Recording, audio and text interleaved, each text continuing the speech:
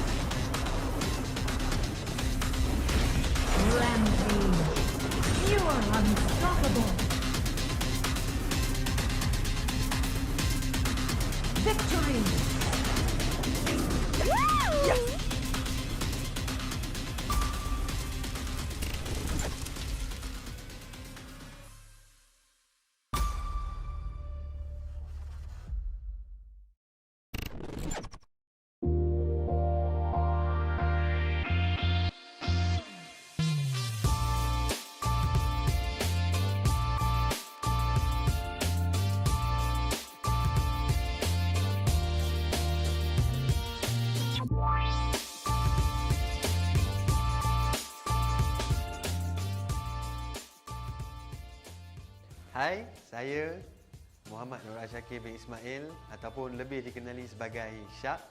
Saya, orang kata pengalaman saya dululah. Pengalaman saya bekerja dalam industri e-sport ni bermula daripada cyber cafe. Di mana saya bekerja di cyber cafe dan hari-hari saya main game. Bila main game ni kita tahulah orang edit game ni macam mana, hari-hari kena main juga game tu. Lepas tu saya dapat peluang macam join event crew untuk tournament yang ada dekat Malaysia ni ya. So saya tak ada terikat dengan mana-mana company ke, tak kerja full time dengan orang. Saya as a freelancer je. So di mana freelancer ni saya bekerja dengan company-company yang besar, orang kata lebih orang kenal sekarang macam TGC, Orange Esport, Mushroom. Semua ni kita orang mereka ni akan anjurkan tournament yang besar, tengok pada game apa yang dia buat, saya akan jadi macam event crew dia orang. So saya pun macam shock lah. Aku pun dah jadi macam sting aku lah. Sting aku, yahoo! So bila di mana dalam tahun lepas, hujung tahun lepas, saya ada kawan saya ajak, Syak, aku ada satu tempat baru ni, IRL Asia. So aku kata okey, boleh, aku boleh join, tak ada masalah. So aku pun datang masuk IRL Asia. So aku tahu IRL Asia ni adalah multi-tainment company. Dia bukan fokus on e-sport je. Dia ada macam-macam.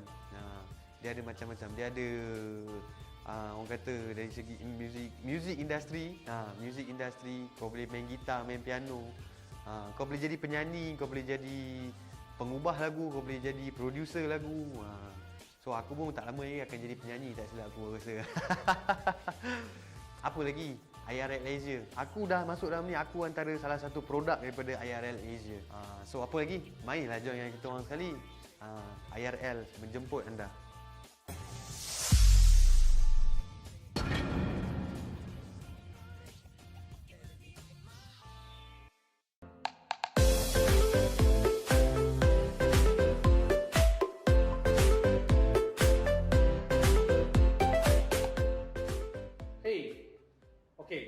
Okay, no problem. You just drop the question through the WhatsApp and I will see what's your questions. Okay, I will answer you later. Or maybe you can check the video. Remember to check the video. Okay.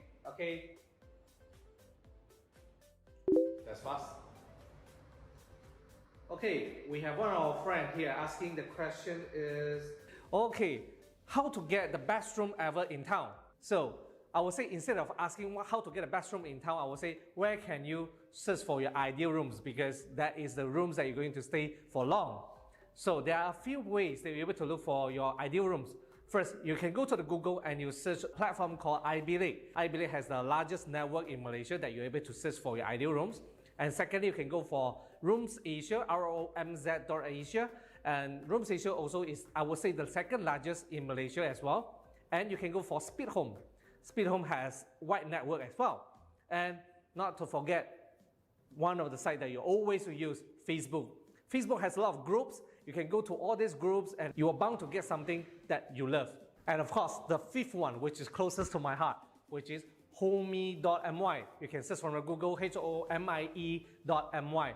And it has the largest of rooms availabilities in Subang Jaya and in Sunway. So I have shared with you all these sites and all these places you're able to look for the ideal rooms for yourself. And let's say if you as a tenant and you have any questions about room renting that you would like to ask me and you want me to answer your questions, comment below. Don't forget to comment below and I'm going to answer your question for the next episodes.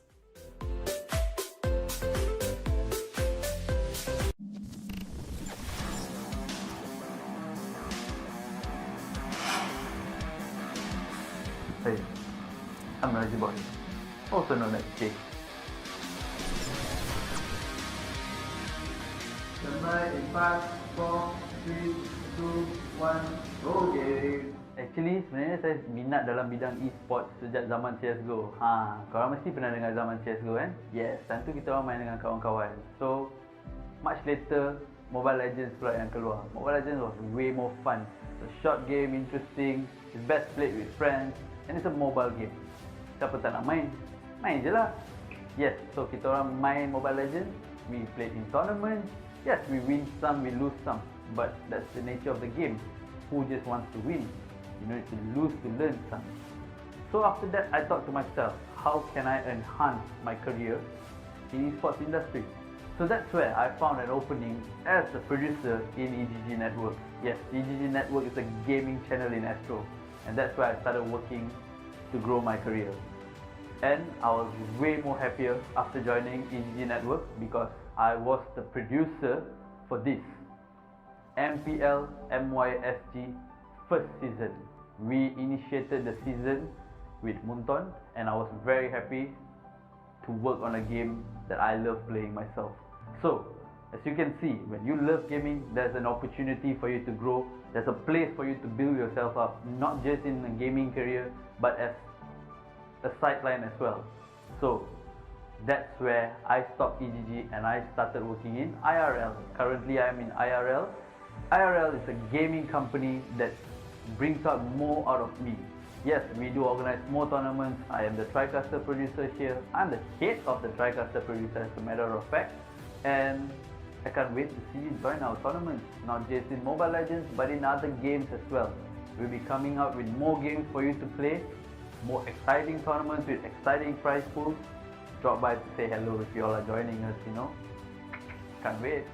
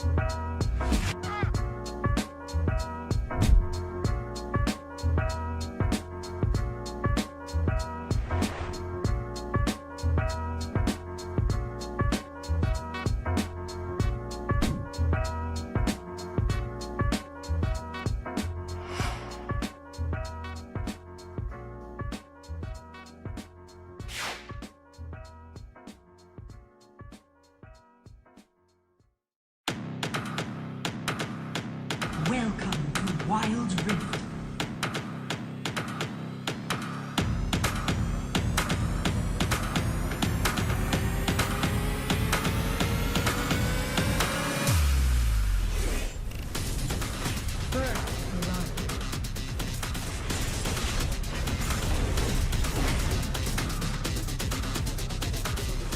The enemy team has slain the dragon.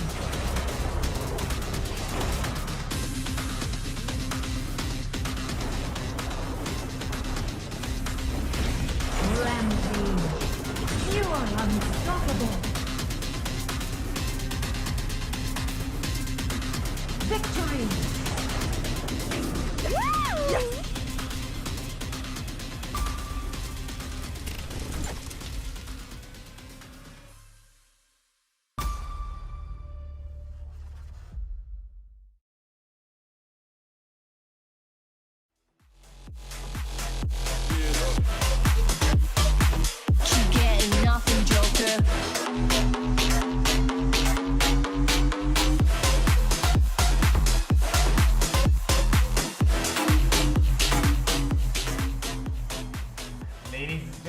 gentlemen, welcome and magandang gabi for all everyone here to the 𝗔𝗽𝗶𝗹 Odyssey. My name is Chef. And I am NeonFaith. Yeah, you finally get to do that bit. But today we will be having 32 teams going up against each other for the prize pool of 172 ringgit.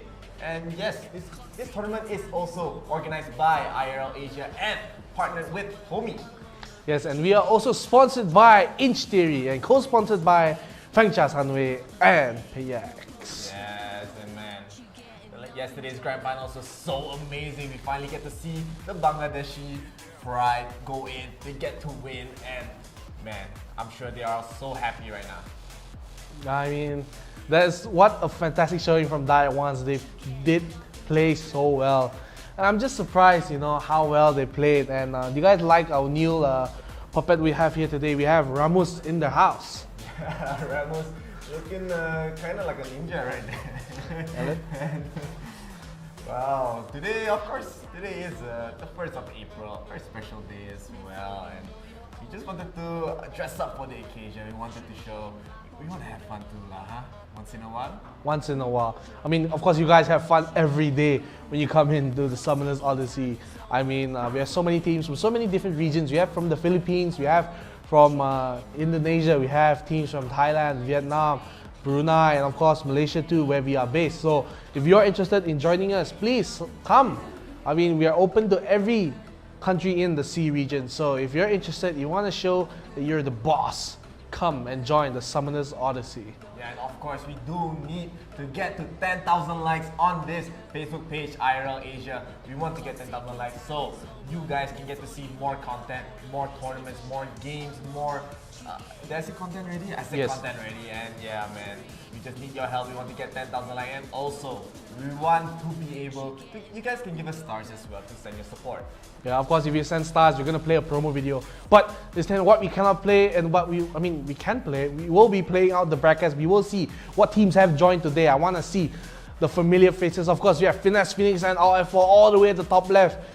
Two Filipino juggernauts. Yeah. And I mean, we can also see other teams that we have remembered from last time. We have Oligarchs. They went all the way to the grand finals yesterday.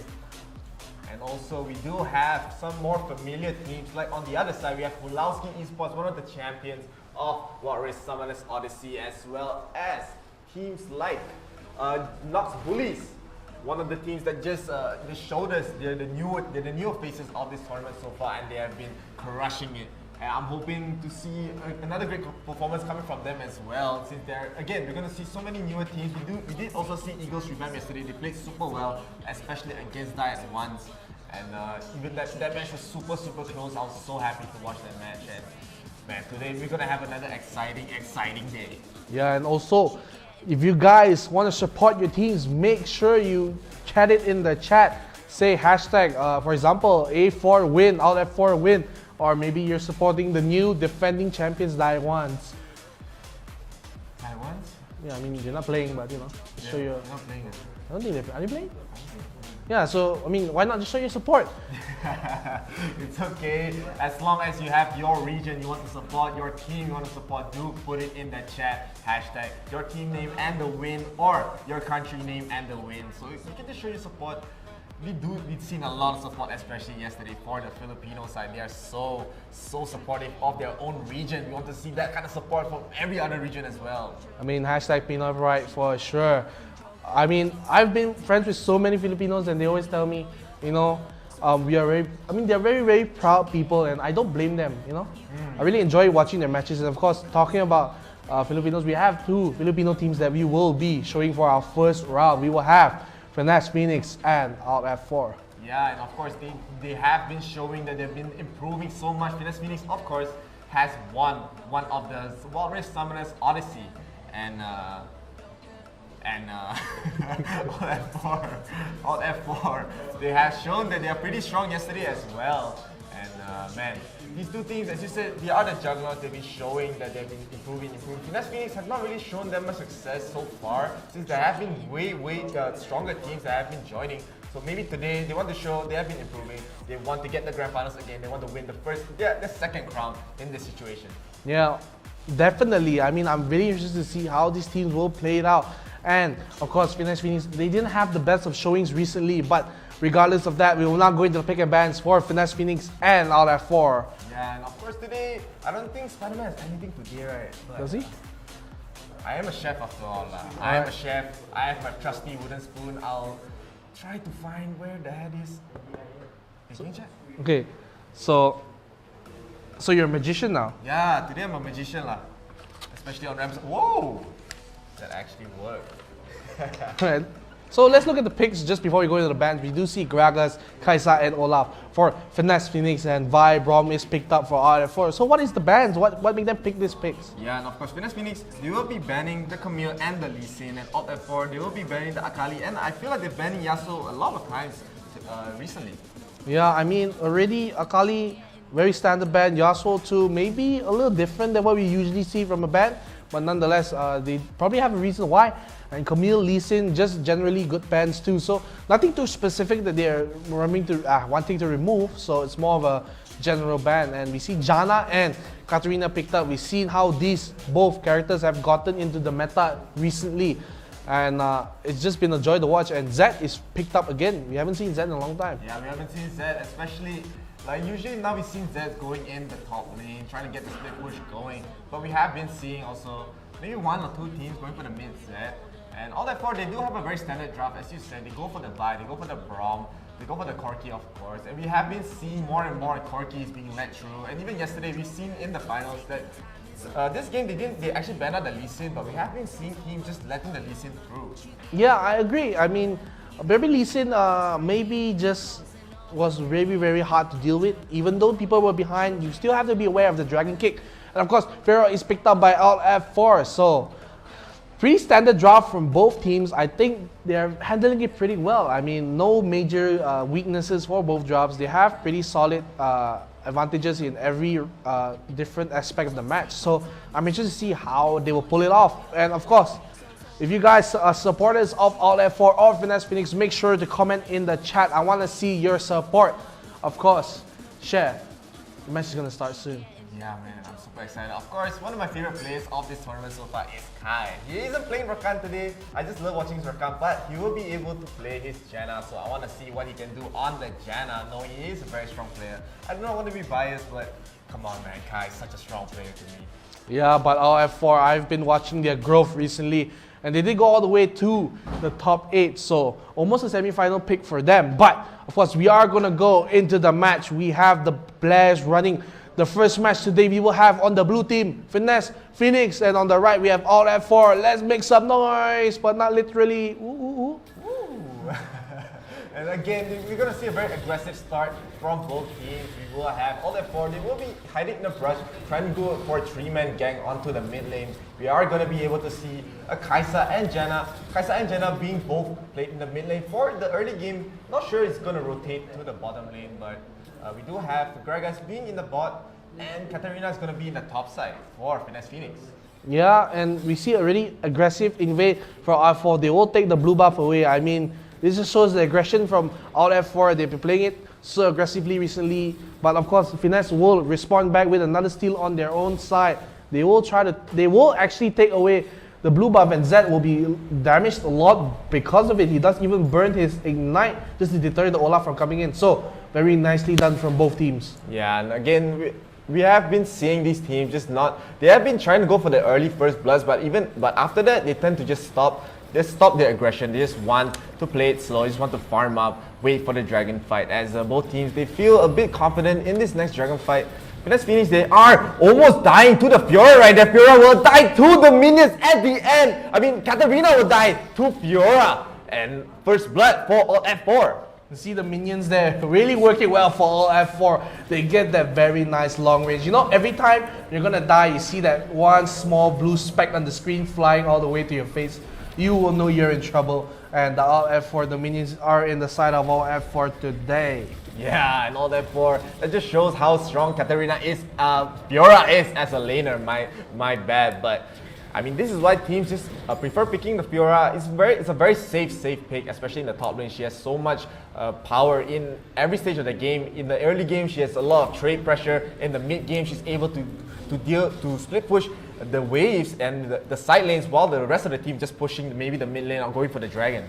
Yeah, and you know, Finesse Phoenix, they haven't really hit their stride recently. They did win once as a champion, but ever since then, they really haven't picked up their stride. So this is more of a comeback story for Finesse Phoenix to see if they can rise back up in the ranks. And other side for RF4, it's more of a, you know, underdog story where they haven't really been the favorites of any matches they've played, but they're slowly showing that right now with the early aggression. They got the first blood too. So it's more of a old versus new blood. Yeah, and the old kings versus the new kings, and oh, you're gonna see us for a while, but it's okay. As we do have a 3-man roam to the top side. They probably just want to stop the lead coming from Fiora right here, as it looks like Finesse Phoenix, they are playing very differently than the last we saw them, as we see again a great engage coming from Fiora onto the Janna right there with the ulti, the Superwoman Vi. Gonna try to chase the Janna will barely survive from the ignite, but a re-engage onto the Fiora will die to the Olaf will get traded out by Vi. And all that for, they will get that kill 1-1. But on the other side, Corki just trying to deal some damage at the side, but there will be no more kills for this engagement. It'll be a 1-for-1 trade for both teams, so I think it does favor Finesse Phoenix because they had a little bit more time to farm up. They do get a little bit more, but you see Janna and 𝗔𝗽𝗏 have to back off now, so Corki will be left alone in the lane. He will be able to farm, and you can see Katarina still, she does move away from the top side, going into the mid lane, but Fiora will just follow her across the map. Yeah, and we don't really know. I mean, we've seen how strong Finesse Phoenix can be in these team fights, and we've been doubting the fact that even though some of these teams have not been picking very team fight oriented comms, they are still able to execute these team fights perfectly, especially with their great positioning, and the dragon has also spawned. So all that for, they're already grouping up, trying to hit the mounted dragon here. They want to get this first dragon. They do not want to give this up. And Finesse Phoenix, they are not really in the best position to contest it. Yeah, like I said, all F4, they have that proactive play, and look at them, they are going to fight with the package coming in. They will the Olaf is stuck in the pit. He won't be able to steal the dragon away. He will most probably go down with the Janna ulti. He won't save her. Kata will flash and 𝗔𝗿𝗶𝗹 away, and the fight is scattered. 𝗔𝗽𝗏 will jump in the back, and he will get the Z. But everyone for RF4, they're really low. They will try to back off. It's still a 1-for-1, and I'm surprised no one else died. Look at the HP on the side of Corki. Look at the HP on the side of Vi. And 𝗏𝗹, they also Vi, but 𝗏𝗏 now, he will probably be sacrificial lamb. He will try to run away, and the damage from Corki will deter Gragas from following up, and that will still be a 1-for-1, and the dragon going the side of all F4. Yeah, in a very even game, we do see it, a re-engage onto the Fiora. The Fiora super low, but playing so confident under the tower here. Janna is trying to chase her for a little bit, but as you said, it was just a 1-for-1. But all F4, they do come out with the dragon here, and Janna honestly just saved the Katarina in that fight with the nice ulti coming from her. Katarina was literally one hit away. She got healed up to about a quarter HP to survive that fight. Yeah, fantastically done for the Fiora. I'm sorry, Janna, my bad. Really well done coming with the Superman save, and we will see that Olaf will be called out here, but they will go for the top turret. So maybe Olaf, he will be going off here because he can't really defend this. Janna and the rest of the gang are here. The cavalry has arrived. The knights, the caballeros, you know? Yeah, caballeros, of course. Yes. It looks like Finesse Phoenix, they wanted to get something. They wanted to go on anyone, but 𝗏𝗏, being the tanky frontline that he is, he's deterring Finesse Phoenix from even going nearer to the other carries of Alt F4. And now they just have to back off, and the map has pretty much stabilized for both teams here, so nothing much different happening for both sides. So I won't be surprised if both teams just stay back a little while the Rift Herald has just spawned on the map. So we can see that they're gonna prepare for a fight soon. Corki will go off, he has the package in the base, but Finesse Phoenix, they are looking for a fight here, looking on to the 𝗏𝗏. He will die, the cascade will push him up, and then they will immediately go for the Rift Herald. Yeah, they got a really nice pickup onto the 𝗏𝗏, not being able to get his ultimate off in this fight since he is dead right now. Gragas being very aggressive, going on to the Vi right here. Vi does ult Gragas, but he's so tanky, especially with the amount of items he has right now. He does get ulted by the Fiora. We do see 𝗔𝗏𝗏 going in the backline, trying to kill Fiora right here. So many flashes going in. One will spend her GA right there as Vi. She has to try to run away, and she will. And no, she won't, as 𝗔𝗏𝗏 does get the kill onto Vi. Even though Olaf right now is running away with a sliver of HP, they will be able to run away with this fight, and they will want to spend the Rift Herald here to push, to deal some damage in the top tower. I mean, it does look like a little bit of waste because the team, they've decided to reset, but at the same time, they still drop the Rift Herald, so it won't be able to result in a turret for Finesse Phoenix, so maybe a little misplay there for them. So at the same time, you can see the patience of Finesse Phoenix paying off. All F4 is just a little too gun trigger happy. They want to go for the goal. And when 𝗔𝗿𝗿𝗶𝗹 backed off, Braum was left alone near the Rift Herald, and Finesse Phoenix will punish them, showing them why they were champions in the past. Yeah, Finesse Phoenix, they are going to be up 1,000 gold, a little more than 1,000 gold here, as even though they're down the dragon, they are able to get the Rift Herald here. As you said, it feels like a bit of a slight misplay using the Rift Herald so quickly, especially where there's no real action going on in any side of the map. So maybe it was better for them to keep the Rift Herald, maybe for the next dragon fight, especially the dragon fight will be spawning in 30 seconds. Agree, and we see a Death Brush is set up by Finesse Phoenix. Braum will actually go the other way. He will devour this, and they might actually just go for the fight anyways. They see that Zed is in the area. Dragon will spawn in 15 seconds. So we can see 𝗔𝗿𝗿𝗶𝗹 right now. He is might actually walk into the bush, but he will once again reset. I think his package is coming up, so he will try to look for it one more time. The package is here for 𝗔𝗿𝗿𝗶𝗹, so perfect timing to fight for the dragon for All F4. Yeah, and All F4, they are not really in the position. Just now they were in position for the dragon, but now Finesse Phoenix, they will be able to start off the dragon, and they're actually killing the dragon super fast with 𝗔𝗿𝗄's damage and Olaf's damage as well. So they clear the dragon, no contest for All F4 to even think about it. And now they are going to be 1-1 dragon, and they're going to be also up a little less than 1,000 gold here, as I feel like it is going to be still a win for Finesse Phoenix, and we will have an engage onto the Olaf, by the Olaf, onto the Braum. Braum gets a nice ulti, knocking everyone up. 𝗔𝗿𝗿𝗶𝗹 has to spend the package here, trying to run away, but everyone is solo. Braum just running away for his life, and he will fall to the 𝗔𝗿𝗄. Everyone else, they also have to run away. They do have to use the honey fruit, but they're stuck under the tower. They can't really find a great way out. 𝗔𝗿𝗿𝗶 has to flash away from 𝗵𝗵𝗏. 𝗵𝗵𝗏 gonna try to get the kill, gets the ulti onto the 𝗔𝗿𝗿𝗶, but a nice barrier, and she will fall to the 𝗵𝗏. Look like 𝗔𝗃 and 𝗵𝗵𝗏 was very out of position in that fight, being a little too greedy to get more kills. And you can see already the Z2, he was split pushing the bottom lane. You get 2 turret plates off it. So a massive win for I4. They lose the dragon, but they win the extended team fight. They get a push on the bottom lane. Zed wasn't even there, so imagine if Zed was in the fight, he probably would have even cleaned up the house. So a massive, massive win for I4 and 2,000 gold in the lead right now. Yeah, and even though, as you say, they did lose the dragon, but they're still even in dragons here, having the mountain dragon. They will be probably trying to group up for the next fight, maybe for the Baron spawn. I'm not really sure if they want to rush it here. They're also up 3 towers compared to the one from Finesse Phoenix, as we didn't really notice, but 𝗵𝗏 was actually just split pushing the whole time whenever there are fights happening. Yeah, exactly. And Baron has spawned just now, and we can see that once again 𝗵𝗏 will be push through the side lanes. He will try to split push for All F4, and they're going to look for the nice fights. And at the same time, they do take the Rift Scuttler, and I don't think they want to start it. It's just an accidental click onto the 𝗔𝗿𝗿𝗶𝗃, so he will back off. Finesse Phoenix, they were a little scared there, thinking, hey, wait, did they really start it? Nah. But no. But they do see all of them actually on the ward. So ambush won't really work for Finesse Phoenix. All F4 will know what is going on. Zed has the shadow to run away, so no issue. They are going to shove the mid lane in. At the same time, 𝗵𝗏, look at her. She's going to go to the bottom lane. No issues for her. She will take the farm. And the fight, I'm assuming, will break out really, really soon. Yeah, and it looks like Finesse Phoenix, they really want to get this mid tower here, knowing that their own mid tower is destroyed by the side of Alt F4. They will be able to get this mid turret again, but we do see a Superman engage coming from Vi to the backline, but she's taking so much damage from the 𝗔𝗿𝗄. We do also have a package coming from the 𝗔𝗿𝗿𝗃, a nice ulti from 𝗔𝗃, knocking everyone away. 𝗔𝗿𝗄 will be able to kill the 𝗵𝗏 here, and All F4, they can't re-engage. Dragons trying to go in, but taking also a lot of damage from the 𝗔𝗿𝗃, and in the back we have Olaf going in, killing the Braum, and Zed trying to get a pick up as well, but he does get it on the 𝗔𝗿𝗄, but immediately gets traded out. He will be able to get a shutdown kill, but All F4, they have lost too many in this fight. They lost 3. They only get the 𝗔𝗿𝗄 back because Zed went for a kamikaze play, getting that kill, and of course they still can't do the dragon on the side of Finesse Phoenix. They still have that 2,000 gold deficit, so because of what 𝗔𝗽𝗶𝗹 did earlier, he had that push on the bottom lane, and still they have to deal with it. So even though they lose that fight pretty badly or 3-1 trade, they still maintain that goal lead and they still maintain the pressure in the mid lane. Yeah, I feel like the goal lead really came from the fact that Zed did get a shutdown on the 𝗔𝗽𝗏. The 𝗔𝗏, I don't think she has died yet previous to this fight.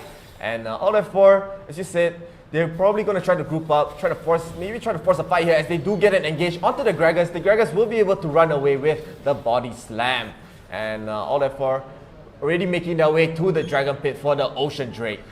I mean, no summoners for 𝗔𝗏 and no flash for Olaf means that their fight's going to be severely limited. And we can see her engaged right now at near the dragon side. They actually were looking for a fight on the side of Finesse Phoenix. They wanted to push the advantage they had. And of course, the dragon will be started straight away. And for look what they're doing. They're saying, hey, you want the dragon fight? Let's start the Baron up. And Finesse Phoenix immediately, they tried to run all the way to the Baron, but half HP already taken away from the Baron. And will they try to rush this? Finesse Phoenix, they're still unsure because Gragas is not nearby. Oh, but F4, they didn't know that they were there. But they were just going to continue the Baron, and they're going, Vi will steal the dragon away. He will have that smite, and the GA will be burned. For the Olaf, he will be in the back line, and they will steal the Vi away, and then the fight will break out. They have Gragas in the back, and he's so tanky. Olaf too will get that kill, double body slam into the back of them, and they will get all 4 of them. But most importantly, the Baron is still onto the Zed. He will survive, so the Baron buff will still be alive for our F4. Yeah, Finesse Phoenix, they ended up turning that fight from a bad fight into a great fight, especially for the damage coming from Gragas. You love to say, man, don't build tag on the Gragas. So now Finesse Phoenix, they are able to secure this dragon here as there's no one left alive to contest it. And the dragon buff compared to the Baron buff is permanent. So the Baron buff will be able to wear off not very soon, but it will wear off in some time. And Finesse Phoenix, I'm pretty sure they'll be happy even though they lost that Baron here. Yeah, I mean, definitely now they have taken back the goal lead. A 2,000 goal lead for them instead now, so a 4,000 goal swing. And if they didn't get that Baron, it would have been probably, I'm pretty sure, a lost game because the Finesse Phoenix were just pushed down the mid lane and took everything. But most importantly, the inhibitor turret is still up for our F4, so it means that no super minions will shove out the wave. And at the same time, what happened was that the minions took the bottom turret away from Finesse Phoenix, so they have an exposed inhibitor turret too for the side of Finesse Phoenix. Yeah, and Finesse Phoenix, again, they're actually up 3,000 gold. Like, I thought they were just up 1,000 gold there, but they're actually up 3,000 gold. So all F4, they are very behind right now, even with that one Baron buff from the Zed. But it just means that Zed is not really able to try to split push these fights. They have to rely on 𝗔𝗏. They do go and engage on the Corki, getting so much damage done, but he does get a snipe onto the Olaf, a shutdown kill, but he will fall soon after. They will try to re-engage, but I will get to kill Katarina. Gragas has to run away, can't run away from the 𝗔𝗏. 𝗔𝗏 just chasing, trying to kill Janna right there, 1 hit away.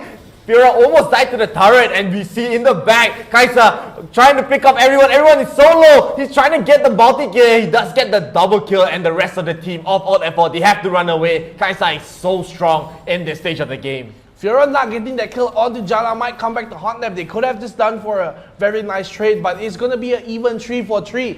And now they don't have the Baron anymore on the side of all F4, so they don't have the empowered minions to help them in the siege. So like I said, all F4, they are very, very proactive. They keep looking for those fights, and Finesse Phoenix, they stay back, they wait for all F4 to make a mistake. And at the same time, when they saw Finesse Phoenix go for the dragon, they immediately ran all the way to the Baron. They started it immediately. A little hesitation on the side of all F4 when they saw the people of Finesse Phoenix coming over. They do still get the Baron, so no worries for them. And the goal is pretty much almost even, just a 1,000 goal difference. And at this point in the game, it doesn't matter. But they're going onto the Olaf. The ulti from Zed will be negated, and the TP will be burned away by the Katarina to come in to save the Olaf. And of course, no Zhonya's and no teleport, so means that 𝗔𝗏 will have free reign if she decides to split push here. Yeah, we do. They are trying to chase them. Are they really going to chase the 𝗔𝗏? No, she's not going to be chased down, as they are just trying to push the mid tower here. As I said before, the Baron buff has already worn out. So on F4, the bit of the lead that they do have is no more, as Finesse Phoenix, they are going to be up to 1 dragon compared to on F4. They do look like they want to push this mid tower here, but no, they're just waiting for the dragon to spawn. They're already making their way there. 𝗔𝗏 has to back off. No, she's just split pushing in the bottom side. So, man, Finesse Phoenix just waiting in the brush with the death brush as we see. And yeah, we do have Fiora just trying to split push. I don't know whether it's just TP, but we do have an engage onto the 𝗶𝗹. The 𝗶𝗹 will fall. So much damage coming on the Corki as well. She will be able to kill the 𝗔𝗽𝗿𝗶𝗹 right there, and Gragas dealing so much damage. They have to run away. Has to run away as well. But we also see Fiora trying to push the tower in the bottom side. He will be trying to backdoor. And 𝗿𝗿𝗿 as well will die. As Zed as well is trying to join for the Nexus push, but he won't be able to, as they do not have enough damage and the creeps are just defending, they're taking so much damage in this fight. Yeah, and they won't actually stop the back from Fiora. Fiora actually might try to turn here, but just the ulti doesn't deter the Olaf because he knows his teammate is around. He has the blast cone, so he will get away. And look at the base for Finesse Phoenix. They are pushing it into all F4. All F4, they have to defend a TP coming for Fiora. Will he survive? Olaf might not be able to kill him, but he's so low at the back. And there, once again, another fight at the Nexus will not work for both teams. All F4, they try. No minions. The backdoor protection will kick in. And for Finesse Phoenix, the TP back from Fiora will deter them. So still, Baron is still up. And Elder, Cloud, Dragon will be coming up.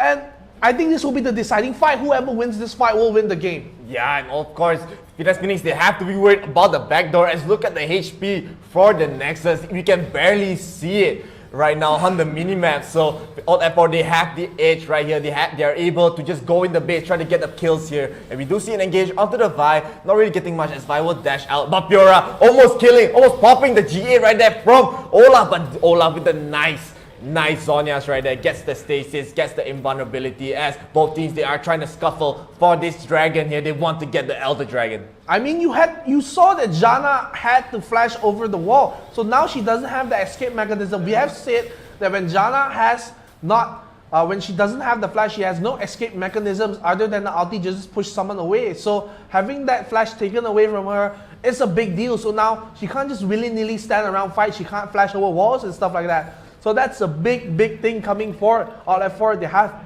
that advantage. Yeah, and all F4, I'm pretty sure they're okay with this dragon being taken, as I feel like they will be trying to fight for it. I'm not really sure. But Finesse Phoenix, they will be starting the dragon here, as we do see Olaf in the front line, just trying to deal some damage, trying to get them away. But a nice body slam into a flash coming from the Gragas onto the 𝗶𝗹 though. So we do see in the back as well, Zed tries to kill the 𝗔𝗽𝗿 here. The 𝗔𝗽𝗿, one hit away, will be killed by the last hit from the dragon. But we do have a godlike from 𝗿𝗿𝗿 being able to kill the 𝗹𝗿 right after. And Fiora has to run away. 𝗿𝗿𝗿 dealing so much damage. Olaf tanking so much. 3 people trying to focus him right there. And everyone is so low. 𝗶𝗹 has to flash out. And a nice kill coming from 𝗏𝗏𝗏. Copy again, getting the nice kill. And no team still has not taken the Elder Dragon yet. This fight is so even for both teams. All F4, they just have that nice engage on the 𝗔𝗽𝗿. They kill her early off. Like I said, no flash means she cannot escape. She did survive for a little while, even though Zed did pop his ulti on her. But another turret will be taken at the top side. You see that huge minion wave that is coming, crashing, gonna crash at the top side. Finesse Phoenix will have to deal with that pretty soon. Kata will go immediately, and they do ping the dragon for Finesse Phoenix that, hey, they might be starting this, so we have to be careful. And of course, 𝗶𝗹 is still dead for another 18 seconds. They won't be able to start it, but of course, they will just plant the vision near the Baron and making sure that no one gets it. Yeah, and all F4, I feel like their win conditioning is to get that Baron, so they are able to get the split push going, as Finesse Phoenix Nexus is so low. It's basically just a few hits away. If they do get some minions onto the base right there, they will not be able to defend it, especially if we do have an empowered Baron buffed Fiora or even the Zed pushing the Nexus right there. And Finesse Phoenix, they want to start a fight. They want to get someone in the brush. They do get the tornado onto the 𝗹𝗿 here, as 𝗹𝗿 has to run away. They actually did start the Baron on the side of They tried to do a sneaky 2-man Baron, but he'll be caught up by Finesse Phoenix. Corki is pretty low. He probably will have to back here, and they do see the opportunity. They will take the Rips Cutler away. And wait, look at 𝗿𝗿𝗿. She almost goes down just from the Baron, so you just gotta be careful there. When Baron is enraged, he deals that damage. If you're the only one sharing that damage, you will be shredded like butter. Like butter, they will be shredded, as we do. I feel like right now, all F4, they're just playing around the team while trying to get the Baron here. They need this Baron to be able to push. The top side tower will fall to all F4. Finesse Phoenix, they will be trying to contest here. Everyone in all F4, they're so low. 3 people are very low. They don't want to spawn. They don't want to use that 𝗔𝗍𝗿 right now. They have to run away. They have to give out the Baron here. If they're not able to give out this Baron, they will be losing this fight.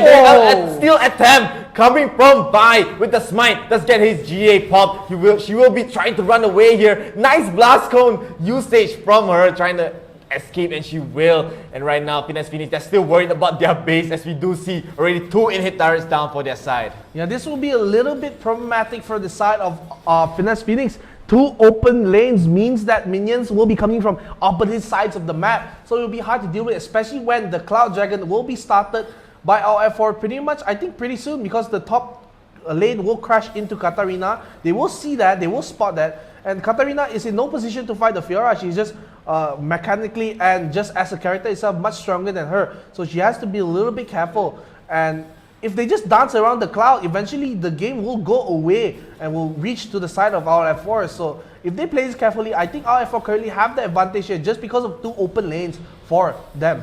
Yeah, and they will be able to start. They want to start the dragon here. The dragon is very low. 𝗍𝗹 dealing so much damage to it. A great ulti coming from 𝗶𝗹, but the dragon won't be stolen and is secured by Olaf. We do have an engage. 𝗶𝗹 going in solo. Bai does fall to the 𝗍𝗹. Katarina will also get the kill, and a triple kill for Katarina. They almost get the ace. They will get the ace as Zed will fall on F4. They're going to get their lane pushed there. Finesse Phoenix, they want to end it. They will be able to end it as there's no one left to defend their base. Fantastically done for Finesse Phoenix. I mean, they take the Cloud Dragon, they take away the slow pace from our F4 because they knew that if they were to stall the game even longer, those 2 open lanes would have been a big problem. And I mean, they just end the game really quickly. Yeah, that game was a really close call for both teams, knowing that Finesse Phoenix, they had 2 open lanes being pushed in, but defended it really well. They won the that dragon fight was crucial. If they lost that dragon fight, they're even losing 2, even sometimes 1 also could spell danger. So they had to win that fight. They did win that fight. They got the ace, pushed in. Man. Yeah, and of course, the Old Kings will now take a win against the up-and-coming team of our F4. So Finesse Phoenix will win. And what I want to see when the win is when we see the stats coming up on the screen. So we will have the stats nicely done. You can see that MVP will go to 𝗍𝗹. Yeah, and 𝗍𝗹, we did see how much damage she's been doing in these fights, man. 13-1. She did get picked off in the mid game right there, and wow, I'm not really, not just her dealing so much damage, Katarina dealing so much damage, Olaf dealing so much damage as well. We usually see the Olaf being the split pusher, being the one just pushing the side lanes as well. But on the other side, we do have the most damage again. Not a surprise, 𝗏𝗏 dealing the most damage in this game. Yeah, 𝗏𝗏 has always still been a very strong pick with the constant DPS. So I'm not surprised that he got the max damage because it was a very close match. And of course, the win will still go to Finesse Phoenix. They still have that the resistance in the side. They have the patience.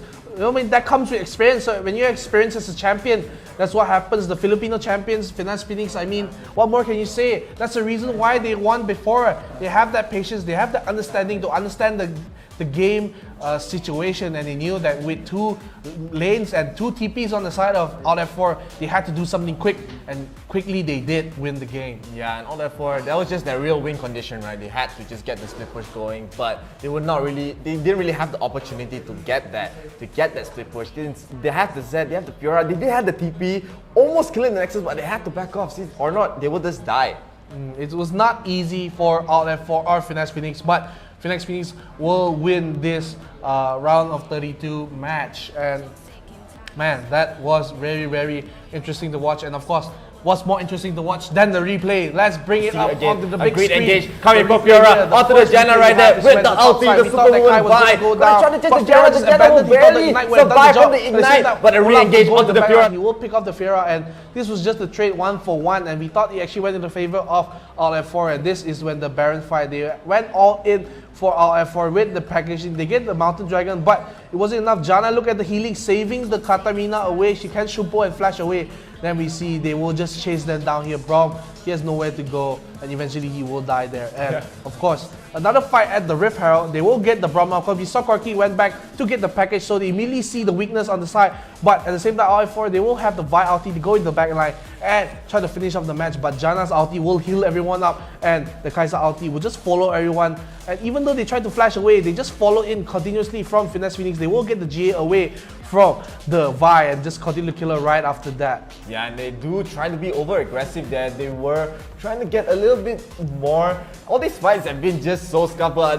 We do see the first over aggression coming from Finesse Phoenix as Katarina was so greedy trying to kill the 𝗔𝗿𝗿 there, but a great barrier and a great ulti coming from Vi, coming from 𝗔𝗿𝗿 will be able to secure 2 kills right there for Alt F4. They will be able to win that fight, and we do have a nice engage from 𝗔𝗹, but a greater ulti. Just a simple one-tap ulti from Janna, just pushing them away from the rest of their team where they do finish off the 𝗔𝗿𝗿 right there. And Gragas being aggressive, trying to re-engage, trying to get the body slam, and in the back line we have Olaf going in, running in with his ultimate. They will be able to get a shutdown on the 𝗔𝗿𝗿 there, but 𝗔𝗿𝗿 immediately straights back, probably just from some damage over time. And we do have this, the first Baron of the game.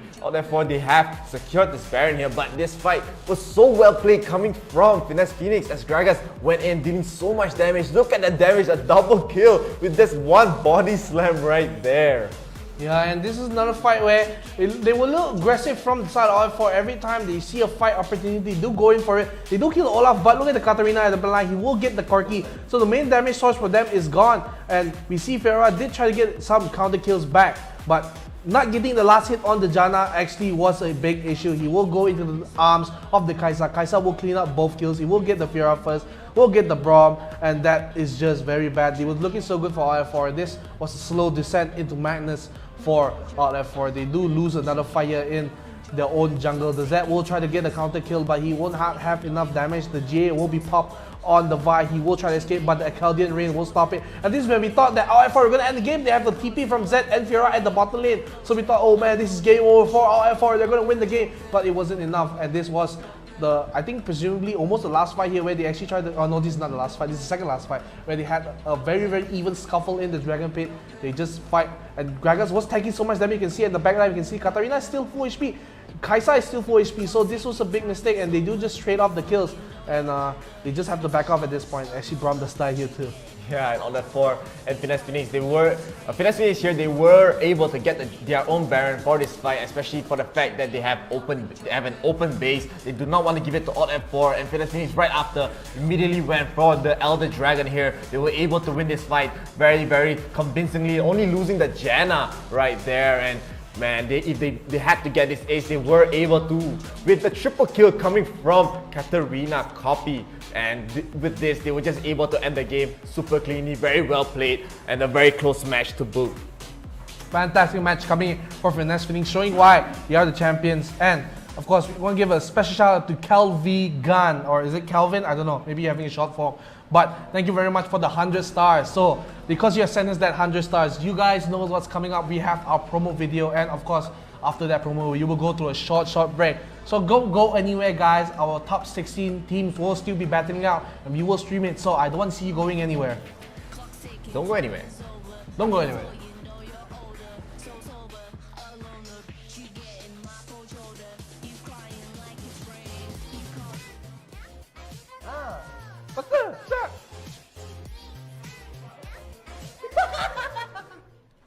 I think that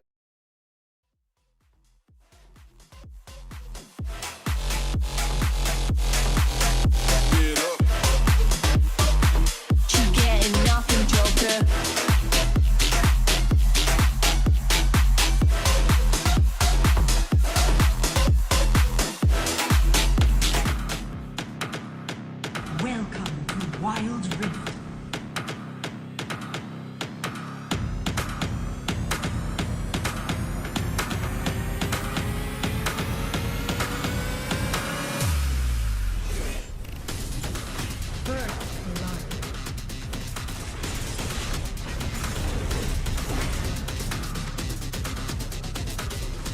The enemy team has slain the dragon.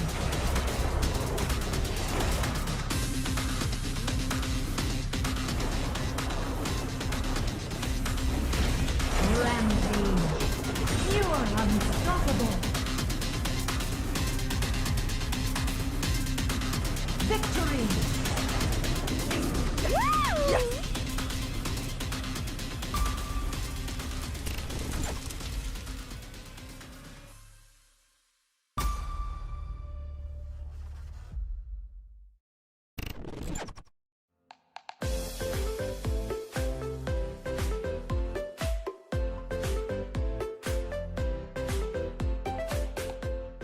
Hi everybody, my name is Keith.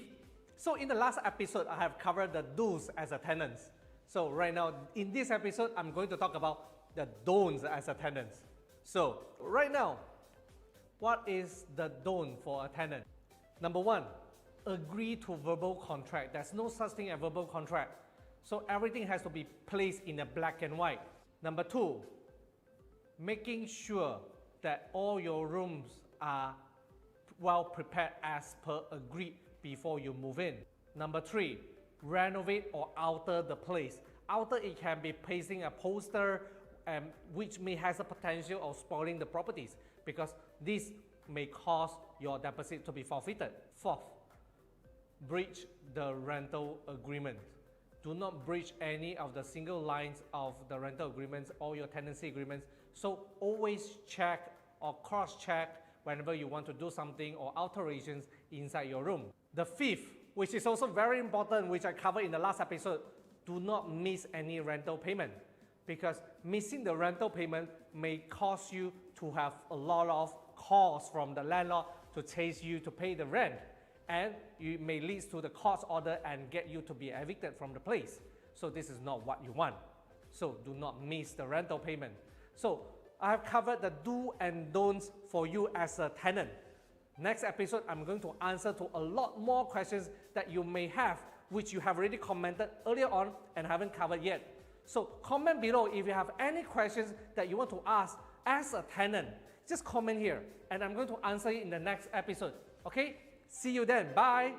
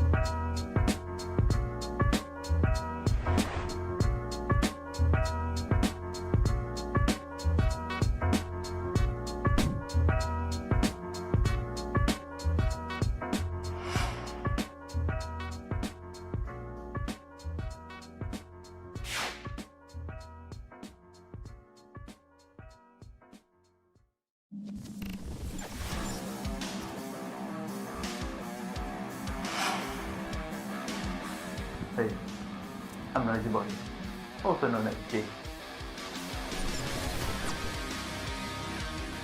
Number 5, 4, 3, 2, 1, go game. Actually, sebenarnya saya minat dalam bidang esports sejak zaman CSGO.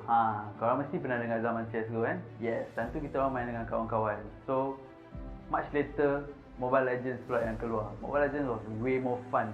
It's a short game, interesting, it's best played with friends, and it's a mobile game. Siapa tak nak main? Main je lah. Yes, so kita orang main Mobile Legends, we played in tournaments. Yes, we win some, we lose some. But that's the nature of the game. Who just wants to win? You need to lose to learn some. So after that, I thought to myself, how can I enhance my career in esports industry? So that's where I found an opening as a producer in eGG Network. Yes, eGG Network is a gaming channel in Astro, and that's where I started working to grow my career. And I was way more happier after joining eGG Network because I was the producer for this MPL MYSG first season. We initiated the season with Munton, and I was very happy to work on a game that I love playing myself. So, as you can see, when you love gaming, there's an opportunity for you to grow. There's a place for you to build yourself up, not just in a gaming career, but as a sideline as well. So that's where I stopped eGG and I started working in IRL. Currently I am in IRL. IRL is a gaming company that brings out more out of me. Yes, we do organize more tournaments. I am the TriCaster producer here. I'm the head of the TriCaster producer as a matter of fact. And I can't wait to see you join our tournaments, not just in Mobile Legends but in other games as well. We'll be coming out with more games for you to play, more exciting tournaments with exciting prize pools. Drop by to say hello if you all are joining us, you know. Can't wait.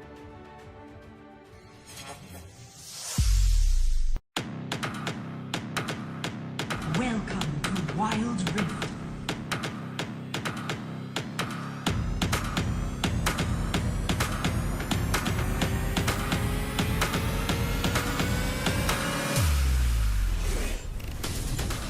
First blood.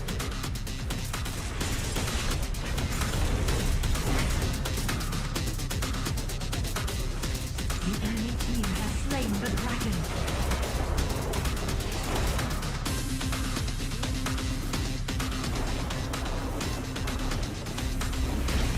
Rampage.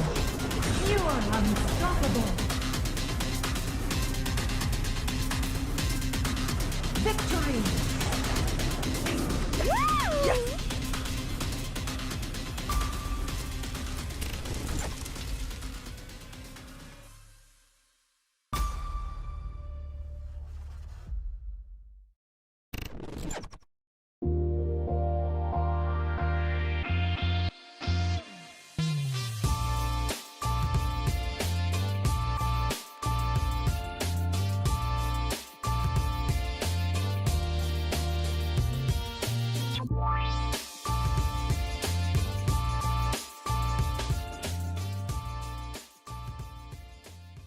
Hai, saya Muhammad 𝗔𝗽𝗿𝗶𝗹 ataupun lebih dikenali sebagai Syak.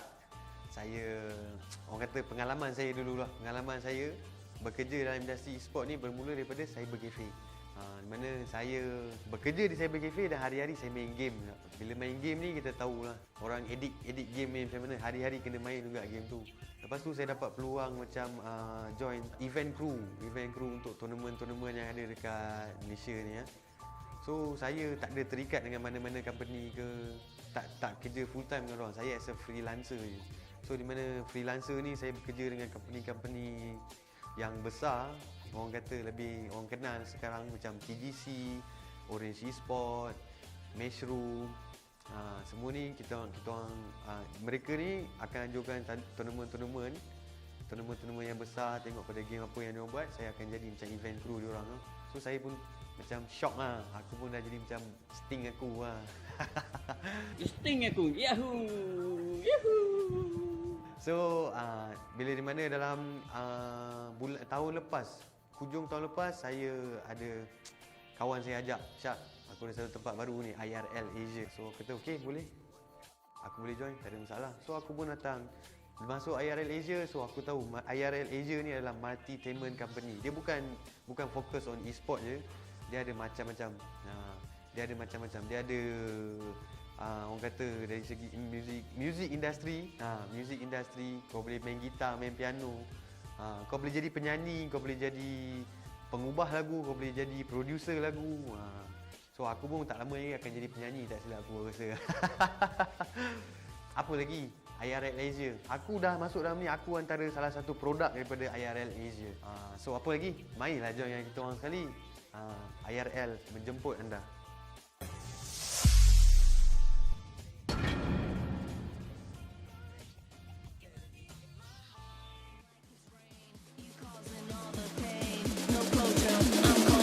You getting nothing, Joker.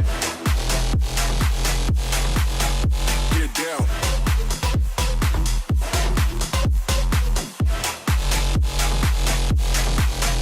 Get up. You getting nothing, Joker. Ladies and gentlemen, welcome back to the Wild Rift Summoner Odyssey. My name is NeonFaith, and with me today is Chef.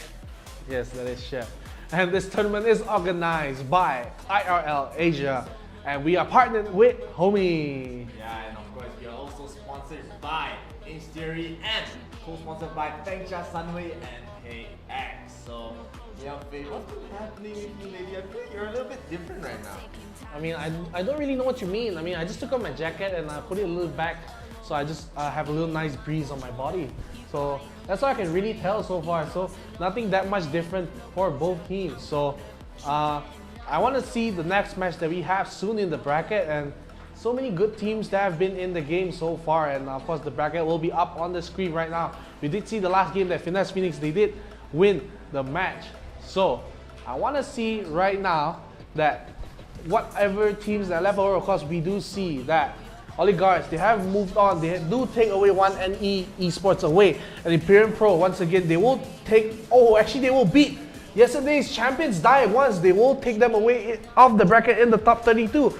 So we won't have them defending their title today. And of course, we have 𝗷𝗏𝗏𝗏 Esports, also a previous champion, and Eagles Revamped, and everyone else still in the brackets. Yeah, and we have already so many things. We do see, again, Imperium Pro, they did fall yesterday to Oligarchs. So they are going to be up, they're not going to be up against them yet.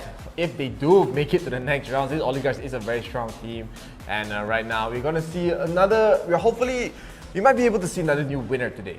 Yeah, definitely. And also, I want to stress that Nox Bullies has also been knocked out of the tournament in the first round. So two major favorites for the tournament already lost. We have yesterday's champion and a very, very strong team, Nox Bullies, also knocked out. So today has been a very surprising day, to say the least. Yes, and I just love the fact that every day we get to see these teams just being, not to say destroyed, but being upsetted. That's the word I'm looking for. They're being upsetted in this tournament, as they're just improving at such an alarming rate. So many teams, they do they know they have the chance to be the champion for today. I completely agree. Look at the new blood coming in and taking the crown away from previous champions. Of course, I want to see how these teams react. It's not easy just being a champion once. You want to come back and prove it time and time again that you can consistently be a champion. So I urge all teams from every country of SEA, whether you're from the Philippines, whether you're from Thailand, from Vietnam, from Malaysia, from Indonesia, from Brunei, even we had some players from Bangladesh in 𝗔𝗽𝗿𝗶𝗹 once. They will even play in the tournament. So if you're from the SEA region, please make sure to hit up our admin team. They're very friendly. I know them. They're nice people. Yesterday, if you saw the behind the scenes, those are the people you're talking to. And you know how friendly they are. Yeah, and they are very friendly, as everyone here, we have to be friends, right? We have to work together, especially if you guys can work together with us. Please do get IRL Asia's Facebook page to 10,000 likes, as we are able to pump out more games, more tournaments, more extra content, especially like yesterday we had the behind the scenes content. We can bring out more of that content for you guys. I know you guys love that kind of content. I love that kind of content. Everyone here loves that kind of content. So please do try to get the page 10,000 likes. And also, you can be able to send stars like just now. Whoever sent the stars will be able to see the promo video for the rest of the stream. So during the breaks, you'll be able to see the stream. And right now, we are able to see the first match, which will be Horizon Esports versus Extinct. Do you have the bands? Not in Groot. I have it in Mr. Spider-Man himself. That was more of a distraction for you guys to see if I have the bands in Groot. But actually it is in, oh wait, it's not even in Spider-Man. Where is it? Where is it? Where's the bands? We're missing the bands, ladies and gentlemen. I don't see the bands. Oh! Today I'm a magician. I'm not a chef anymore, man. Even though I have a wooden spoon magic wand, but I am today a magician lah, huh? Yeah. And today we will be having Horizon Esports banning out the 𝗔𝗏𝗏𝗏 and the 𝗔𝗏𝗏𝗏. And on the side of Extinct, they will be banning the 𝗏𝗏𝗏𝗏 and the Lee Sin. Very normal bans so far. Yeah, normal bans, and we might actually see a Leona picked up for the side of Extinct. They will go with the Yasuo and Wukong. They did Yasuo ban last game, so very interesting. I mean, Extinct, I've seen them play before. I mean, they weren't on stream, but I did see them play before. Extinct, they are from the Philippines, so they are a force to be reckoned with. And I'm interested to see how they will go into this match. And we see a floating head at the side there. We have a floating head at the side there. But also we will see Zed and Gragas locked in for Horizon Esports. Of course, we do. We can't focus. But it's okay. We have been seeing teams, they want to pick I'm quite surprised that right now we are going to be able to see more and more 𝗔𝗽𝗿 and 𝗔𝗿𝗿. We have been seeing 𝗔𝗿𝗿 being banned out so much in the past tournament, but Extinct, they'll be going for the Kennen and the Leona. I love the Leona pick. I do wish more teams will be picking her, as I do believe she is kind of slept on right now, especially in the new meta as it's already developing. Definitely. Also, already the 𝗔𝗽𝗿, like I said, one of my favorite characters too, and 𝗏 will be there to back everyone up. And these two Philippine teams, they will go against each other. So, hashtag Pinoy Pride in the chat. If you're here from the Philippines, make sure to know who you're supporting. Are you supporting your team Extinct, or are you supporting the team Horizon Esports? Yes, and both teams, they are from the Philippines. Are they not? Yeah, they're both from the Philippines. Yes, both from the Philippines. Of course, we love the Filipino fans. They have been showing so much support to this stream, to the tournaments, and even yesterday, man, they're just so active, just supporting their teams. They wanted 𝗏𝗏 to win. They want the Eagles revamp to win. They want all that. Some of them even say, yeah, I want both teams to win, because we love the Filipino teams. And we love to see that kind of support. Of course, don't forget, it's not only Filipino teams that join. We have many other regions here. We have the Indonesians, we have the Malaysians, we have teams from Vietnam, we have teams from Singapore, and of course now we will go into the second round of the day, the top 16. On the blue team, we will have Horizon Esports, and on the red team, we will have Extinct. Yes, and Horizon Esports, they have they are going for the Z compared to, there's actually no Orianna pick in this game. So very surprising, even though both of that champion is still left in the pool. So very, very interesting right here for their side, as both teams, they're not picking Orianna here. Yeah, Orianna has been nerfed really bad this patch, so I can see why teams are not favoring her anymore in the meta, and Z will be favored for the side of Horizon. They're looking for more of a skirmish-based team comp that they have with 𝗏. We have 𝗔𝗿𝗿, we have 𝗔𝗽𝗿, we have Zed. So they're not really focused just mainly on the team fights, but we can see on Extinct, they have Kennen, they have Wukong with the Leona 2 that can combo with heavy CC. So we will see how they will play it out in this match, and I want to see how Leona goes faring against the 𝗔𝗿𝗿, because 𝗔𝗿𝗿 usually is a natural counter to the Leona, and we see an early gank on the Yasuo, and he has to burn the flash, so no flash for him. Yeah, and this is quite a rare matchup that we have not really seen yet, the 𝗔𝗿𝗿 versus the Leona, as we tend to see the Braum, we tend to see the Rakan, even with the Janna, and this is one of the games where we don't actually see a Janna right here. So both teams, they want to go for the heavy CC supports, and they want to be able to deal some damage in the team fights. But Extinct, they will be having the Wukong and the Yasuo combo with the knockup, and they want to combo with the Yasuo ulti as well. I'm not really sure how this top lane especially favors which side. Which do you think? Do you think Kennen has the edge here? Yeah, I think Kennen actually has the edge, but in the meantime, we can't tell because the flash will come in from the Wukong. He will burn the flash, and all of them will contest for the Rift Scuttler. So Rift Scuttler will go away to Horizon. They will have the early lead. They have gotten both Scuttlers actually, or I think they did actually. Yeah, I think they did steal away the Scuttle on the bottom side with 𝗏𝗏𝗏 and the 𝗔𝗿𝗿. So they will have both advantages in both sides of the river. So especially with no flash on the Yasuo and no flash on the Wukong, this should be easy pickings for the 𝗏. Yeah, and Horizon right now, they are able to secure those two Rift Scuttlers right there. And again, man, this game, they are already going in for the engage. Does not really get the combo onto the Leona. So Leona just pushed away by the 𝗔𝗿𝗿 right there. And no kills again. Both teams, they are trying to fight, but none of them actually are able to secure a kill in this fight. As we do see an aggression coming from Yasuo as well. Probably just dealing some trade damage. Yeah, I mean, very, very well done for the side of Horizon. And Yasuo, even though getting that good trade in the mid lane, it won't really help him out, because when 𝗏 does come with the level 5, which he has already, Yasuo's flash is still down. So already you can see the rotations coming out from the 𝗔𝗿𝗿 and the 𝗏, trying to force that no summoner Yasuo to die, but he will be playing it safe. And the flash coming in from the 𝗏. Now with the follow-up from 𝗔𝗿𝗿, he got a kill on the Yasuo. He will go down, Renters will not drop in time, and first blood will go to Horizon. Yes, and a nice kill, knowing, as you said, he has no summoners left. He's not able to run away, especially with a great combo from the 𝗏 into the 𝗔𝗿𝗏 stun combo. They're very, very coordinated in these fights, and they are able to secure the kill, especially a very big kill, knowing that Zed is able to snowball, especially with a tiny lead like this. And already, that's how the snowball will start for Horizon. And now, the dragon will spawn in 30 seconds, the Cloud Dragon. So, I want to see Horizon be more aggressive in the fights because they do know that they have the advantage, and especially because they can't let the Cannon and Wukong engage onto them. And again, Yasuo, he will be down pretty low.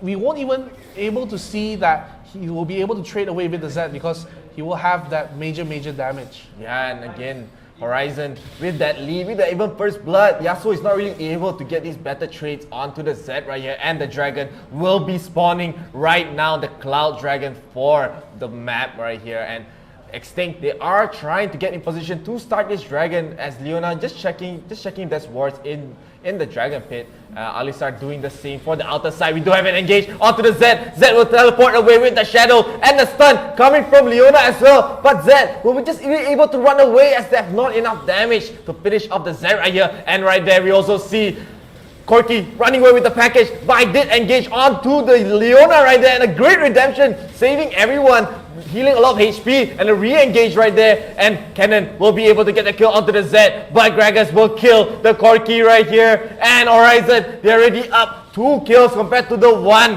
as Extinct, they have to run away, they're all so low.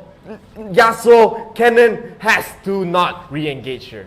I mean, fantastic Cannon ulti in the backline, but they didn't have the follow-up from Yasuo. You can see he was just too late to the party. They didn't have the early knock-up onto the Zed to secure the kill. And when the cavalry came for Horizon, they fought Cannon with the nice ulti, flash into the backline with the ulti, but he wasn't able to secure the kills. He was killed off by himself. So already a major misplay from the side of Extinction. They couldn't get the last hits onto the side of Horizon, and looks like Horizon right now, they're gonna be more than content to stall the dragon because they have the pressure in all the lanes. And we have the dragon at the bottom. We have someone pretending to be the dragon skin. The new dragon skin coming in from the league. So yeah. I love when these new games just add very new skins, but of course Horizon, they are up 2,000 gold right now, especially even though they did stall the dragon, as you said, they're playing it really smart. They know that they're already up in the gold lead. They want to pressure these lanes, as we do see both lanes pretty much being empty as there are no creep waves crashing onto each other. And even right now, the dragon has not even taken, and the Rift Herald has already spawned. Yeah, Rift Herald has spawned already. So we can see that the Rift Herald right now will have a different skin too. You have that St. Patrick's hat skin for the Rift Herald. So make sure if you want to see that skin official for Riot, make sure tell them, hey, I want that skin for the Rift Herald. And still, teams are still not battling for the objectives here. They are going to be relaxed around it. So I'm pretty sure that they want to fight for the objectives, but at the same time here, bottom lane, they do go over engage onto the 𝗿𝗏𝗏, but he will be healed up by the redemption, and the rest of the team, they will try to re-engage. Wukong will be here, trying to go in with the ultimate, but he wasn't in range for his third skill, and now that is the go-ahead for Extinct to start the dragon, since Rift Herald has been taken on the side of Horizon. And look at the dragon, it's going to melt pretty fast, and Horizon, they're pretty content with just trading the dragon away for the Rift Herald. Yeah, and Extinct, they are able to get this first dragon right here, but even with the first dragon, they are still down 2,000 gold as Horizon. The dragon is actually soloed the Rift Herald there at the top side. He might be finding an opportunity to drop this Rift Herald right here. He's not really using it for the top side, just trying to push in, trying to get the waves as Cannon will be trying to go there. But we do see a group up happening in the mid side by Extinct, and they look like they want to force a fight, but they're not really able to force a fight here. As Horizon, they're just playing safe again. They just farmed out. They even gave up. They were just willing to give up that dragon here. Maybe thinking that maybe it's not so important. Maybe we'll fight for the next dragon. That will be the Inferno Drake. Definitely in 3,000, almost 3,000 gold lead for Horizon, just from the bare fact they have taken the objectives and took better farm for both sides, since they didn't really have to leave their lanes for the Rift Herald pick there. And I want to see how Extinct actually fight back here, because they still have the better team fighting composition. They have the Cannon, they have the Wukong with the Yasuo combo. So it will be surprising. There is no objectives up in the map, no neutral objectives at least. So Zed still has that strong position against the Zed. If given the correct chance, he can blow up the Yasuo. Yeah, and Extinct, again, they're not able to find this opportunity to just go in, just find and engage. They just have to fire up. They have no choice, as both teams right now, they haven't even taken a single tower yet. And Horizon, they're just playing it super safe. They're just trying to farm out, trying to scale from the looks of it. But they also have to be worried for the fact that 𝗿𝗏 can be able to deal a lot of damage even now that they're behind. But 𝗿𝗏 known to just be able to dish out so much, and they can't just really give 𝗿𝗏 space to farm like this for free. Horizon, they have to try. They're also in the same boat where they can't really find a way to push in, as both teams are just defending each other's turrets right here. Yeah, both teams are just trying to relax and let the game push. But with that being said, they see that the reset coming in from Extinct, and they will take the bottom turret. So the first turret will go away to Horizon, and they will build up a 4,000 gold lead. And at the same time, they do see Cannon at the top side. Zed actually might go for a 1v1, and Cannon wisely knows that he will lose that 1v1, runs away with the third skill, and he will be safely away. Yeah, and Horizon, they finally secured the first tower. So as you said, almost a 4,000 gold lead right here. And Extinct, they want to trade it back. They want to deal some damage to this tower, as we do have a 4-man group up in the mid side. A great ulti coming from Leona, getting the stun on the 𝗏. The 𝗏 will fall, and 𝗏 will soon fall after 2 kills for free right there, as we do have a barrel coming from 𝗏𝗏. 𝗏𝗏 just tried to flash in, does get hit by the tornado, and a great Zhonya's coming from 𝗿𝗏, but the 𝗿𝗏 will die to the Zed right there, and a 𝗔𝗽𝗿𝗶𝗹 also spent by the Wukong. We do see a 2-for-1 trade for the side of both teams. They will get a return kill for Horizon, but 2 people die, and still the goal lead is still a very solid 3,000. And Baron will be coming up in 10 seconds, so the 𝗿𝗏 package is taken, will soon be taken, at least when he respawns. So when New Baron skin? New Baron skin? What happened to the Baron skin? Oh wow! New patch, new skins. I just love all these new skins for this game today. So now the Baron will be spawning right there. As no team, they just seem to not want to force these objectives. They just want to force maybe just a farm out right here. And Horizon, they are up the gold, and they are going to be trying to group up for this Baron fight right here. But no, they're just going for the mid lane. They want to push in. Yep, I mean, they're not going to force the Baron here because they really want to just slow the game down at this point of the match, because they don't really want to force team fights against a Cannon, against a Wukong, against a Yasuo. So it's a little dangerous just to start a fight. Of course, Baron will be starting up. I mean, Dragon will be spawning in 5 seconds. That will be the Infernal. Same time, Rift Herald is spawned at the top side, and they're probably going to use the Rift Herald just to push it in. And one of the problems right now, if you see with these, is that slowly the game will go to the side of Horizon because they're just getting objective, tower after tower, and already almost a 5,000 goal lead for Horizon. Yeah, and they will be able to try to secure this dragon here, as the Infernal Dragon will be able to let Horizon deal so much damage, especially with the Xayah and the Gragas as well. So Horizon, they did de-ward one of the wards near the Dragon Pit. So Extinct, they have no vision around the Dragon Pit. But I will be starting the Dragon with the Zed right here. We do see Leona getting engaged on. Not really engaged, just pushed away by the Alistar. And Alistar getting a 3-man knockup. Just keeping everyone away from the Dragon Pit. There's so many fights happening right now, as we do have the Dragon being slain by Horizon. They will secure it right there. Cannon dealing so much damage with the ulti. Everyone is so low, but Xayah as well getting the kills onto Extinct.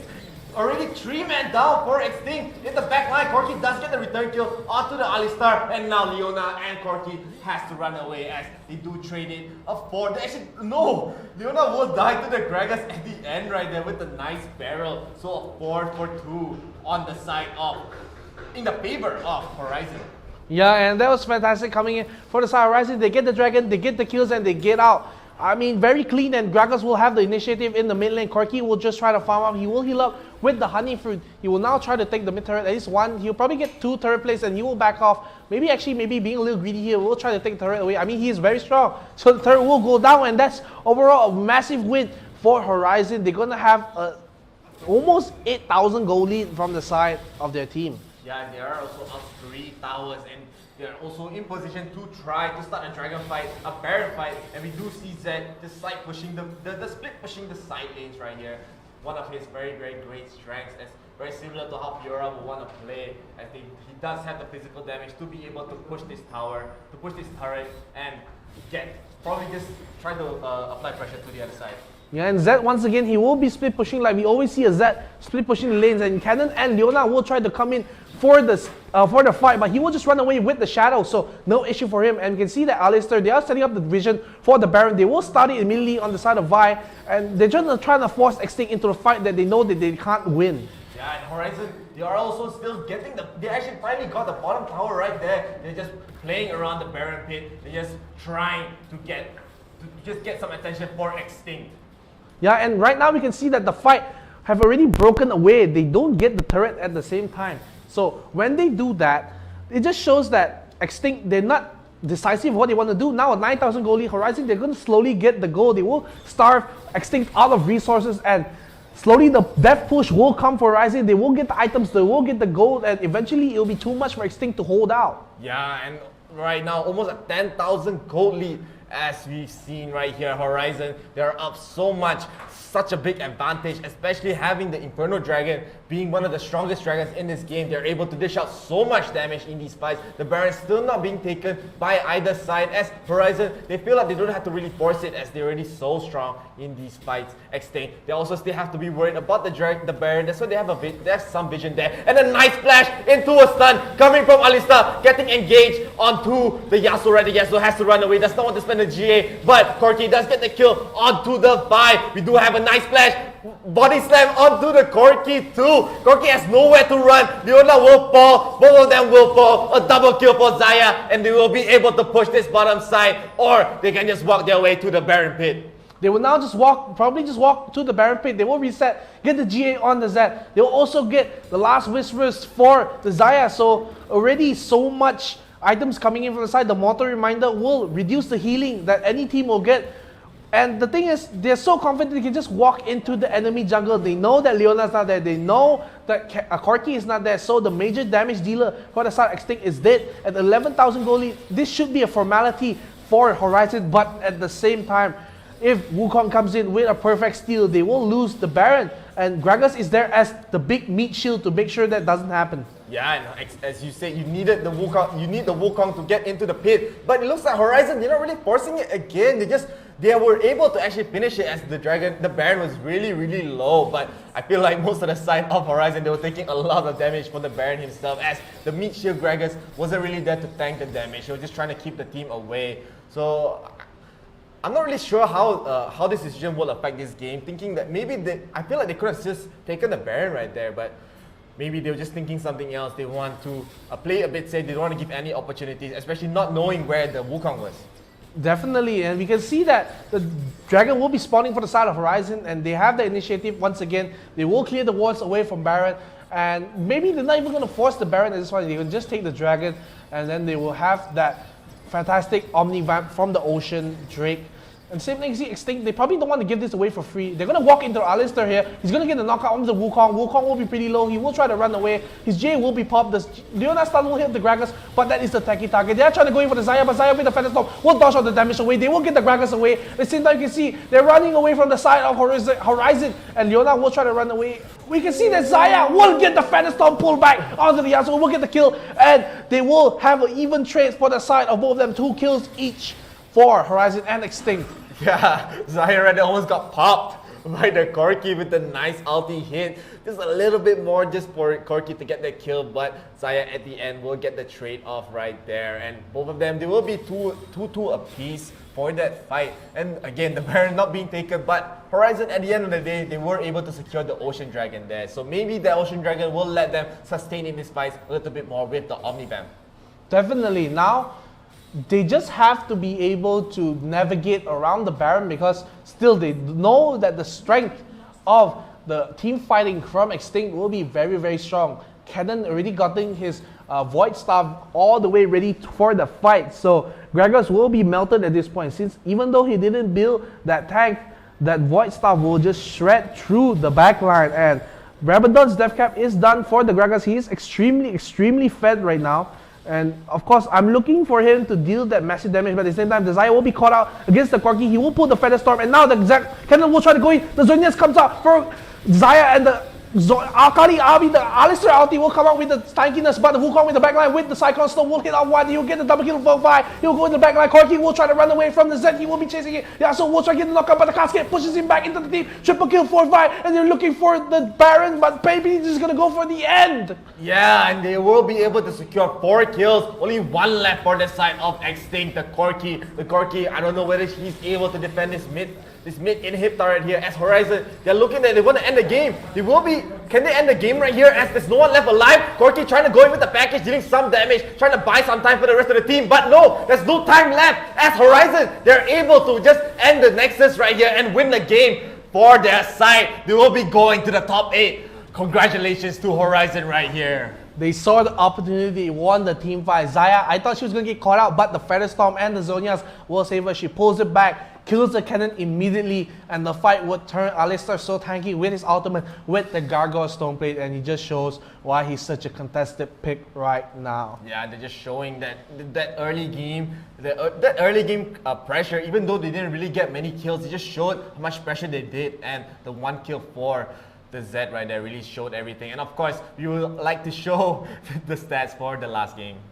And the stats, we will have the MVP will be the Xayah. Of course, she was the main focal point of the last fight. She will get that nice Featherstorm into the pullback. And we can't disregard the Corki. He did so much damage in the fights. He almost won back so many fights for them, but it wasn't enough. It wasn't damage. Well, look at the Xayah's damage, 21,000, and it's pretty high for Xayah, out damaging everyone in the game, even out damaging the Corki.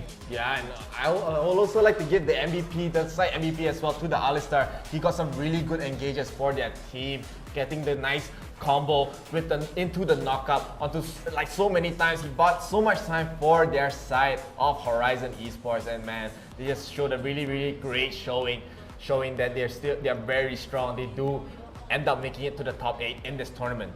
You have Horizon Esports, they will go into the top 8 of the tournament. So another Filipino team straight to the top 8. And recently we had so many Filipino teams coming out of nowhere and showing us how it's done. And of course, this is another new team, Horizon Esports. We haven't seen them much, but now they will go into the top 8. And if they win one more, they will be in the top 4 and they'll be guaranteed some prize pool money. Yeah, and I'm really excited to watch them in the top 8. I hope they show the great showing for their side, and of course we'll be able to show the replays for the last match as well. I would love to see what's the highlights. Yeah, and the first fight, we can see that it's not moving on the screen. He will be so playing now safe, you and the move flash on coming in and from the fight. now with the follow-up. Yasuo didn't have a flash. They're just going full on with the Zed and the redemption. Even if it landed, he would have killed. Would have saved the Yasuo because he was going to be marked for death with the Zed. A nice casket will knock the Leona back. Will be killed away by the death mark from Zed and the cannon. I thought this was going to turn. He had a nice ulti in the back line, but look at Gragas. He will assassinate the Corki. They will try to go for the Xayah, but she will Featherstorm away, and he will pull back in the little while. You can see they're going to kill the cannon off, and they will just be not able to escape for the side of Extinct, and 3 kills already early on in the game. Yeah, it just shows that there's not enough damage for the side of Extinct. Everyone was so low in that fight. Again, we do have an engage from Leona and Yasuo right here, getting the stun and getting the kill onto the Vi and the Xayah, so they were able to clean this up, and we do have an engage in the backline by Zed and Gragas. They end up trading their life for the Corki. So they do win this fight 2-for-1, and the Inferno Dragon is one of the more important dragons in this fight. Horizon, they were just able to clean this up. We see Alistar in the back just buying so much time for Horizon. They were able to just get the dragon for free. We do see a nice ulti coming from Cannon, but look at everyone's health. They're just running away with barely enough life to just deal a lot of damage, and this is a very scrappy fight as we do see Leona and Corki trying to run away. Corki doing so much damage, end up killing the Alistar, and another great engage from the Alistar, getting the nice knockup, getting the nice ulti by the Vi, and Vi does take too much damage from the Corki here, as Corki will try to run away, but then we see a nice combo flash into a body slam right there, and Leona and Corki will also fall on their side. Yeah, this is the same time where Alistar will go into the backline. He will be the big distraction. Leona ulti will land the Gragas, but he is the tank. Cannon will try to come in with the stuns, and they will actually get a lot of people. Xayah will go down immediately in that fight. The Gragas will go down immediately in that fight. Alistar is still alive in the backline. They almost take the Xayah away, but the pullback from the Feathers will kill the Yasuo, and they will trade the Alistar away, and this is the last fight of the match. I thought 𝗔𝗽𝗿 was cut out. He will have the feathers and he will pull it back. And look at Cannon, he will be altered by the Vi. He will be killed immediately after that. And Zed, he's looking at the back line. Look at him dealing the damage, and of course Wukong walks away too forward, will be killed off by the tower too. And 𝗿𝗿 will try to run away. Yasuo will be pushed back by the casket, and that will be 4 kills for Horizon, and this is going to push the game. They're going to go for the Nexus. 𝗿𝗿 will try the package to stop them, but it just wasn't enough. Vi will follow him to the ends of the earth. They will get the kill, and Horizon Esports, they will ace them in their base, and they will claim the victory. Yeah, and it just shows, man, that their team fight potential is just so smart. Especially as you said, we saw so many great caskets coming from the Gragas. Just I don't know what's the word. Dispositioning. Discombobulating. Displacing. That's the word I'm looking for. Displacing the members of Extinct in those fights. But of course, man, that was a great game. But we'll be going into the next game right after, and we want to go to a short break, just a little while. Do not go away. We'll be right back very, very soon. Until then, we'll see you then. Bye.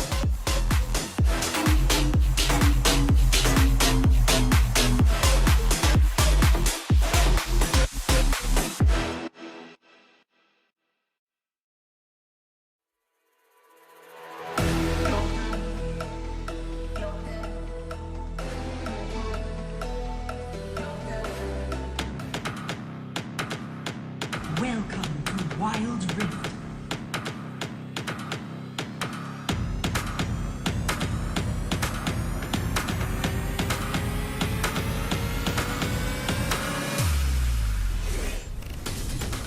First blood.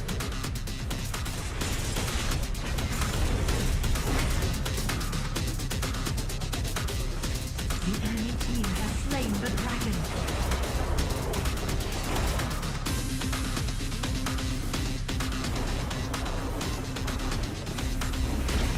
Rampage. You are unstoppable. Victory. Yes.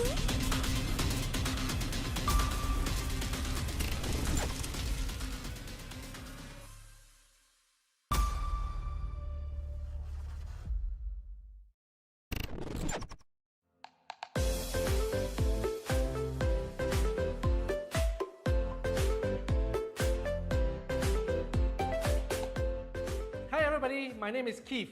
So in the last episode, I have covered the do's as a tenants. So right now, in this episode, I'm going to talk about the don'ts as a tenants. So right now, what is the don't for a tenant? Number 1, agree to verbal contract. There's no such thing as verbal contract. So everything has to be placed in a black and white. Number 2, making sure that all your rooms are well prepared as per agreed before you move in. Number 3, renovate or alter the place. Alter, it can be pasting a poster which may has a potential of spoiling the properties, because this may cause your deposit to be forfeited. 4th, breach the rental agreement. Do not breach any of the single lines of the rental agreements or your tenancy agreements. So always check or cross-check whenever you want to do something or alterations inside your room. The 5th, which is also very important, which I covered in the last episode, do not miss any rental payment, because missing the rental payment may cause you to have a lot of calls from the landlord to chase you to pay the rent, and it may lead to the court order and get you to be evicted from the place. So this is not what you want. So do not miss the rental payment. So I have covered the do and don'ts for you as a tenant. Next episode, I'm going to answer to a lot more questions that you may have, which you have already commented earlier on and haven't covered yet. So comment below if you have any questions that you want to ask as a tenant. Just comment here, and I'm going to answer it in the next episode. Okay? See you then. Bye.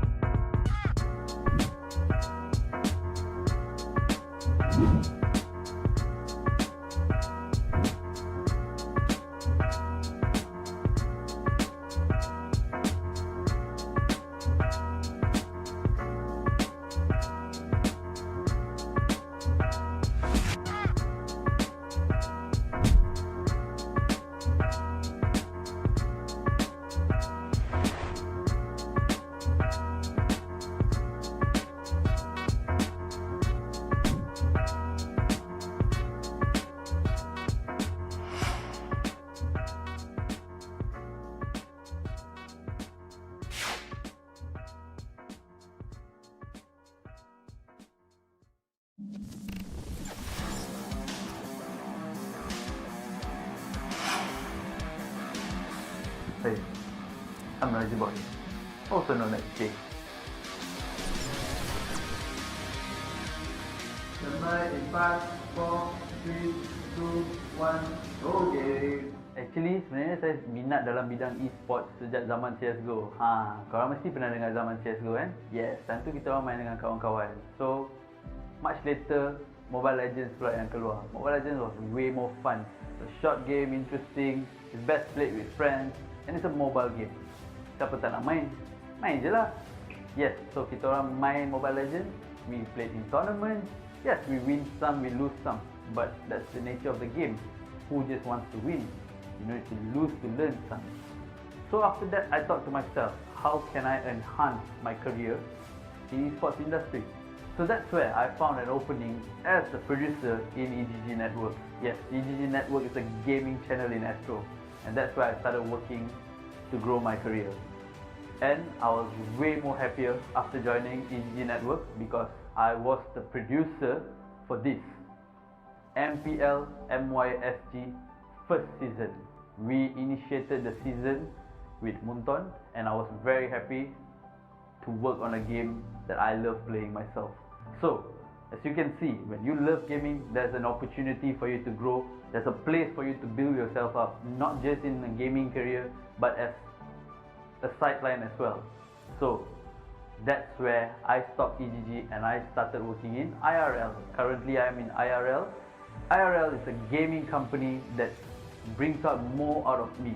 Yes, we do organize more tournaments. I am the TriCaster producer here. I'm the head of the TriCaster producer, as a matter of fact. And I can't wait to see you join our tournaments, not just in Mobile Legends, but in other games as well. We'll be coming out with more games for you to play, more exciting tournaments with exciting prize pools. Drop by to say hello if you all are joining us, you know. Can't wait.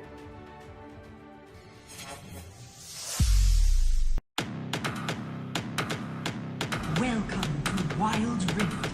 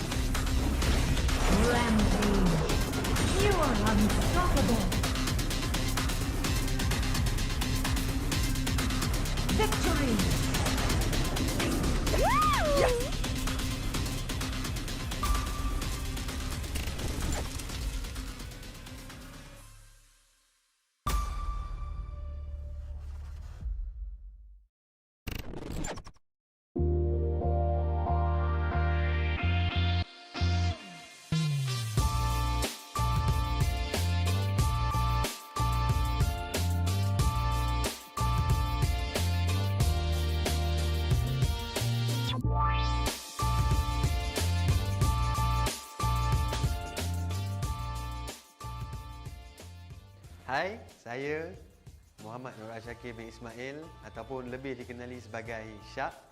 Saya, orang kata pengalaman saya dulu lah. Pengalaman saya bekerja dalam industri e-sport ni bermula daripada cyber cafe.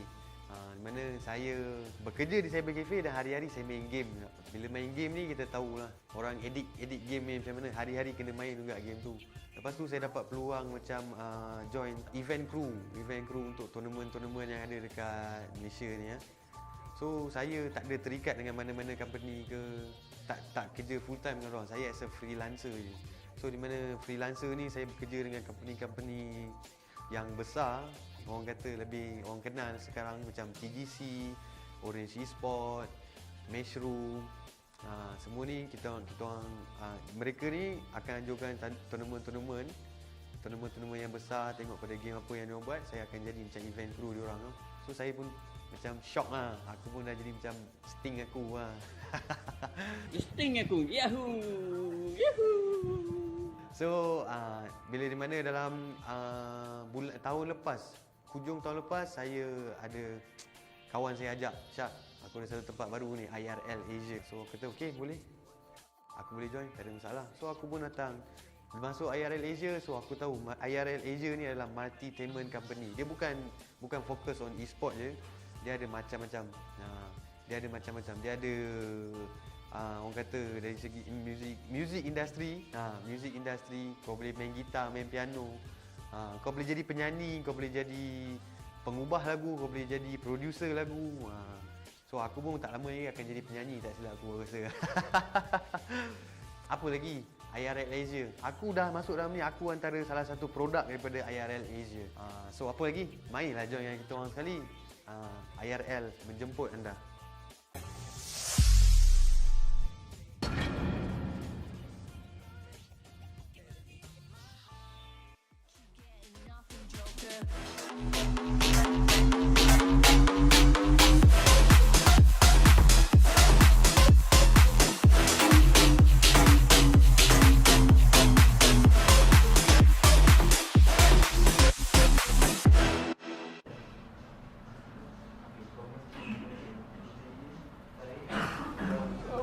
Welcome back to the Walrus Summon Odyssey.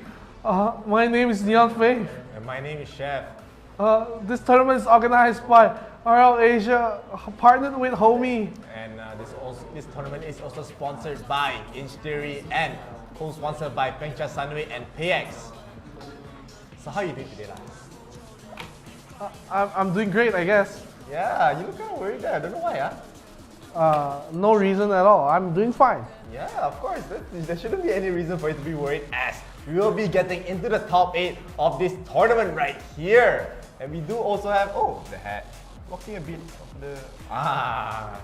So, good going for a little nap.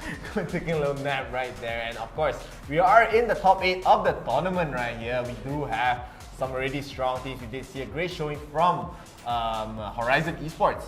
Yes, and they will be, I'm not sure if we're going to be streaming that game next, but we will see in the bracket. They'll be coming out very, very soon. Very soon.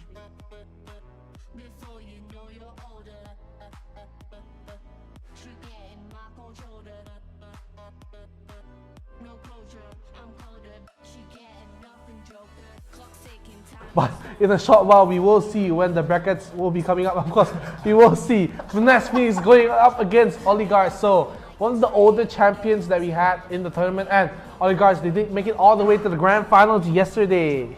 Yeah, and they're already going up against one of the killers of the tournament, Finesse Phoenix. So I'm very interested to see how that match will go. And of course, we do have two somewhat, not say unusual teams. We haven't really seen these teams much. So they will be making top 8 as well. Academy Gaming versus Fourth Dimension.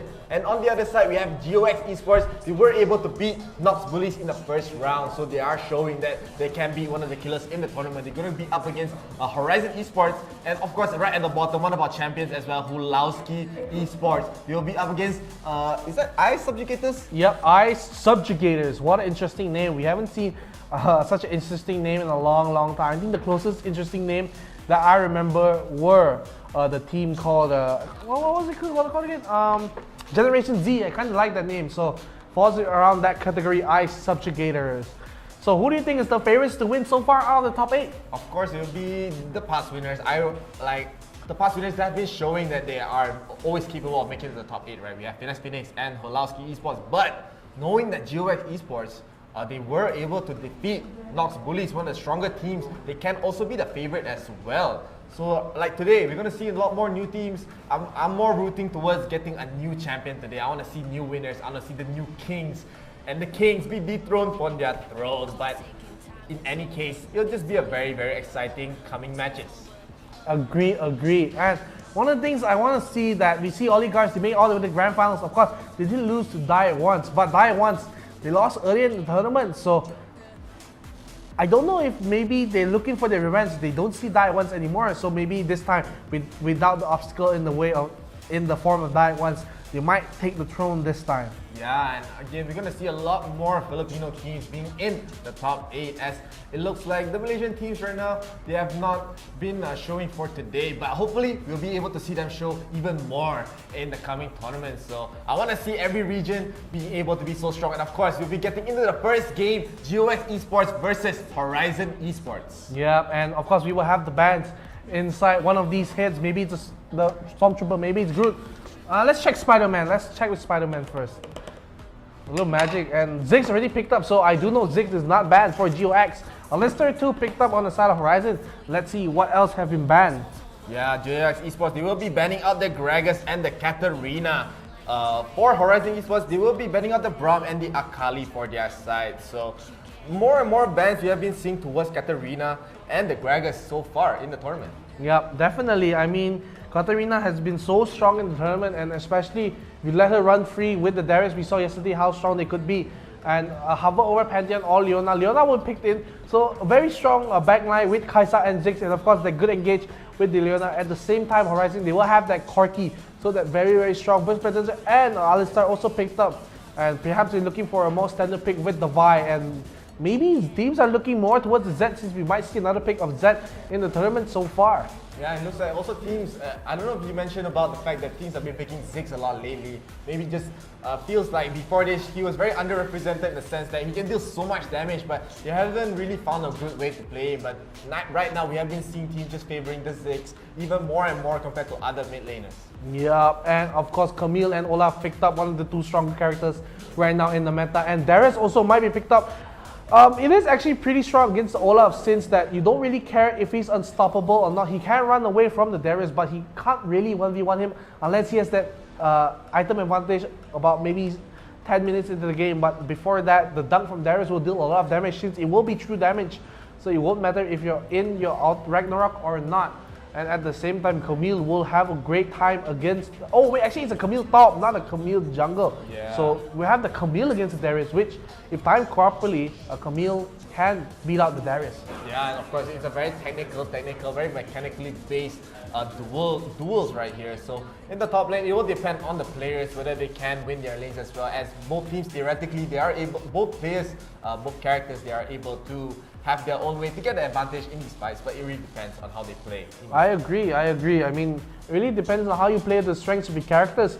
And of course, both of the teams, once again, will be Philippines. So, very strong showing from the Philippine country today. Hashtag Pinoy Pride if you're in the chat, if you're from the Philippines. So, if you're maybe not from the Philippines, maybe from Malaysia, maybe from Indonesia, maybe from Singapore, maybe from Thailand, maybe from Vietnam, I'm just listing all the names of the C teams. If you're from one of those regions, come join our tournament. We always have slots where we come and greet you with open arms. Make sure to join our tournament. We run it almost every day. So make sure to hit up our admin team at this page, IR Asia. And while we're talking about IR Asia, Chef, what are we going to do with the page?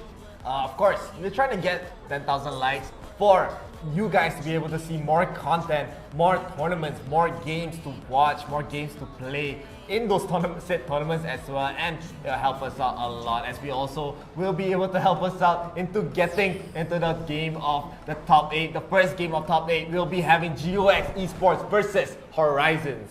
Yeah, we will have that match coming up, and when that match comes up, I want to see how the Olaf will play around in the jungle, and it's very interesting to see how that will go down. Yeah, and GOX Esports, both teams right now actually, they are really not being so aggressive. They are being very wary of the invades. That might Horizon, they are being very wary of the invades, having 3 people trying to leash for this red buff for the Vi. So Horizons, they have been seeing some teams yesterday being very aggressive. Some teams in the last 2 days actually being very aggressive, especially in the early game, like regarding the red buff, regarding the red side. So they are afraid, they do not want to give it up for free. They do get a leash right here. And now, for the most part, both teams are still playing it super slow. Yep, very slow. Since both teams, they want to have it very clean with the 𝗔𝗽𝗿, of course, in the mid lane. They will be looking for Alistar just to apply a little bit of pressure onto the 𝗿𝗍, since it will be a dual lane. They will pop the honey fruit away, so they won't have that. And you can see already the top side, almost a kill on the Camille. He has to be forced to eat the honey fruit, but 2 people will come up to the top side. The barrier will come out from Darius, and he will also flash at the same time. So 2 summoners burnt for him, trying to run away from an unrunnable fight.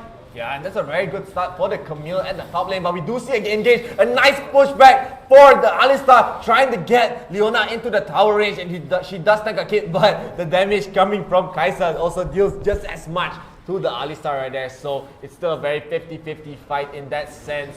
GOX will have the gold lead, especially for the first blood onto the Camille.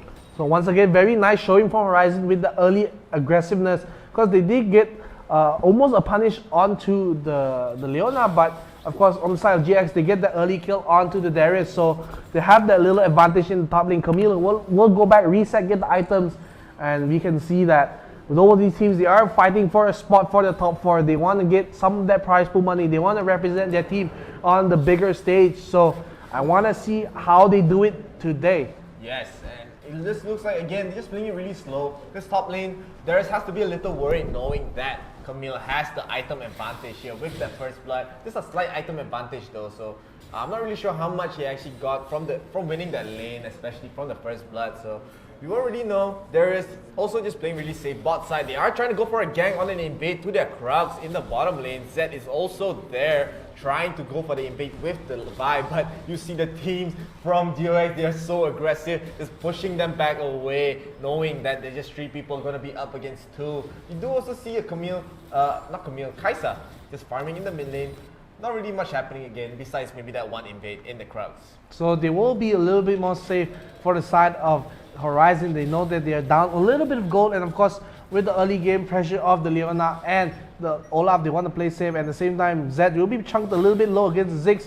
He will step into that minefield one more time, take a little bit more damage, but he should be fine here, the Zed, unless he gets hit by a few more skills. He will be going back. Honeyfield has not spawned for him, so Kai'Sa actually tried to look for the snipe there, but won't get it. Yeah, Zed has to be a little bit careful there, knowing that the Kai'Sa with that snipe, he has to also time his teleport onto his shadow form to run away, as the Kai'Sa will be able to follow him as well. So 𝗔𝗿𝗿, they're still up. They're not really up anymore even after the first blood. It's up, just barely up, like half 1,000 gold here. And actually no, they're just creeping up to 1,000 as I'm saying. And 𝗔𝗿𝗿, again, both teams actually just playing super safe, waiting for probably the next dragon fight that will be spawning in 15 seconds. Yeah, and we see engaged onto the Darius. He will try to get on the Camille with the ulti if he doesn't get the thing, but he has his ultimate already with the 5 stacks. He will go for the kill, and Camille will take away from the hemorrhage. So that is the strength of the Darius. Don't let him get the stacks. They tried to go for the engage a little too early from the side of Camille. Olaf wasn't there in time to have the backup damage, and now since no jungler, no top laner for 𝗔𝗿𝗿, Horizon, they're looking for the dragon. Yeah, and Horizon, like Darius getting that double kill here was so big, especially from dying to those two, the same people for the first blood. And we do get a nice ulti coming from Leona, but not able to steal the dragon here, as 𝗏 gonna go in on the Leona. Alistar just tanking so much damage. Zed will try to run away, will almost die right there, and Alistar just tanking for the Corki. And both teams have not died, but yeah, Kai'Sa now gets the kill on the Zed, and Camille as well will get the kill on the 𝗏, but 𝗔𝗿𝗿 Esports, they will be able to win this fight even though they lose the dragon. Yeah, of course. That fight went to the favor of 𝗔𝗿𝗿. They do get 2 return kills after they lose the dragon. But if I was the side Horizon, I get the top turret, I get 2 kills, I get the dragon, and I'm fine with that. Yeah, and like right now, Horizon, they shouldn't be so worried, especially like even with losing that fight, they're still very, very even, and not just even anymore. They do have the dragon buff, so even though the gold might look the same, the kills might look very close, but having the dragon buff will give them the slight edge for the future fights, as the Mountain Drake will be able to give you a little bit more HP that will scale later on, and it'll even be more HP in the later games. Yep, definitely. 2, you see Darius, he will have that strength in the side lane because Camille can't really 1v1 him. He will set that trap into the wave. He will, once again, we saw this yesterday, where Camille will probably just run away from the Darius with her 3rd skill.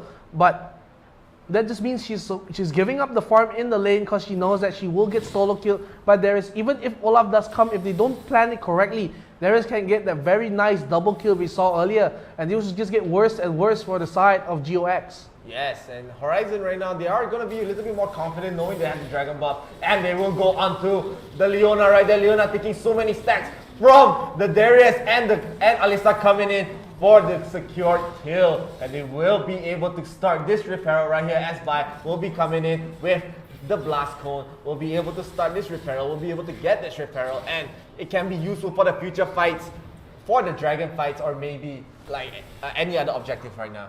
Agree. So with that being taken away from the side of 𝗔𝗿𝗿, they will get the very referral, but they will trade 2 turrets away in the mid and the bottom.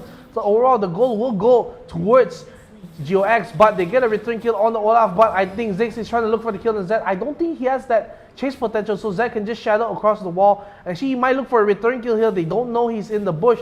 So right now he has the he doesn't have the ultimate, but he has that quick damage because 𝗔𝗽𝗍 with the second skill will try to run away, but the whole team is here. He will try to flash, but in vain. Zed will even tank a few turret shots for his team and they will get another kill, and the Herald will be summoned at the bottom side of the map. Alistar will chaperone the minions away, so no worries, they will keep the turret. Of course, it's still backdoor protection, but with Shelly there will be no protection for the side of 𝗔𝗿𝗋, and the turret will go down. Yes, and 𝗔𝗿𝗋, they did trade off for the top turret as 𝗔𝗿𝗋 did finally claim it in the top side. So Horizon, they are going to be trying to push in with this Reparo, not anymore, as the Reparo will just die to the Olaf right there. So Horizon, they will be happy winning that fight, getting those kills. They are still down gold somehow. I'm guessing from 𝗔𝗿𝗋, they're just farming up even more. But the strength coming from Darius is very scary as he's able to just keep control of this top lane. The 𝗔𝗿𝗋 is not able to get very clean duels against him. Yeah, you can't really fight the Darius at this point. He's just that strong. So 𝗔𝗿𝗋, every time he sees Darius in lane, she has to back out. She has to give him the respect. The same thing, maybe 2-on-1, they can kill the Darius, but like I said, they're not careful. They will just be shredded away by Darius's stacks. Yes, and 𝗔𝗿𝗋, right now, I'm not really sure what's their game plan. Since they are up 1,000 gold here, will they probably just try to fight this next dragon fight? But 𝗔𝗿𝗋, they will be, Horizon actually, just trying to split push the lane, trying to push the waves right here. As you do see Zed, you do see Darius just keeping the lanes pushed in. 𝗔𝗿𝗋 has to stay back, and Horizon, they are going to be trying to group up for the next dragon, which will be the Cloud Dragon that has just spawned. Yeah, it has just spawned, and Horizon, they're already at a dragon pit. They want to take it away from the side of 𝗔𝗋𝗋, and right now they're starting it with the Vi, hitting it already, and it's going to be so low. The Leona ulti will come in, they will stun the Vi away so she can't smite. The Cloud Dragon will be taken away by the 𝗔𝗍𝗋, but the fight will break up with the 𝗔𝗿𝗋 in the backline. Ulti goes to the Zed, he will go down. Alistar will try to run away, Vi will run away, and also at the same time, 𝗏𝗏𝗏 will take away the Kai'Sa. He will try to go to the backline and get him, but Alistar, he will get a knockback. He will save his team. 𝗏𝗏𝗏 will try to run away. The slow flash from the 𝗏𝗏𝗏, he will follow up. He will flash away to the 𝗏𝗏𝗏. He will probably get a return kill, but the barrier comes in for 𝗏𝗏𝗏. He will survive, and that is another great fight. At the same time, Darius, he will be alive. He will try to get the kills. He sees the two pull back. He will get two. He almost has a full stack. The Zhonya's will save him from the death. He will try to run away with the slivers. Leona will not hit the Xerath Flame, and she will run away, not knowing she could have gotten the kill onto Darius. Man, 𝗔𝗍𝗋 being the MVP of the entire fight, he was able to throw the bomb at the right time, able to steal the Cloud Dragon away from Horizon right there. So, and of course with that last blade, the nice time on the stasis, dodging the Darius ulti right there as well. So Darius was trying to get even just one kill from that fight, but they're very well timed Zhonya's especially just saved them right there. 𝗔𝗿𝗋, they are now up 1,000 gold, and they're trying to look for the 2,000 gold, even though they're also up 3 towers compared to just the 2, so they're also up the tower advantage right now. Yep, and of course, we can see they're in still the Horizon side. They're looking for the proactive plays. They have the Vi, they have the Alistar, so they have the lockdown onto the CC. And now he will pull the 𝗏𝗏𝗏 away. He will try to run away, but he will be denied by the Darius. Of course, he has to be careful. Olaf is in the vicinity of the area. If he doesn't play this carefully, he will go down. But Leona will try to clear up the waves with 𝗔𝗍𝗋 in the mid lane. 𝗏𝗏𝗏 has that package, and with Baron up, they might look for a very fight. But Darius, again, like I said, if you don't be careful, the Olaf will come in with the 𝗏𝗏𝗏. They have that damage, even though, of course, they are afraid of that 5 stack, and they won't be able to. At the same time, they will catch the Zed out here. He will be caught in running away. And Leona, remember, she still has the ulti. She can land a long range, but she doesn't even need the ulti from the Zed, but it won't be enough. He will kill away the Zed. And that's 2 members dead for the side of Horizon, and the Baron is up. They're looking for a fight in the middle. They just want to take the turret, but Olaf will be there with the defense. And of course, we can see Vi will be backing up the team. They will integrate, and they will run away. Yeah, and 𝗔𝗿𝗋, they are able to get these very, very important kills on the Zed, on the Darius, so they do not have to worry about the split push. They'll be coming from their side, and now they are feeling very comfortable. They want to get this Baron for themselves, for them to be able to push these things, but they are still very hesitant as they do have a TP coming from the Darius right here, and now it's their turn to start this Baron. They want to finish up this Baron, and a nice a stun combo coming from the Alistar as well. We do see a nicer ulti coming from Ziggs, able to kill the Alistar. We do see in the back, Olaf, he is able to secure the Baron, and the rest of GOX, they are able to secure an ace for their side. They will get the Baron, they will get the ace, and this will be huge for GX. They probably can take the inhibitor turret at mid. So with the minions coming up right now, and that's just wonderfully played from GX. They know that the TP is coming from Darius. He will be not in the advantage to take the kill. So they just slowly push back. They will lean back. Actually, maybe they can just end the game here because the death timers, they're just coming up for the side of Horizon. But actually with the death onto Olaf, maybe they won't be able to. He will be executed by the Nexus. So maybe a little misplay coming from GOX. So they won't be able to end the match just like that. Yeah, as you said, it was a slight misplay, thinking that they can end the tower, end the Nexus right there, as just in time for them to hit the Nexus, the rest of Horizon, they do spawn out, they are able to defend it. And GOX, they will be still happy with the Baron buff, and they're also up almost 7,000 gold here. So they're probably just waiting for the next dragon, especially this dragon being so important. It's going to be the Inferno Dragon, and they want to have that damage, the burst potential, especially for we've seen the Ziggs dealing so much damage. She'll be way happier having this Inferno Drake. Yeah, Leona right now, he will try to secure the dragon, but it will now be spawning on your screen right here. And already Horizon, they're going to be very careful because they don't really want to just jump into the fight because they are down in gold. They want to have this slow and measured fight. But it's something like Camille, she is pushing the top side. So Horizon, they already separated what to do. So they decide, maybe let's not fight for the dragon because if we die here, we lose the game. Darius has gone back, so they are one man down. They will give away the Infernal Dragon, and that is a huge dragon. They will go for the Camille. They will try to kill her off, but she's just so mobile. Yeah, mobile. Yeah. GOX, they are able to secure the Inferno Drake here. They're going to be able to deal so much damage. We've been seeing Ziggs and Kai'Sa already dealing a billion damage this entire fight. They're already melting the turret at the bottom side, taking it, especially with the help of the minions right there. They will be trying to reset. They will be waiting for the next fight. I'm pretty sure at this stage they want to just try to push in for the mid. They want to get Camille pushing in on the top side, and they want to get this game done and over with. Yeah, Peronis, of course. The damage was done by GOX already. They killed the Inferno. So Inferno, technically, even if the goal is even, you have maybe a 4,000 or 3,000 lead inside the teams just because of that pure damage increase from the Inferno Dragon. And GOX, they'll be very happy with this. They will reset because Baron will be coming up in maybe about a minute or so. So no issues for them. They just want to wait out the match to see what Horizon can do because they're just waiting for a mistake coming out from them and they will pounce like a cheetah in the night. Yeah. Cheetah tonight. What? Okay. What's wrong with cheetah in the night? Okay, I didn't expect you to use that, but alright. The cheetahs even... never mind. Yeah, I mean, what? Cheetahs do pounce. I mean... No, I'll talk to you later.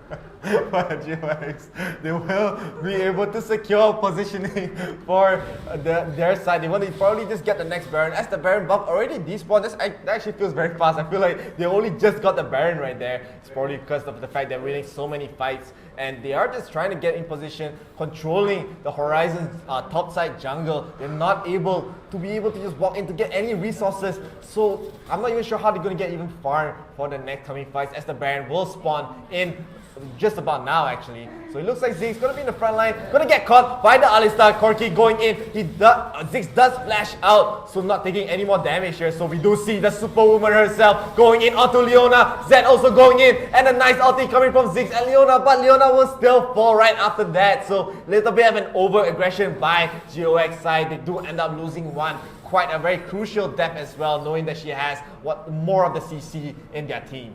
Yeah, Peronis, and I'm still a little mad that you're laughing at my cheetah. I was like, what's so funny about cheetah, guys? Like, do they not pounce? Am I getting it wrong? They do pounce. That's not the problem. That's not the problem. No, okay. So anyways, GOX, they will start the Baron up. I still don't know what's wrong with cheetah, but like a cheetah in the night, they will steal the Baron away. Because Horizon, they won't even know it's happening. So already stolen right under their noses, Horizon won't even know that the Baron was started and taken away. No. Yes, they do get the Baron for GOX. I was confused because like I'm not really sure that cheetahs actually hunt in the night. That's the thing that I was confused about. So I'm pretty sure they do hunt in the day. Because I don't know whether they do have night vision. I mean, you can just buy night vision goggles and wear them. I don't understand what's wrong. Of course, man. They are very available in the Saharan Desert where they do hunt. Saharan Desert, not Saharan Desert. That one I like worse. Saharan Desert cheetah. and he's blaming me. Of course, right now we have the 𝗶𝗹 with the strength in the top lane.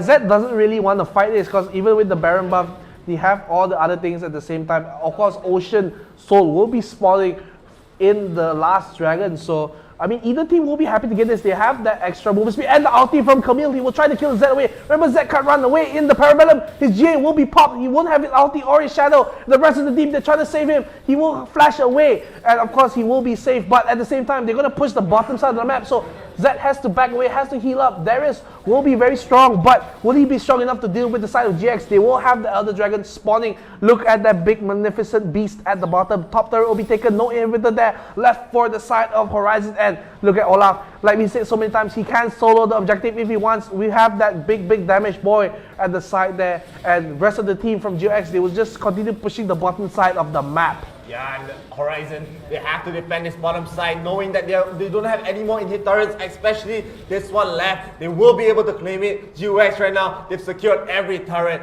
on the side of Horizon Esports. Horizon, they have to be worried. They already lost the last dragon of the game, the Elder Dragon, so GX will be able to get that sustain coming from the Omni-Vamp, from the Dragon buff. And right now, they're just resetting. They want to end the game here. They're probably just trying to push in before the Baron buffs. Actually, the Baron buff just despawned right now. Yeah, and I want to see the items on the side of both teams, because when we can see the items, we can see what builds that they have. So I want to see what they have. So we have the 𝗶𝗹's Depth Cap picked up by the Ziggs. We have that 𝗔𝗽𝗿, we have that Seraphim base, so big damage. And also Kai'Sa, he's almost fully slaughtered. He has the Hurricanes, he has the Mortal Reminder, he has Blade of the Ring King, Guardian Angels. So very standard builds for both teams. And of course Darius, he's also almost fully stacked. He has the GA, everything. Very scary. Yeah, and also 𝗶𝗹, very almost full stacked as well. So both teams, they are just trying to fight here.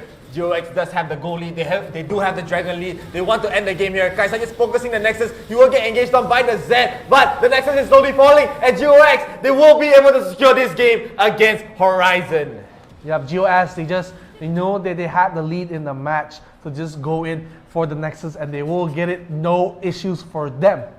No issues at all, as we will be able to see the stats very soon. But man, that was a great game from GOX. They secured pretty much, they only missed that one dragon for the Mountain Dragon there, but every fight after that was very clean. They caught, even though they did get a double kill, especially in the early game by the Darius, they strike right back. They were able to get their lead, and of course, we'll be able to see the stats for this game. Yep, and the stats MVP will go to the Ziggs, as I said, dealing so much damage, even applying that grievous wound stacks onto Darius, so you won't be healed so much. SVP, of course, almost the richest man in the game. We have Darius. He did have that very good early game counterplay. He had 2 kills when the Olaf and 𝗶𝗹 were not on the same page, so he gets that kill, but it just wasn't enough. The 𝗏𝗏 and the Zed, they couldn't get online. The damage you can see, not even close to the Ziggs with the 30,000 damage. Almost more than 𝗏𝗏 and Zed combined. So you can see already he is dealing that so much damage. And Kai'Sa, he didn't deal that much damage, but he was just there for the backline with the important damage. Yeah, it's like almost double each of every member has dealt almost 15k damage, right? So they're not even close to reaching how much damage Ziggs is. That's why we've been seeing Ziggs being picked up so much. And man, a great showing from Shrimp on the Ziggs. He did also steal the dragon, if I'm not wrong. So that was a very clean game, man. There's not really much to say. They just played it super solid. They played it super solid as well. But man, I'm just so excited to see how GOX will proceed further in the tournament. I'm interested too. I mean, they make it to the top 4. So making the top 4 is not an easy feat for any team. GOX, they're looking to see whether they can be the new champions of the Summoner Odyssey. And remember, ladies and gentlemen, if this page gets to 10,000 likes, we will be showing more games. We'll be showing different games, and many more exciting things will come. And of course, if you want, you can get the supporters badge on our page, or you can send stars. We can play a nice promo video featuring me and Dato Shark himself. At the same time, since we're talking about the topic, we want the replay of the match since it was so interesting to watch. Of course, we can see this is the early kill that Darius had to burn both the barrier and the flash to just survive. And when they thought they had the Darius on the ropes, he comes in with the big stacks on his hemorrhage. He will get the kill Olaf, and 𝗶𝗹, even with the barrier, will take away with the hemorrhage stacks. So those true damage will, they will have that very nice comeback. And of course, this is the dragon fight where they will go, Alistar will stop them from coming into the pit. They will get the mountain dragon, and the Ziggs ulti was not enough. They will go in for the Leona. He will get killed. She will not kill. And the turn the fight for 𝗔𝗽𝗿𝗶𝗹, they will get one kill. They will try to get another kill onto the side of the team, and while at the same time Darius will be fighting, they will get the kill onto Zed and Alistar at the same time. So many deaths coming, and this is another fight where Darius was the front line. They will get the Leona away, and the rest of the team just have to run away. Yeah, and Horizon, they look very good at the start right here, as we do see a nice engage onto the Ziggs. Ziggs not able to run away, getting towered though by 3 men there. But this is a great steal coming from Ziggs, getting the Cloud Dragon for their side. They were also able after this to just barely clean up. They will be able to kill the Corki. They will be able to kill the Corki, I think. No, the Corki will just run away as Alistar has to tank for his team. And 𝗶𝗹 does chase the Corki at the end of that day and just barely escapes with the barrier right there. So really well played from 𝗔𝗽𝗿𝗶𝗹. They end up stealing right there. So the match was pretty much even throughout the match. Actually, Darius will look pretty nice here, but he will try to go in with the Zhonyas, but Ziggs will survive. And even though he did not die, it was damaging to his mental capacity here. The cheetah was not be able to find his prey in the night. No night vision goggles, and Darius will be caught in the power battle, will be killed by the Olaf. And this was a slow downward spiral for Horizon. They were getting caught left and right. Every member was getting picked off left and right. And of course, they leave the Baron open. And this was a TP coming in from Darius first. He tries to deter them away from the Baron, and they do it themselves. They start the Baron off themselves. Another TP also coming in, but it'll be too late. Alistar will try to zone the team away, but the backline, you can see they jump in onto everyone else. The kills will come out, Vi will die, so no smite. They will smite it away with Olaf. He will have that heal with Darius, but it won't be enough because of the grievous wounds applied. And this is just the end of the match where they get that kill. They just run it down the middle lane. No, it's not the end of oh the no, match this is not the end of the game. They did try to end, but Olaf, he was too ambitious. He gets killed, and they have to back off. Yeah, that was very ambitious, as we said. They ended up going just for waiting for the Inferno Drake here. Horizon, they were not interested at all to try to even contest it, as they were worried about the 𝗶𝗹 pushing the lanes as well. But we also do have the rest of the team. 𝗔𝗽𝗿𝗶𝗹, they did get caught as the Leona got caught right there. But this is where 𝗔𝗽𝗿𝗶𝗹, they found the opportunity to just push in. They just wanted to go in right there. They wanted to end the game, as we do have Kai'Sa just focusing the Nexus. We do have an engage by Horizon onto the team, but a nice ulti coming from Ziggs, being able to kill the Corki at the end of the fight, and they will secure this game for 𝗔𝗽𝗿𝗶𝗹. And with that, they will also be in the top 4 of Wild Rift Summoners Odyssey. Yeah, they will get in the top 4 of the Summoners Odyssey. I mean, fantastically coming in, and of course we have the we're still loading in the background. Of course we have is it the leopard or the cheetah? I think that's a leopard, right? That's a leopard. Cheetah's a bit more skinnier, you know. Alright, so we have a leopard here. This is not what I'm talking about. See, my hat is matching the background. You can see, very nice. And where is the cheetah? I'm waiting for the cheetah. Leopard, go away. This is the 3.5 hour video, man. We're not gonna watch the whole thing. As with that replay, we will be going into a quick break. Please do not go away. We'll have more leopards right here, as the leopards, they will I don't know lah. I don't know what I'm doing here, but we'll be going to a short break. Do not go anywhere with more Wild Rift Summoners Odyssey. See you guys. Crying like it's rain, you causing all the pain. No closure, I'm colder. You getting nothing, Joker. Get down.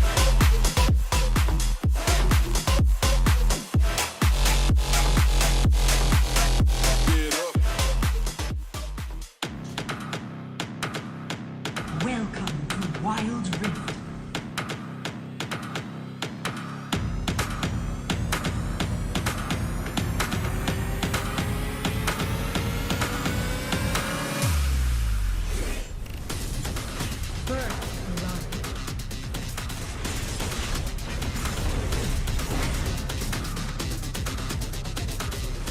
The enemy team has slain the dragon.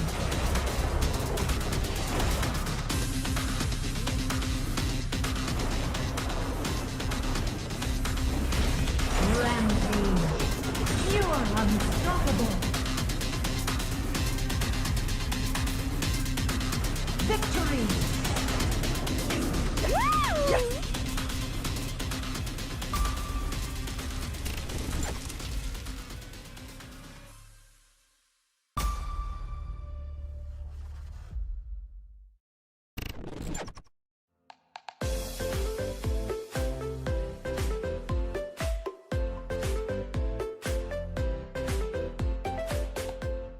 Hi everybody, my name is Keith. So in the last episode, I have covered the do's as a tenants. So right now, in this episode, I'm going to talk about the don'ts as a tenants. So right now, what is the don't for a tenant? Number one, agree to verbal contract. There's no such thing as verbal contract. So everything has to be placed in a black and white. Number two, making sure that all your rooms are well prepared as per agreed before you move in. Number three, renovate or alter the place. Alter, it can be pasting a poster which may has a potential of spoiling the properties because this may cause your deposit to be forfeited. Fourth, breach the rental agreement. Do not breach any of the single lines of the rental agreements or your tenancy agreements. So always check or cross-check whenever you want to do something or alterations inside your room. The fifth, which is also very important, which I covered in the last episode, do not miss any rental payment because missing the rental payment may cause you to have a lot of calls from the landlord to chase you to pay the rent, and it may lead to the court order and get you to be evicted from the place. So this is not what you want. So do not miss the rental payment. So I have covered the do and don'ts for you as a tenant. Next episode, I'm going to answer to a lot more questions that you may have, which you have already commented earlier on and haven't covered yet. So comment below if you have any questions that you want to ask as a tenant. Just comment here and I'm going to answer it in the next episode. Okay? See you then. Bye.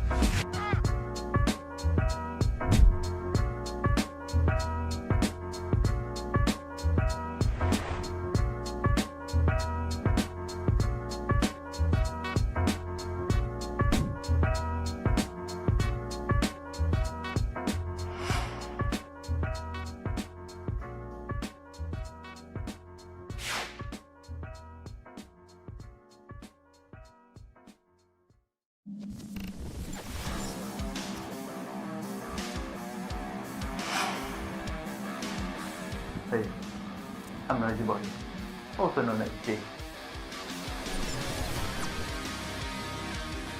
Stand in 5, 4, 3, 2, 1, go game. Actually, sebenarnya saya minat dalam bidang esports sejak zaman CSGO.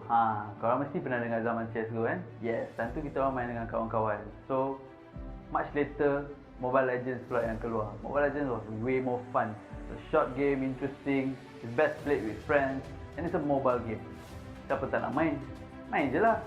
Yes, so kita orang main Mobile Legends, we played in tournaments. Yes, we win some, we lose some, but that's the nature of the game. Who just wants to win? You need to lose to learn some. So after that, I thought to myself, how can I enhance my career in esports industry? So that's where I found an opening as a producer in eGG Network. Yes, eGG Network is a gaming channel in Astro, and that's where I started working to grow my career.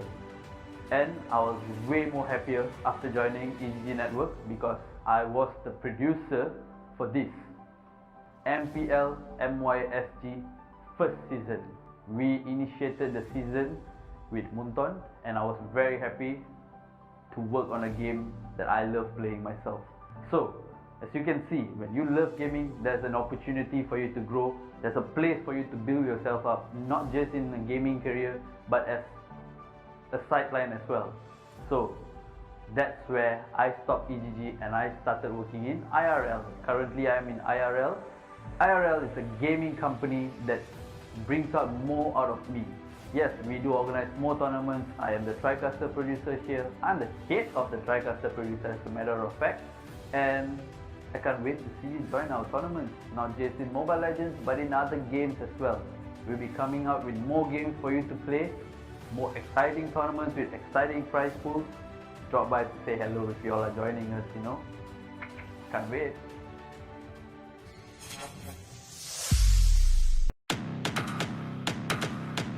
Welcome to Wild Rift.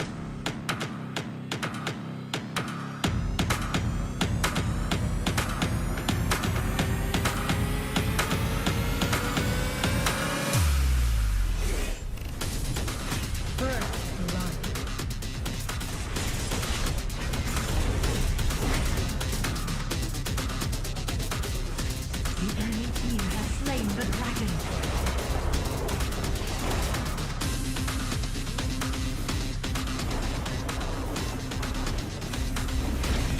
Rampage. You are unstoppable. Victory. Yes.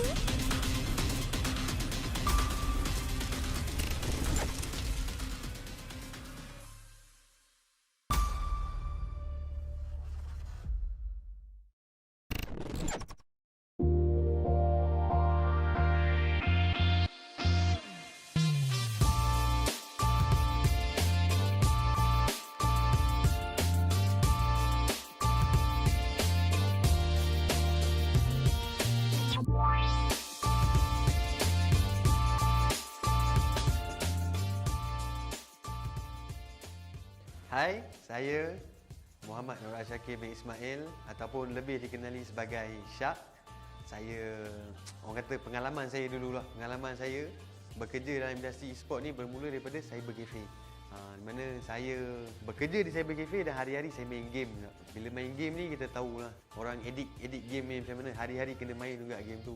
Lepas tu saya dapat peluang macam join event crew untuk tournament yang ada dekat Malaysia ni ya. So saya tak ada terikat dengan mana-mana company ke, tak kerja full time dengan orang. Saya as a freelancer je. So di mana freelancer ni saya bekerja dengan company yang besar, orang kata lebih orang kenal sekarang macam TGC, Orange Esport, Mushroom. Semua ni kita orang mereka ni akan anjurkan tournament yang besar, tengok pada game apa yang diorang buat, saya akan jadi macam event crew diorang. So saya pun macam shock lah. Aku pun dah jadi macam sting aku lah. Sting aku. Yahoo! So bila di mana dalam tahun lepas, hujung tahun lepas, saya ada kawan saya ajak, Syak, aku ada satu tempat baru ni, IRL Asia. So aku kata okey, boleh, aku boleh join, tak ada masalah. So aku pun datang masuk IRL Asia. So aku tahu IRL Asia ni adalah multi-tainment company. Dia bukan fokus on e-sport je. Dia ada macam-macam. Dia ada orang kata dari segi music industry. Music industry, kau boleh main gitar, main piano. Kau boleh jadi penyanyi, kau boleh jadi pengubah lagu, kau boleh jadi producer lagu. So aku pun tak lama lagi akan jadi penyanyi, tak silap aku rasa. Apa lagi? IRL Asia. Aku dah masuk dalam ni, aku antara salah satu produk daripada IRL Asia. So apa lagi? Mainlah join yang kita orang sekali. IRL menjemput anda.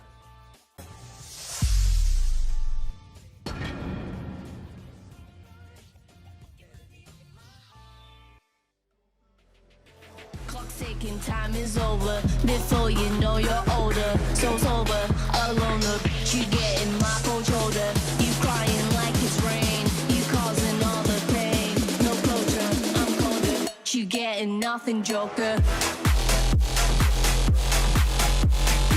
Welcome back to the Wild Rift Summer Odyssey. My name is NeonFaith. My name is Chef. And this tournament is organized by RL Asia and is partnered with Homie. And also sponsored by Injury and co-sponsored by 𝗔𝗽𝗿𝗶𝗹 and KX.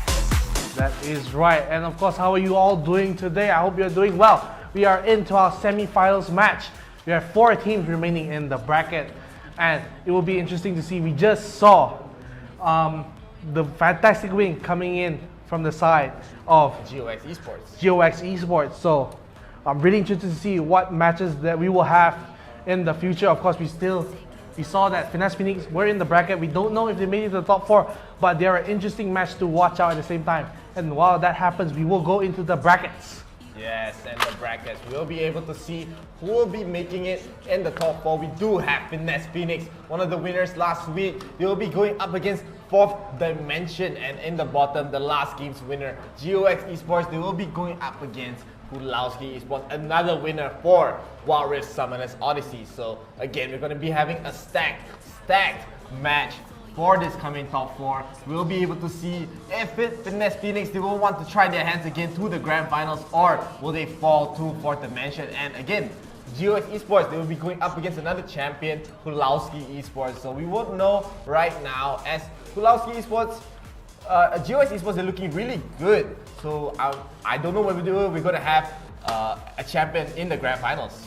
Yeah, definitely. I want to see who comes out. We can possibly have a champion versus champion matchup in the grand finals. Of course, 𝗔𝗽𝗿𝗶𝗹 and Finesse Phoenix, they've been so dominant in the champion rounds that they won. So if they both match up in the grand finals, I want to see which teams have the mental fortitude to show that who is better, who is the better champion. And or maybe 𝗔𝗽𝗿 or 4th Dimension, they will have the upset. They will remove the champion away from the grand finals, and we might see a totally new champion today. Yeah, and of course, all 4 of these teams right now are from the Philippines, so we will have a Philippine domination for the top 4 right now, man. Philippines have been showing up right now every tournament, and we've been seeing so many times. And the fact that it doesn't have to be just Philippines, right? It can be any region that you're coming from in the Southeast Asia. You do have a chance to join. We are having this tournament every day, open to every Southeast Asian region. Please do join. Please do show your support for your regions as well as the teams. Yeah, and of course we have whoa, I'm actually losing my train of thought. We will have fantastic matches both in the semi-finals. Of course, you will see 𝗔𝗽𝗿𝗶𝗹 and 𝗔𝗽𝗿𝗶𝗹 fight, and of course we will have the 4th Dimension and I'm losing my train of thought. Finesse Phoenix, my longtime rivals, are back to punish me with their name. I mean, Finesse Phoenix, you made it all the way just to torture me with your name one more time. Yeah, and Finesse Phoenix, they have been showing that they have been also evolving in the meta as well. They've been picking a lot more Janna compared to last time. We've just been seeing them picking Rakan, picking the 𝗔𝗹, picking the Alistar, but now they're just fitting in with the Janna. It looks like Janna is one of the strongest supports in this meta, as it do seem like teams are even not just Janna right now, right? We've also been seeing Lulu a lot being picked. There are more Enchantress picks, and at the same time, I want to talk about Finesse because they look like they were at a little slump during the tournaments, and of course now there will be a resurgence for Finesse Phoenix. They will play much better than they used to in the previous brackets. They feel that their time is back again. They want to have that strong matchup, and I don't blame them. I mean, when you go into a little bit of the slump, you will now come back. You're going to be stronger than always as you were last time, and they're going to look to regain that form that they had last time. Yeah, and of course, while we're waiting to get into the next match, let's read the comments a little bit. Let's do see what the teams are saying. We do have some support for Extinct. They did fall earlier in the tournament, but they did show a very great showing. So I'm glad to see that they do have support as well. Definitely, of course. We are very interested in you guys' feedback. I mean, which teams do you support? Do you think that 𝗔𝗽𝗿𝗶𝗹 and Finesse Phoenix will be the grand finals 2 champions, or you think the 2 underdogs, they will beat the favorites and they will go for a new champion in the grand finals? Or do you think that maybe it's a mismatch? Maybe you see Finesse win but 𝗔𝗽𝗿𝗶𝗹 lose, or vice versa? What do you think? I want to know what your predictions are for the match. Yeah, and of course, if you want to support your team, please do put your hashtags for your team to win. So if you want for the 4th Dimension to win, you can put hashtag 4D win. Or if you want Finesse Phoenix to win, you can put what data is FNS? I don't know. I think it's FNS or FNS, Yeah, FNS. it's FNS. So you can put hashtag FNS win, or on the other side you can put hashtag 𝗔𝗽𝗿𝗶𝗹 win or hashtag 𝗔𝗶𝗹 win as well. So either way, we're gonna have some amazing matches coming to you tonight. As every team, I've been saying it so many times, they're just so strong. They're looking so much stronger every week, every day. The level of competition for this tournament has been increasing so much. Exactly, and if you think that you can do better, of course, sign up. We have tournaments running daily for the Summoners Odyssey. Come and join up if you're from Malaysia, if you're from Philippines, if you're from Thailand, if you're from Vietnam, anywhere, Singapore, whatever, you name it, from the Southeast Asia region. Come and join our tournament. We are open with open arms. And of course, if you want to show that you are the champion, come join. And also, if you don't play Wild Rift, we have other games running at the same time. We have Mobile Legends, and of course, if we get this page to 10,000 likes, we will be opening different games, maybe such as PUBG Mobile, or we also have Valorant. I know some of you play Valorant. Yeah, of course a lot of people play Valorant, man. Valorant, one of the more up-and-coming games. But today we are mostly focusing on Wild Rift.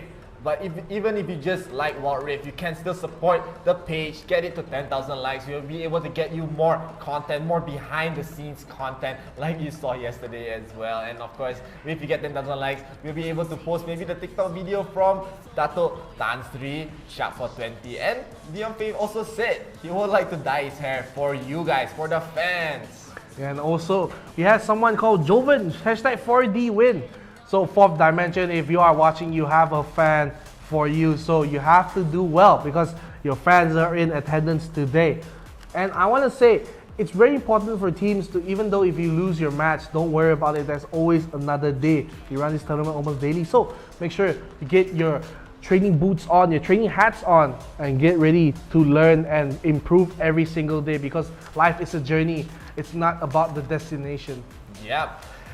It's a very inspiring quote there, man. Thanks, I man. wasn't expecting that from you. Thanks, man. But you know, NeonFaith, very inspiring guy, man. You inspire me every day. And of course, the fans as well inspire me, seeing their support for their teams, for their regions. And again, I just want to keep saying it. Please do show your support to IRL Asia, show your support to all the teams that you want them to win, and of course, show your support for your region, man. Don't be afraid. We are all here. We all want to support each other. Southeast Asian region.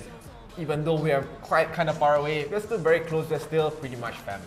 We're close in our hearts. We will forever be connected with the Southeast region. And of course, we have comments. 𝗶𝗹𝗿 says, I love you, NeonFaith. Neon Space Faith. Not even fully together. I appreciate your love, 𝗶𝗹𝗿. And of course, Gary asks, tells you, nice hat, chef. Yeah, this hat is actually, I stole it from Ramos, you know. Ramos, he's not out in Wild Rift yet. So that's why I stole it a bit. Before he come back, I'll give him back, you know. Steal. Steal. And also we see, Chef, where's your apron? Chef, where's your apron? My apron, I left it at home a bit dirty because I need to, my washing machine also rusak, everything also rusak nowadays. You know? So everything's spoiled and yesterday, and I think very important that Chef cook me his Indomie soon because he haven't cooked for me in a long time. So I want to get that nice Indomie from him. Because shout outs for the Indonesian teams. If you are listening, Indomie, next time I come to Indonesia, make sure to bring me to the best Indomie spot, or maybe you can home cook it yourself for me. Yeah, you know what I really love from Indonesia? Extra jaws. I heard everywhere they go you can get extra jaws. Every time I try to find a place that has extra jaws, they're so rare, but when I do get it, they're really good. Yep. And we have a support for Oligarchs, but sadly they have fallen out of the tournaments. They did just lose to Finesse Phoenix, but of course they made it all the way to the grand finals yesterday. So make sure, if you're Oligarchs, if you're watching guys, make sure to come back tomorrow. I'm sure we want to see more of you, and everyone in the chat wants to see more of you. And 𝗶𝗹𝗿 asks, what is Indomie? Indomie is the me from Indo lah. Huh? Say again? It's very straightforward, right? It's just the me noodles from Indonesia. I think this guy's a fake chef. Fake. What else you want me to say? Indomie is a brand. It's a brand of noodles. It's not me from Indonesia. It is from Indonesia. Yeah, but you don't call it. It's like saying bihun Singapore, you know? Oh, that's true. But you can't talk shit about that.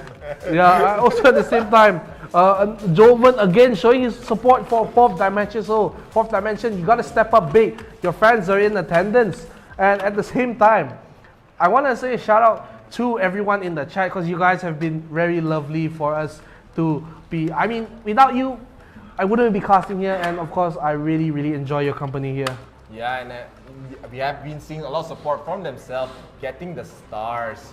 I mean, giving the stars to us, getting us to show our very world famous promo video. Yeah, I'm pretty sure everyone here loves to watch the promo video, and I love to watch the promo video too. And we also get something happening right now. I'm not going to tell you what happened there. I'm just wearing my hat. Just wearing your hat. I just love the theatrics of moving my hat up and down. Don't you think so? Yeah, of course. I'm a magician now. I'm not a chef anymore. Yeah, because you can't cook, evidently. What? Not knowing about Indomie does not mean I can cook, man. I mean, I can't cook, I don't know. And of course, the fourth Mike SY, he will say #4D, and of course, the fourth dimension themselves. They will say, good luck, fourth dimension. Thank you everyone for the support. And once again, talking about support, why don't you support RL Asia? You can get a supporters badge if you want. If you want to have special incoming special content for the page, or if you don't want to, you can just follow our page. If we hit 10,000 follows, we will have new content. And I keep saying it, but of course it's very important. But talking about all that, it doesn't matter, since we are going to go into the first game for the semi-finals. We will see on the left we have Finesse Phoenix, and on the right we have Fourth Dimension. Yes, and I'm very interested to see how they'll draft. And do you know what the bands are? Oh, right. Let me just. Works every time.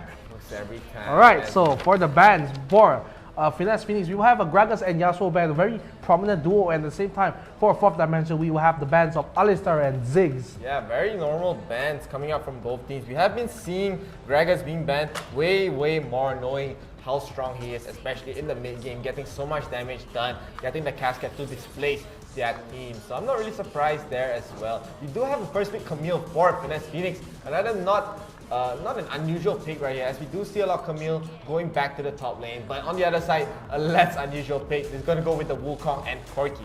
Yeah, very strong picks. And so you can see the comments.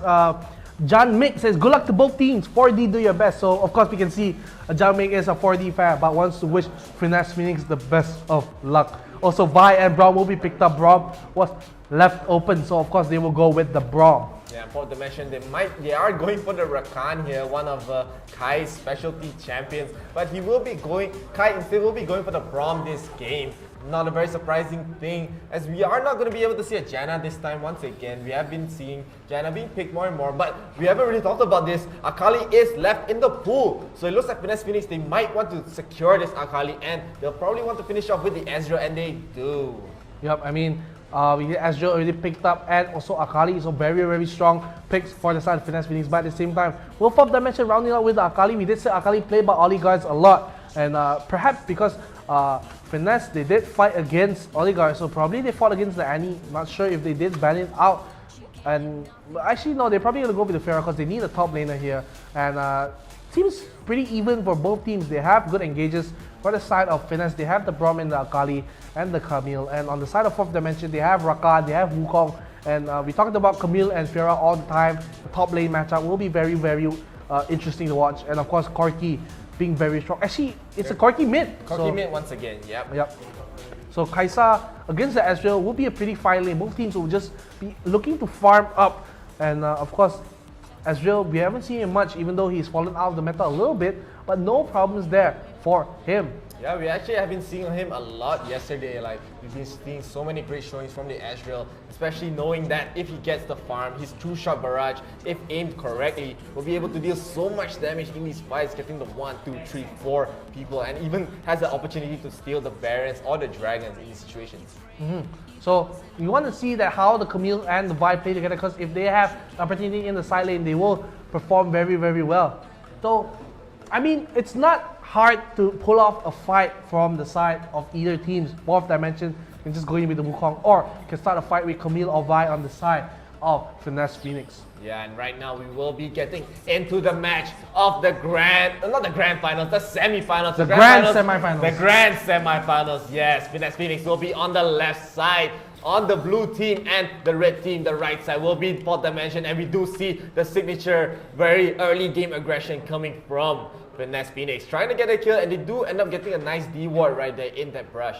Yeah, D-ward will make sure that they don't have too much information of where the Vi will be pathing, and they will put the Ezreal down in mid, and they will let the looks like they will let Camille go. They let Akali go to bottom. Okay, so it was supposed to be Akali mid instead of Akali top. So he'll be left alone. But remember last time we saw 𝗔𝗽𝗿 left alone, she did die very early on because she doesn't have too much sustain in lanes. Yeah, especially in the early levels, as 𝗔𝗽𝗿 will be usually going with the first skill, the daggers, trying to clear the waves. He does have the basically infinite mana, you can say, with his special trait as a ninja. So right now they will be trying to contest. I'm pretty sure they just want to prevent Corki from getting the pre-farm in the mid lane. They prefer Kai'Sa being able to just get the farm there, as 𝗔𝗽𝗿, as long as she plays safe, she won't really have to die in the bottom lane. I mean, last time when we saw Gats play, he always picked up the Zed to split push at the side lane, but now you go for more conventional pick with the Camille. Same time, Camille can still play push, but of course Fiora will have that very, very strong 1v1 potential too. So I'll be very careful if I were Gats today. Yeah, and we have been, like, speaking about the Fiora, we have been seeing these teams just going with the Fiora, a more safe pick right there, knowing that it can win pretty much a lot of matchups in the top lane. So right now we do see 4th Dimension, they might be thinking about going on 𝗔𝗽𝗿. 𝗔𝗽𝗿 has to run away, probably taking a little bit too much damage from the Kai'Sa. And right now, again, we're going to be seeing not that many fights, as we do see an engage from the Camille going onto the Fiora right there, and barely dodges the dash, the knockup from the Vi. So Fiora will escape for her life. Yep, escaping, not breaking the flash is the important thing, because he still has the flash, he still has the escape. So the guy did deny maybe 1 or 2 minions away from the Fiora, but not too much damage done to 4th Dimension. Yeah, and again, we have been seeing this very similar to the last game, as teams have been trying to engage, but they're not even going to get the kill. But it looks like 4th Dimension right now, they're thinking about the dive. They are going to get the dive onto the 𝗔𝗽𝗿 with the knockup, but 𝗔𝗽𝗿 hiding in the shroud right there. They're not really able to go in, but Wukong just goes in with the tower. 𝗔𝗽𝗿 does get that trade. Copy will instead get the first blood onto Wukong, but now Kai'Sa has to run away, as 𝗶𝗹 has made his way to the bottom. Kai'Sa 1 hit away, tries to get the last hit onto 𝗔𝗽𝗿, but she will fall, and Rakan getting dove on by the Vi, gets the knockout, trying to do a lot of damage, but a nice snipe with the true shot barrage by Ezreal. They are able to be securing 3 kills for Finesse Phoenix, a great punish for their very aggressive dive in the bottom lane. They tried to go for the 3-man dive on 𝗔𝗽𝗿, but it didn't work out. She has that shroud, she has the survivability, even with the ulti, so she had that movement too. So 4th Dimension, they actually misplayed that a little bit, and now they would just be 2,000 gold down at the bottom lane, but at the same time, we look a fight, they will actually repost the second kill, so a lot of damage will be negated for the side of the Fiora. Yeah, and Finesse Phoenix, man, they are already... Copy is such an amazing player, man. Like, getting 3-man dove under the tower, just basically outplaying 3 people for 4th Dimension right there. And look at 𝗔𝗽𝗿 now, man. Even with getting that first blood, she's able to dish out so much damage onto the Corki. And man, this lead is very, very scary, knowing that Finesse Phoenix, they do have the 𝗔𝗽𝗿, one of the known champions, to be able to deal so much damage. Definitely. I want to see how they push this advantage with the 𝗔𝗽𝗿. They have the 2,000 gold lead, but Dragon will be spawning in 13 seconds. So if they want to push the advantage, maybe he will get this Rift Cutler too. So no vision for 4th Dimension. Wukong is at the top side, and if I were Finesse, I would start it right away, and they do. They will start the Dragon right away. 4th Dimension, they will just see right now with the Rakan, and I don't think they're going to do anything. They will look for a dive on the top side, or perhaps not a dive, they'll just trade for a tower onto the side of 4th Dimension. Yeah, Finesse Phoenix, they are going to be happy getting this Dragon uncontested right here. So 4th Dimension, as you said, they will be trading it for the top turret. Not really a very bad trade, knowing that the first turret in the game will be able to give them a lot of gold. But at the same time, Finesse Phoenix, they will be trading it right back with another turret, so that gold lead doesn't really amount to much anymore, as they're up 1,000 gold even after losing that first turret in the top side. Now they're up 2,000 gold once again. Yep, so the goal doesn't really change after that extended engage. As you can see, Camille going in, he will outlay the Rakan instead of the Kai'Sa, and that might buy him, but Camille is so strong at this point. He will go try to kill the Rakan, he will run away, but the Vi will follow him all the way to the back, and Corki will try to go and return the kill, but won't get it. When the Camille will stun up the Kai'Sa, she will try to do damage, but at the same time, the Camille, she will go down. I mean, she will stop the fight. Wukong right now with the Cyclone will knock everyone up with the 𝗔𝗽𝗿 also proc, so he will not get it propped away. 𝗔𝗽𝗿 won't be able to do much even with the ulti, and she will just back off right now. and that will be a 1-for-1 trade at the mid lane. Yeah, losing the jungler right there might have costed them a little bit, as for Dimension only had to trade the one support, the Rakan right there. So I'm pretty sure they're really happy with that trade, knowing that Kai'Sa as well got the kill onto the 𝗶𝗹. So having the kills on her will be able to get her back into this game, especially when they're down 2,000 gold still. For Dimension, that fight looked a bit shaky at the start with a nice engage coming from 𝗶𝗹 with the Superwoman.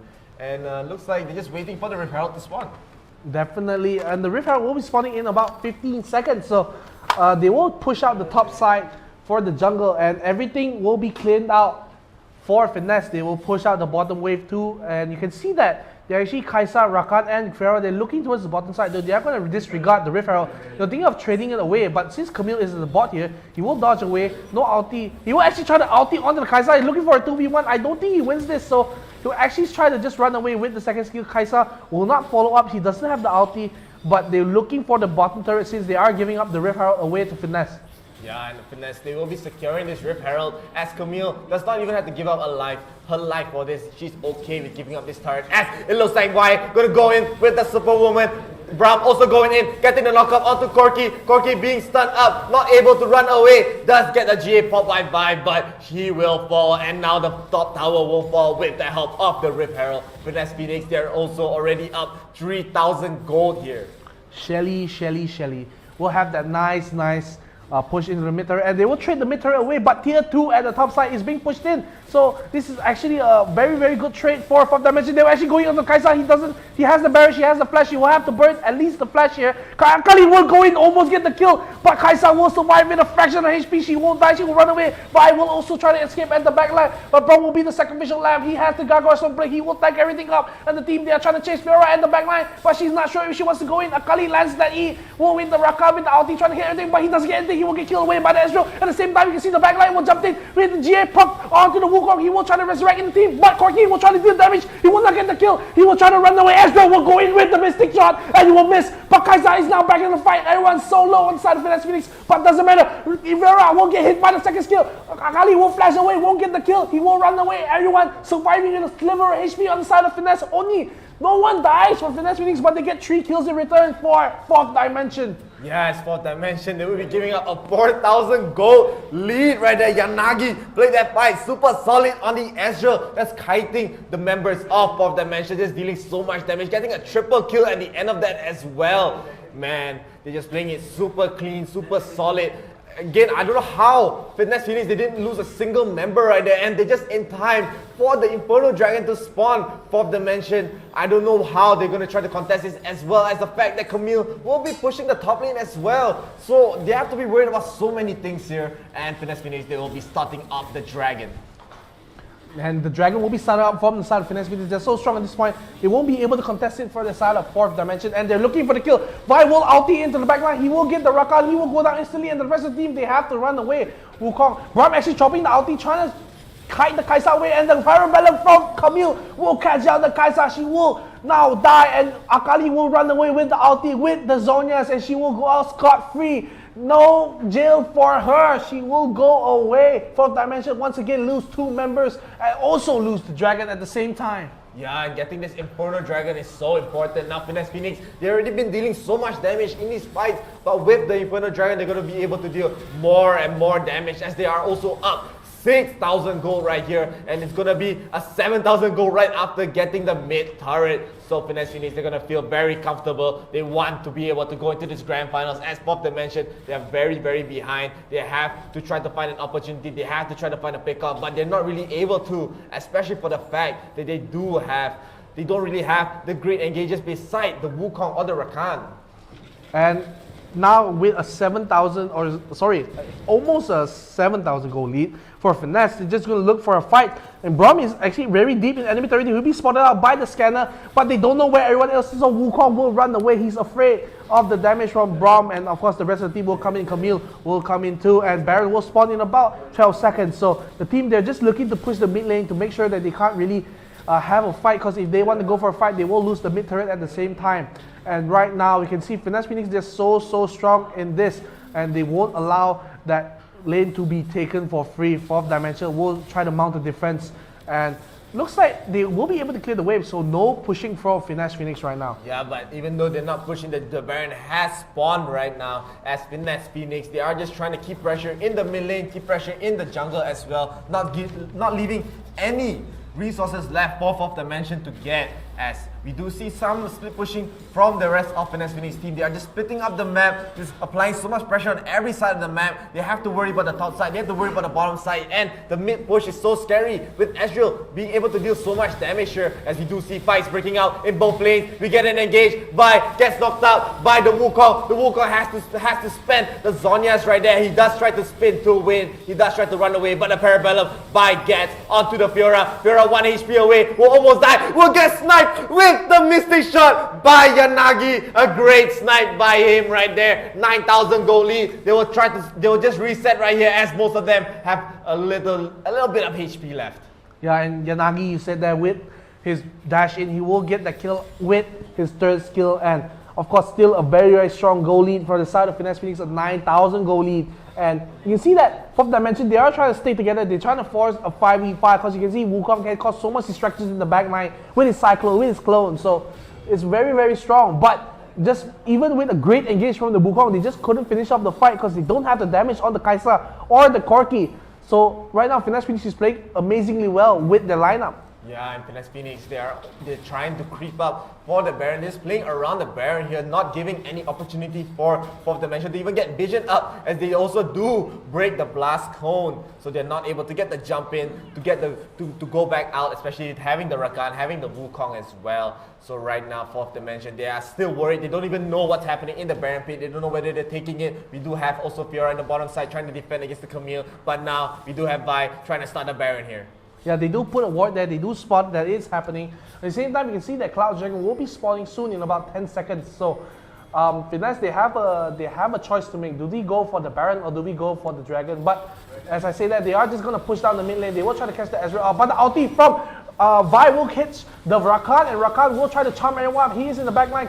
Wukong with the Cyclone would hit everyone up too. Rakan's still not dead yet. He will not finally die when they hit him with the one more shot. And the Zhonya's will come in from the Akali. He won't get the kill. And the repose from Fiora will keep him alive for a little while, but it won't be enough. Wukong will try to run away with the clone. And of course, we can see that he's still alive at the backline. Vi will not die with the GA. And he will not proc. So no kill still for Fourth Dimension. They will get 2 and they will back off for Finesse Phoenix. 11,000 gold lead for Finesse Phoenix. They will be walking their way for this, the prettiest dragon of their life.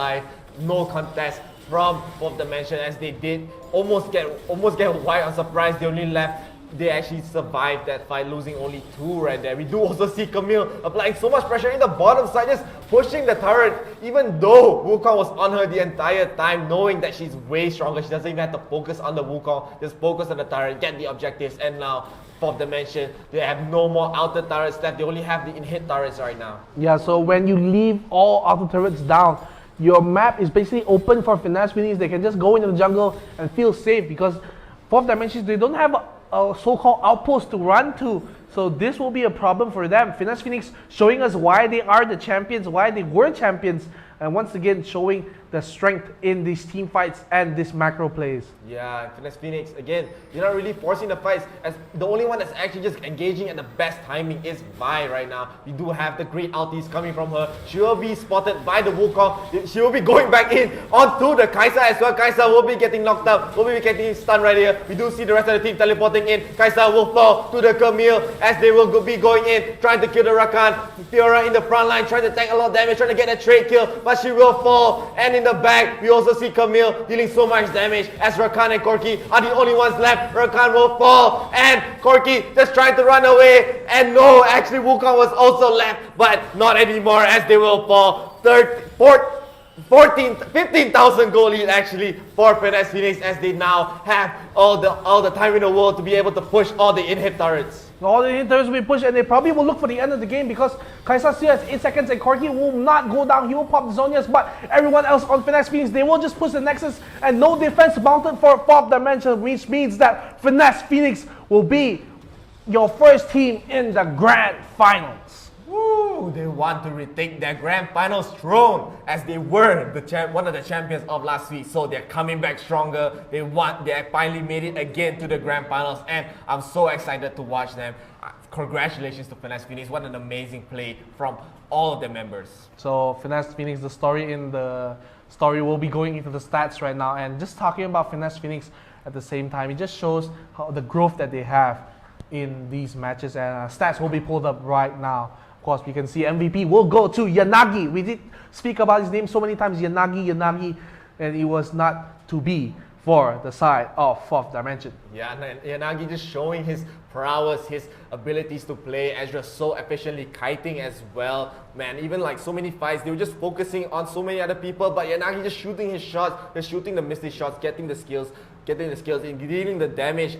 I'm pretty sure they didn't even realize they're getting hit by the Ezreal in most of these fights. He also did deal the most damage in this game, so a very impressive play coming from him. Yeah, very well done from Yanagi. He played very well with Ezreal. In the start, I was doubtful about the Ezreal pick because maybe in the backline they have the Rakan, they have the Wukong, so he won't be able to reliably deal damage, but it showed with correct positioning from the Ezreal, he will be able to deal that damage, he will be able to run and skirt around the backline, so no issues for him, and he will be the MVP. At the same time, I have to give props to the 𝗔𝗿𝗶𝗹 and 𝗔𝗫. Even though they are behind, they still dealt a lot of damage. They are dealing more damage than the 𝗔𝗫𝗿 or even the Camille, so big props to them. They played really, really well, and Fourth Dimension, even though they do fall at the turf of fourth placing, they will still get a little bit of prize money for their efforts here. Yeah, and again, the Filipino pride, man, they're just showing strong, man. Finesse Phoenix again showing an amazing showing, and I just have lost for words now sometimes, you know. They just play so well. Yep, and what is playing so well is the replays that will be playing in the screen in a little while. So we will jump into the replays. With the first replay we have is the ill-fated dive onto the 𝗔𝗿𝗏. They couldn't get her. She was hiding in the shroud, and even the Wukong flashing in for the Cyclone weren't able to get the kill, and they tried to go back in, and 𝗔𝗹 will be there. They will get the ulti onto the 𝗔𝗏. She will die. She will even burn the flash and barrier, so a lot of things burn on the side of 𝗔𝗏, and she will eventually just die.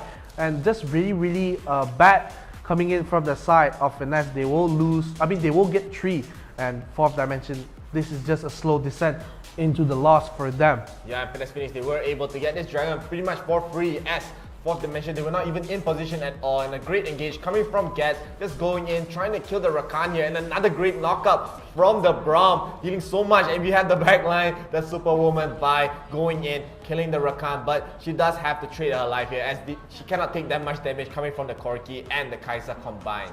Yeah, and the damage was just too much, and slowly the game just shifted into Finesse Phoenix's favor. I believe that actually that one kill earlier was the only kill that Fourth Dimension got the whole game. They weren't able to get any more kills as Finesse Phoenix just played so clean, so sharp. They pushed all the waves in. 𝗔𝗏𝗏 tried even to get the snipe on the 𝗔𝗏𝗏. Even if you believe all this, nobody died on the side of Finesse Phoenix. They will try to look for the return. Of course, Rakan and 𝗔𝗏 is so tanky at the same time. Another team fight will break out, where I thought another nice cyclone from the Wukong, but it just wasn't enough. Camille will be shielded away, and she will barely not die at the same time. 𝗔𝗏 will have all the shields to help the team out, and it was just very, very lost on the side of Fourth Dimension. 𝗔𝗏𝗏 will go back in with the third skill, won't be able to get the kill, but of course he will have to flash away. And this was another Infernal Dragon taken by Finesse Phoenix. They just go in, they force the fight, and they just have to run away from Fourth Dimension. The Vi will ulti on the Rakan, and everyone just has to back off on the side of Fourth Dimension. Yeah, Finesse Phoenix, they were able to get this Infernal Dragon, and a nice engage coming from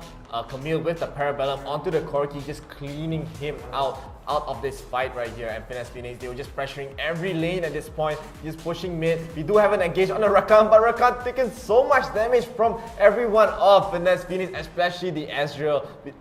Wukong has to spam the stasis right there, but a re-engage by the Camille onto the Fiora. Fiora can't really run away, as she did try to run away, but gets sniped with, as you said, the third skill from Ezreal, and really well played right there. And they do end up getting the tower. Another nice re-engage from the Vi, another nice engage coming from 𝗔𝗏 as well on the Camille. They will be ending up winning this fight very convincingly, as they do get a nice knockup from the 𝗔𝗏 as well. Everyone just playing so well with the nice coordination with their team, and in this fight, so many kills going to Ezreal right there. A godlike for him, a double kill. No one really able to defend his mid tower. Yeah, and This is just another fight where they thought they called out the 𝗶𝗹, but she was so tanky, she will pop the 𝗔𝗽𝗿𝗶 into the teleport from the 𝗔𝗽𝗿𝗶, and the all hell breaks loose. They will go for the 𝗔𝗽𝗿, he will get 𝗔𝗶𝗹 up, he will die, and 𝗔𝗽𝗿 is just relegated away to the side where 𝗔𝗿𝗿 will be so strong. 𝗔𝗏𝗿 does miss an ulti, but at the same time it doesn't matter, they're just strong in the backline. They do kill off the Fiora, and also they kill off everyone else. 𝗔𝗽𝗿 goes down, Rakan goes down, and of course Wukong will with the 𝗔𝗽𝗋 will try to survive, but he will go down eventually, and this is when they go for the game-winning push. They see that 4 members are dead on the side of 4th dimension. The 4th dimension being 4 people dead for them, and they're going to go in for the win. They will try to get Corki, he will put the 𝗔𝗽𝗋 out, but he will not be able to do anything else as he will be hiding in the base and seeing Finesse Phoenix takes the dream away. Yeah, and Finesse Phoenix again playing super solid this entire match. From the first blood to the end of the match, man. They just played super solid, they just won every fight, they just played everything methodically, getting all the objectives, getting the objectives in the side as well, so really well played. Congratulations to them. They will be going to the grand finals of What is Summoners Odyssey, which will be coming up after the break. We'll be going for a short break until the grand finals, so until then, we'll be right back. Do not go anywhere, and we'll see you soon. Wait, just before we go to break, can I just add something in? Yeah, sure. I want to ask you guys a question. So why does Yasuo never get locked out of his house? Why? Because he has a key. Please go into the break. I cannot stand it anymore. Get down.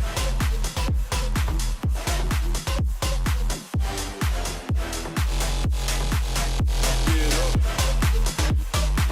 You getting nothing, Joker.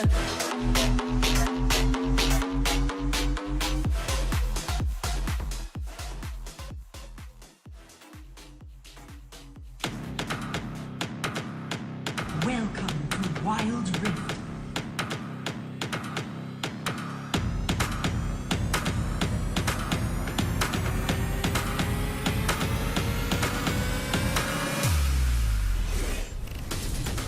First blood.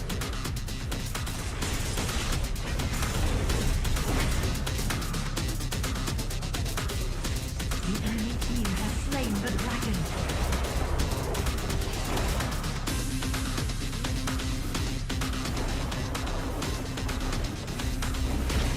Rampage. You are unstoppable. Victory.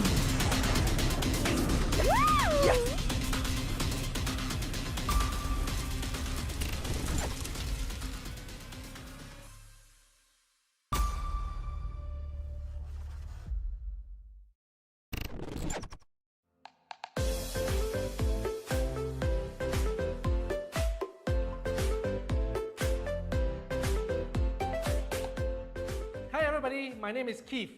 So in the last episode, I have covered the do's as a tenant. So right now, in this episode, I'm going to talk about the don'ts as a tenant. So right now, what is the don't for a tenant? Number 1, agree to verbal contract. There's no such thing as verbal contract. So everything has to be placed in a black and white. Number 2, making sure that all your rooms are well prepared as per agreed before you move in. Number 3, renovate or alter the place. Alter, it can be pasting a poster which may has a potential of spoiling the properties, because this may cause your deposit to be forfeited. 4th, breach the rental agreement. Do not breach any of the single lines of the rental agreements or your tenancy agreements. So always check or cross-check whenever you want to do something or alterations inside your room. The 5th, which is also very important, which I covered in the last episode, do not miss any rental payment, because missing the rental payment may cause you to have a lot of calls from the landlord to chase you to pay the rent, and it may lead to the court order and get you to be evicted from the place. So this is not what you want. So do not miss the rental payment. So I have covered the do and don'ts for you as a tenant.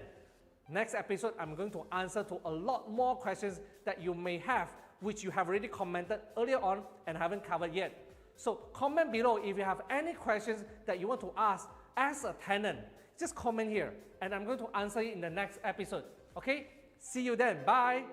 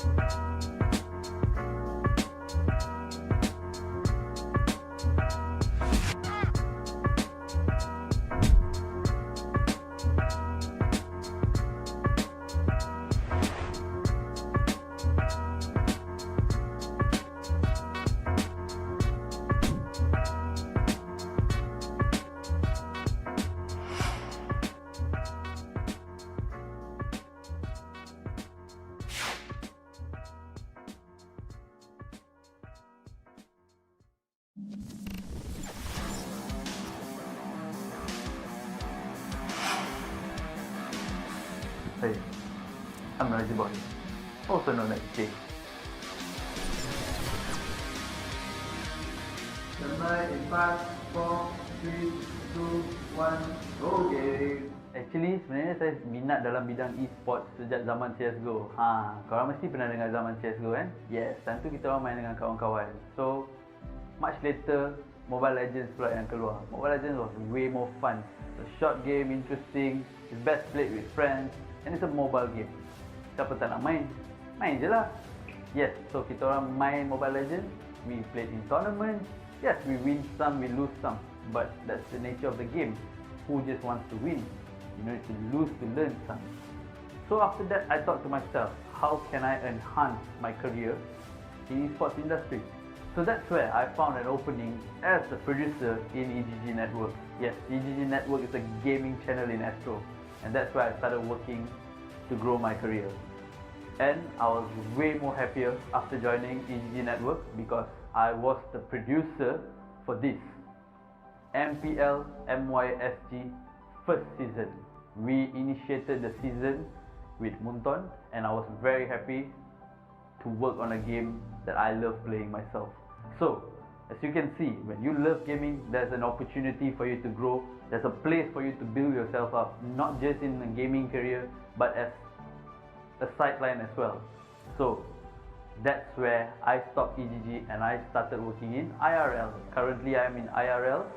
IRL is a gaming company that brings out more out of me. Yes, we do organize more tournaments. I am the TriCaster producer here. I'm the head of the TriCaster producer as a matter of fact. And I can't wait to see you join our tournaments, not just in Mobile Legends, but in other games as well.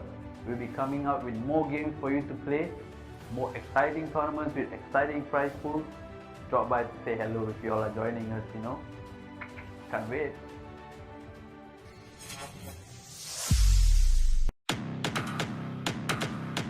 Welcome to Wild Rift.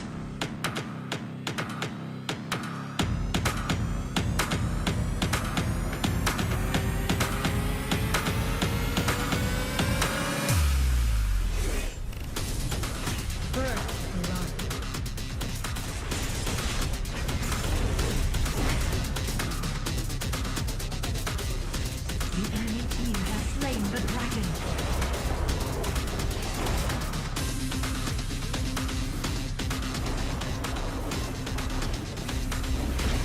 Rampage. You are unstoppable. Victory.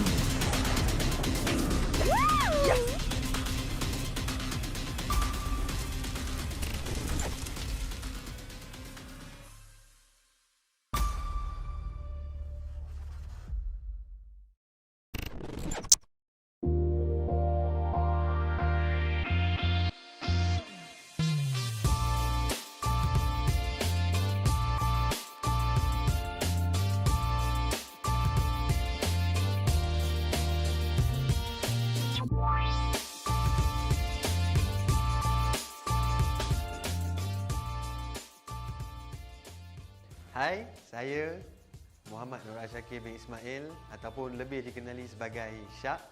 Saya, orang kata pengalaman saya dulu lah. Pengalaman saya bekerja dalam industri e-sport ni bermula daripada cyber cafe.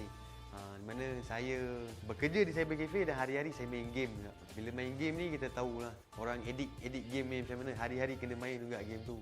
Lepas tu saya dapat peluang macam join event crew untuk tournament-tournament yang ada dekat Malaysia ni ya. So saya tak ada terikat dengan mana-mana company ke, tak kerja full time dengan orang. Saya as a freelancer je. So di mana freelancer ni saya bekerja dengan company-company yang besar, orang kata lebih orang kenal sekarang macam TGC, Orange Esport, Mushroom. Semua ni kita orang mereka ni akan anjurkan tournament yang besar, tengok pada game apa yang dia buat, saya akan jadi macam event crew dia orang. So saya pun macam shock lah. Aku pun dah jadi macam Sting aku lah. Sting aku. Yahoo! Yahoo! So bila di mana dalam tahun lepas, hujung tahun lepas, saya ada kawan saya ajak, Syak, aku ada satu tempat baru ni, IRL Asia. So aku kata okey, boleh. aku boleh join, tak ada masalah. So aku pun datang masuk IRL Asia. So aku tahu IRL Asia ni adalah multi-tainment company. Dia bukan fokus on e-sport je. Dia ada macam-macam. Dia ada macam-macam. Dia ada orang kata dari segi music industry. Music industry, kau boleh main gitar, main piano. Kau boleh jadi penyanyi, kau boleh jadi pengubah lagu, kau boleh jadi producer lagu. So aku pun tak lama lagi akan jadi penyanyi, tak silap aku rasa. Apa lagi? IRL Asia. Aku dah masuk dalam ni, aku antara salah satu produk daripada IRL Asia. So apa lagi? Mainlah join yang kita orang sekali. IRL menjemput anda.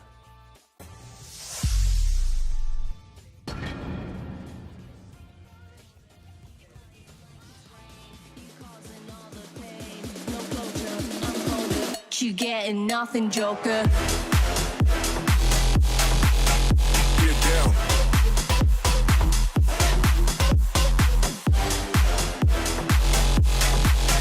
Get up.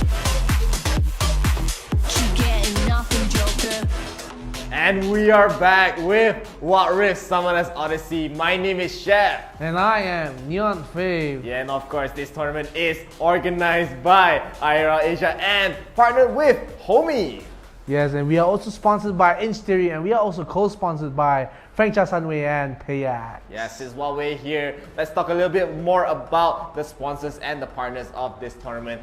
IRL Asia is a multi-tainment channel. We do games, we do music, we do education as well. So if you are interested in checking out, if you're maybe a musician, you want to show your skills, you want to do some education as well, please do check out IRL Asia. And of course, Homie, your home away from home. If you need a place to stay, if you need a place to rent out, please do check out Homie, for they have very nice dorms in the area of Subang, Sunway and JB. Yes, and also we will be talking about our sponsor 𝗔𝗽𝗿𝗶𝗹. If you need a redesign in your home, you need interior design work, you can go for 𝗔𝗽𝗿𝗶𝗹. They will help you pimp out your crib, make it look nice, make it look swagalicious. And also we have our co-sponsors 𝗵𝗃𝗏. You need a healthy drink to drink, you can go for 𝗵𝗃𝗏. And also if you need a one-stop payment solution, if you need something done for your business on Facebook or IG, you can hit up 𝗶𝗋𝗋. They can pay for your problems to go away. I mean, not literally, but you get what I mean. Yes, of course.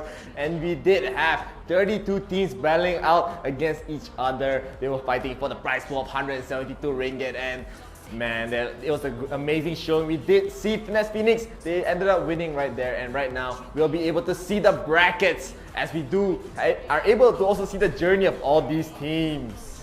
Yeah, and to see all the teams that make it all to the semifinals, and of course the grand finals, we will see Finesse, Phoenix, and GeoX Esports in the grand finals. So it will be the Philippines against Indonesia. Yeah, and we did have a mistake earlier, thinking that we thought that GeoX were from Philippines, but no, they're actually from Indonesia, the lands of Indonesia, one of our neighbors as well. And they showed a great showing. They actually upsetted so many big teams like Nox Bullies. So I'm really excited to see them play today, and I'm excited to see who's gonna win. Are we gonna see a repeat for Finesse Esports, Finesse Phoenix, or are we gonna see a new champion being GeoX Esports? Yeah, of course. The reason why we confused a little bit why GeoX was Filipino, because the admin actually can speak a little bit of Tagalog, so we were confused there. But because that just shows how multiracial the Southeast Asia community is. We are very interconnected to each other. So of course, if you think you can challenge for the champion spot in the Summoner Odyssey, make sure to sign up, come and join the tournaments. And right now we have a fantastic grand finals match waiting for us. Yeah, and again, please do show your support for the teams you want to win. Would you want Finesse Phoenix to win? Put hashtag FNSWin in the chat. Or if you want GeoX Esports to win, you can put hashtag GeoXWin in the chat for yourselves. And if you want to just support the straight up region, you can also put hashtag PHWin if you want Philippines to win, or hashtag IndoWin if you want Indonesia to win. And me personally, I want both teams to win, but that's not really possible as we will be getting into the grand finals of this match. We will have Finesse Phoenix on the left side and GeoX Esports on the right side. And do you have the bands for me, sir? I'm trying to look for it. It seems to be missing. Hey, can you give me my one? Sure. Thank you. Oh, okay. So the Chefy magician has shown me that the bands will be here, and Oh, actually, it is here. Oh, Ooh. to my surprise. I'm surprising myself with these magic tricks as the bowl. Even though you're doubting my chef skills, you can't really doubt my magician skills. Alright, we will see the bans for Finesse Phoenix. They will ban out the Zed and Camille, and for 𝗔𝗽𝗿𝗶𝗹, they will ban out the 𝗔𝗹𝗹 and 𝗔𝗽𝗿𝗶𝗹. Yeah, again, we're gonna see more a Zed ban. This seems like maybe a respect ban against 𝗔𝗽𝗿𝗶𝗹, but 𝗔𝗹𝗹, 𝗔𝗽𝗿𝗶𝗹, Camille, very common bans right here, as we do have the picks already going through. Finesse Phoenix, they're gonna go with the specialty Rakan being played by Kai here, and they will go for the Gragas Yasuo combo. We have seen them do very well with this combo. It's a very strong combo. And on the other side, we are able to see again another Garen pick and Leona. So very rare picks, but Garen, we've been seeing him a lot more recently. Yeah, a lot more, and I'm not that surprised anymore with the Garen pick, since we did see the under rank. They did pull it out last time in the tournament, and they did win, and they finally managed to win the grand final. So Garen is not a force to be forgotten. But at the same time, Yasuo and Gragas is a very strong combo, especially with the Vi too. So they can look for that Vi ulti with the Yasuo combination to deal that massive damage. So I'm excited to see how the teams pull off their compositions. Yeah, and again, we're going to be able to see a very unique laning, since Garen is known to be quite a good laner, as he does have the sustain coming from his passive, and he's able to dish out a considerable amount of damage in the early game, having no mana, right? So he's able to just spam it out, just use it every time. So this game is going to be very interesting. I just love seeing newer picks in this first game of the grand finals as well. So again, if you want to show your support for the teams, please put it in the comments. If you want Finesse Phoenix to win, put hashtag FNSWin. Or if you want 𝗔𝗿𝗿𝗋 Esports to win, do put hashtag 𝗔𝗿𝗿𝗋win. Yeah, we do have a poll that it's somewhere around here, I guess. I think the poll is here. But at the same time, it doesn't matter, as the polls will not matter, as the teams will go into the first game. On the left, you will have Team Finesse Phoenix, and on the right, we will have Team 𝗔𝗿𝗿𝗋 Esports on the red team. And of course, they will clash in the mid lane. They're getting ready here, and they will catch them out. Garen is not there for the fight, so it's going to be 5-on-4. They will get 1 kill on Ziggs. They will get a second kill onto the Olaf, and there will already be 2 kills for Finesse Phoenix. The signature pick for Finesse, the walk into the bush, and they get the kill. That was amazing. That's what I like to see. Coming from Finesse Phoenix, their signature death brush as they just go in. They didn't even know whether there's anyone in the brush. They just went in right there blindly. And a great engage coming from Rasta on the Vi right there. And wow, an amazing start, especially getting the 2 kills on the Yasuo as well. Yup, that was really well done from Finesse Phoenix. I can see that they already have that drilled into their mind, and we have the polls coming back. We have a 67% of you guys thinking that Finesse will take the grand finals, and a 33% of you thinking that 𝗔𝗿𝗿𝗋, they will perform the upset. So, of course, Finesse was already a champion before, and 𝗔𝗿𝗿𝗋, they have not even been in the grand finals before. So, this is new territory for them, new best of 3. This is not just a best of 1, so they will have to adapt accordingly in a best of 3, and Finesse already up a 1,000 goal start. Yeah, and they are so up a very, very big margin, especially in the 1 minute mark. Getting a 1,000 goal lead is a lot, knowing that especially Yasuo, having the amount of kills that he's gotten, he got the first blood, he got the double kill, so he's able to be having a very strong lead, especially in the items. He's going to be up against the Ziggs in the bot lane. Yeah, and that was really, really well done from Finesse Phoenix. They knew that they were going to have that nice brush in, so they just prepared. And at the same time, you can see bottom, Yasuo actually missing his tornado, so Ziggs actually got it off with scot-free there. Doesn't get the damage, and you will get return fire by 𝗔𝗿𝗿𝗋 Ziggs. And top lane still looks pretty even, but I would assume when level 5 comes up for the Gragas, you will have a slight disadvantage, because the execution coming from Garen with his ultimate will be too much for him to handle. Yeah, they are actually playing more of the 1-3-1 setup, where we do have the dual lane mid as the bottom. Usually they are in the bottom lane, the marksman and the support, but no, both teams, they are going for the marksman support in the mid lane, where they are also supported by a third sort of support, in a sense, the jungler, which will be the Vi and the Olaf respectively. Yep, and already 𝗔𝗿𝗋𝗋, they are on the back foot. They are losing a little momentum on the map. They do lose mid priority, they lose bottom priority, and so far it looks pretty even at the top lane. But when Garen gets his level 5, I'm assuming he will push the pace, and he does. He will try to force the Gragas back, because he's not even level 5 at this point. Yeah, and Finesse Phoenix, man, they are up. Still up 1,000 gold. They haven't been going for any aggressive engages besides maybe the Yasuo in the bottom lane right there. So both teams, they're just trying to farm up, especially 𝗔𝗿𝗿𝗋. They do not want to get into a fight that they know they can't win, especially in the early game, knowing that they do not have many kills. But right now, 𝗔𝗿𝗋𝗋 and both teams actually just probably waiting for the next dragon to fight. Yeah, they're waiting for that dragon to come up. It will come up in about a minute, and they actually did try to look for a gag on the Garrett. He would have to burn the flash. So Casket is burned by the Gragas too. So overall successful gag for Finesse. They do get the flash out from the Garen, so you won't have that chase potential. And since it is coming up the dragon in about 40 seconds, so it will be a huge thing to miss if you're the Garen. Yeah, we do also have a bit of a scuffle in the mid lane. We do have Bai going on to the Olaf, will get the kill, and they are trying to chase for more. Leona just trying to peel a little bit, gets the nice ulti from the Ziggs, but a re-engage from Bai onto Leona. She has to flash away, and no one else would die. Still, Finesse Phoenix, they're up 3-0 right now. Yeah, 3-0, and they're pretty low, so I would think they will try to back here because they have the extra gold. They will try to reset, and Garen will be here. If he does see Kai all alone, he will try to go engage into him, but no worries there. Kai will not be spotted by the Garen. He doesn't even see him come. So reset by the side of Finesse Phoenix. They will pick up the package on the side of Corki, and the fight will break out. Baron will actually get the execute on Bai. He will get the ulti, drop it down. She won't even survive that, and maybe this will turn to the side of GOX because the Garen is so strong. He will just walk in, look at him, 4 people around him, but he doesn't care. He has a second skill, but a little too much on the side of him. He won't be able to survive. The package will come in. Corki will go all the way to the back line, but the jump in from the Cascade will separate the Olaf away from the team, so you'll be all alone, left to die, and even no smite for both teams. Vi will be on the way back. Gragas will buy time, so tanky, and also he will not let the Ziggs and anyone else come near, so the Dragon will go to the side of Finesse Phoenix, and the flash in from the Gragas. He will get the Ziggs. The trade kill will come from Kaisa, but the damage has already been done by Finesse Phoenix. Yes, they secured the first dragon of the game, the Mountain Dragon, able to be more durable in the future fights, and they also secured so many kills in that fight. It looked really grim for Finesse Phoenix as they did get the execute onto the vibe by the Gragas, the Garen right there, but Garen was a little too overconfident. He's trying to tank so many people, and a nice charm coming in from Kai on the Rakan, immobilizing so many members of GOX right there. He was in the back line, and he just played that fight super solid, giving Finesse Phoenix the opportunity to strike back.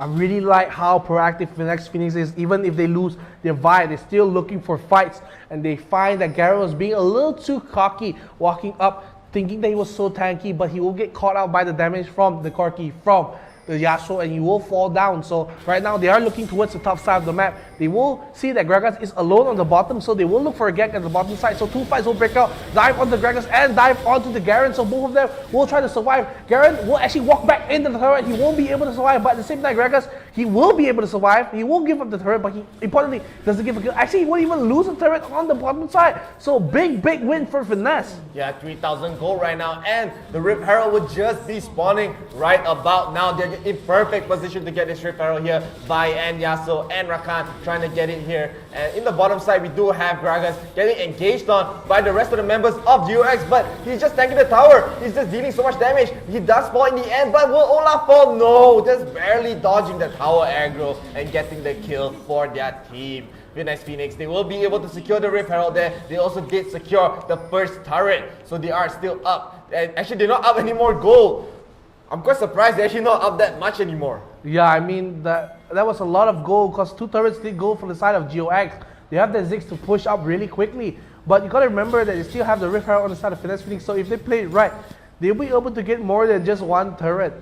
We can see that they're actually looking for a Ziggs at the bottom. The Rakan will go in with the knockout. Corki still has a backend, so he can't really run away. It will get knocked up by the Yasuo ultimate, and that's just going to be a kill for the side of Finesse Phoenix. And oh, look at Olaf. He actually will try to come and defend the turret Rakan. I think he'll be fine a little bit under the turret, and of course, no more minions for them to push in, but one more wave will be coming in. Leona will try to assist the Olaf in defending. Gragas will be trying to push the mid in. Leona will just out the wave just to stop the wave from coming in. But don't forget, Corki still has a package, so this will be a little dangerous. They do poke the Olaf a little bit low, but at the same time, Redemption does drop and they will be fine. Kaisa will actually be chased by the Vi. They were going for the fight. I don't think actually Vi wins this because, oh, but Gragas will come at the back. He will try to predict flash time, but the Casket will knock the Kaisa back with the Ziggs ball flashing away from the Vi. And Kaisa, you will go night-night, go to sleep, my good child. Yeah, they played that fight super well. By just going in, creating basically a bait for the 𝗔𝗿𝗿, thinking that she can win the 1-on-1, but it was not a 1-on-1, it's a 2v1, as there is going to be a 2v2 fight in the bottom side. We will have 𝗔𝗿𝗿 Esports trying to engage onto the 𝗔𝗿𝗿. They will end up killing the 𝗔𝗿𝗿, but in the back, we do have Yasuo dealing so much damage, trying to clean up, will get the flash onto the Olaf. He will get the kill, dominating for him. He needs one more. He's trying to chase the Leona, and the Leona will fall. Another double kill for the Yasuo, a godlike for him as well. And now they are up 11 kills. Not really, they are almost up 2,000 gold again, and the dragon will be spawning in 20 seconds. I told you, he has the key to win this game.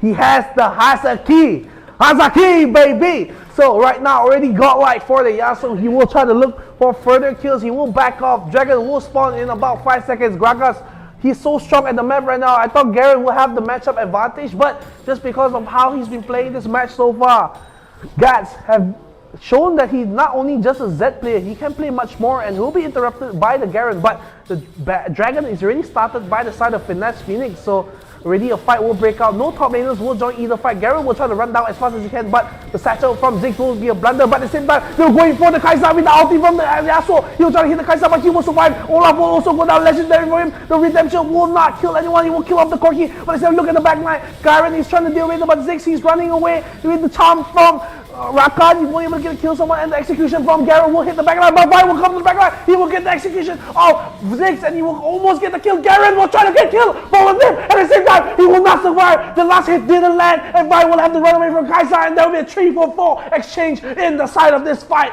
Finesse Phoenix will have the advantage, but they will give up the dragon away. No, Finesse Phoenix actually got the dragon in that fight as well. So even with that many kills, Garen is so scary, almost killing the Gragas as well. But that just shows why Gragas has been banned so many times. He's able to get so much stun, so much utility in his kit, and he deals so much damage as well. So the fact that they're able to get the Inferno Dragon, they're going to be able to deal even more damage. So 𝗔𝗿𝗿𝗿, they have been showing that they can win these fights even a little bit. They were a bit scrappy, but Finesse Phoenix, they're still able to secure the objectives, and right now they're looking for another one. They're looking for the mid lane. Garen trying to defend, trying to stop them from pushing. 𝗔𝗿𝗿 just harassing them away. Same with the Gragas, and they're just grouping up, showing their face. They're gonna drop the Rift Herald, maybe just waiting for a perfect opportunity to fight here. Yeah, they really want to get this Rift Herald into the turret, and the 𝗔𝗿𝗿 package will come into the back line, and they will separate the team. They will have the fight. Rakan will go down immediately, and the 𝗔𝗿𝗿 will be popped on the side of Garen, and he will go. Gragas will actually go down. Yasuo, he will still survive in the back line, but 3 people are dead for Finesse Phoenix. They have to back off. 2 people do die for 𝗔𝗿𝗿𝗿, but it will overall be a win for 𝗔𝗿𝗿𝗿. Yeah, they do get the kill advantage right there, getting 3-4-2. And losing basically just the support and the jungle, whereas Finesse Phoenix, they do end up losing the support, the jungle, the marksman, and the top laner Gragas as well. So they have to be happy with that fight. They are not really down that much gold. They're still down 2 dragons, and they're looking like they want to try to group up maybe for the next Baron fight, as they do need a Baron here to be able to maybe win these fights even cleanly. Yeah, and Vi will be sitting near the dragon pit right now. There will be no dragon spawning out, but he probably might get spotted out by the Garen. You will barely miss him with the Sunfire Edges, so it doesn't stop her recall. They are pushing up the mid wave, and Finesse, they are losing their grip on the match. They had a very firm grip earlier on. They had about maybe like an 8 or a 9 goal advantage, 9 kills, sorry. But now they're just dropping down to 6 and getting dangerous for Finesse. If they let the game go too late, Garen will be so tanky. Ziggs will deal so much damage, but at the same time, they will engage on the Vi, but Vi will knock back the Ziggs with the Gragas casket. They will go down, and 𝗔𝗿𝗿𝗿 will be there. Garen is so tanky in the backline, but I don't think he can tank against 4 people. The 𝗔𝗿𝗿𝗿 is not available for him, but you can see Yasuo with the Zhonya's, he will survive. He has that knockup, he doesn't go in. He hits the 𝗔𝗿𝗿𝗿, but there will be 1 kill for Finesse, and they're like, alright, that's good enough. We will take the scuttle and we will back off. Yeah, Finesse Phoenix getting that kill on Shrimp on the Ziggs, I mean, as well. So they do get a very great pickup. You do see a re-engage by Kai on the Rakan, but he won't really get much out of it. 𝗔𝗿𝗿𝗿, they will be able to they will be able to not lose anyone, even though you look at Garen just being so tanky in the front line. He was tagging for so long in the back of the fight. I thought that for sure he was gonna die. So he did not die.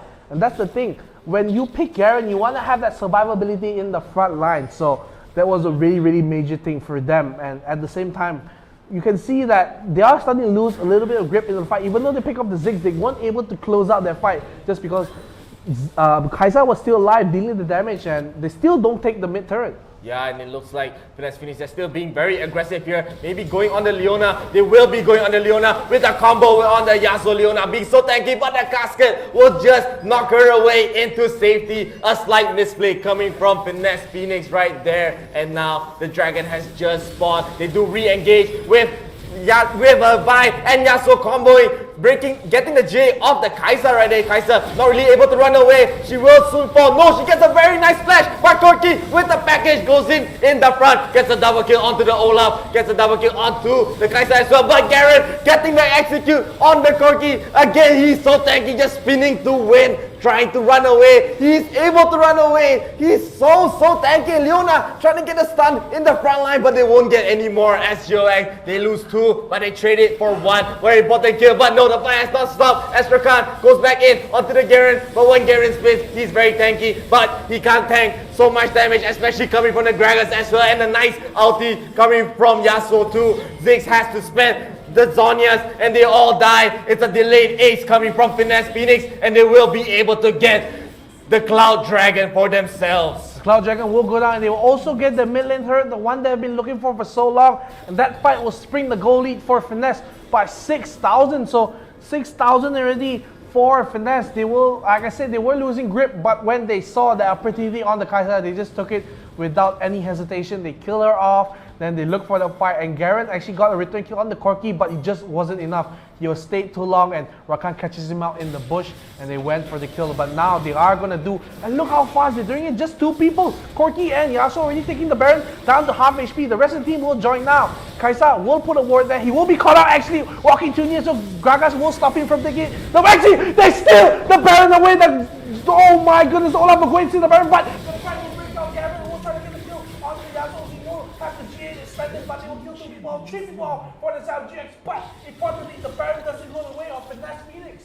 Yeah, that's what 𝗔𝗿𝗏𝗏 needed right there. They needed to not give Finesse Phoenix the Baron buff, as they will be able to push this out super easily. So 𝗔𝗿𝗏𝗏, even though they lost 3 people right there, but losing that Baron would have been even worse. As right now, Finesse Phoenix, they are still up almost more than 9,000 gold here. But 𝗔𝗿𝗏𝗏, they have to not feel so bad knowing that they stole the Baron right there. But Finesse Phoenix are still up in the lead.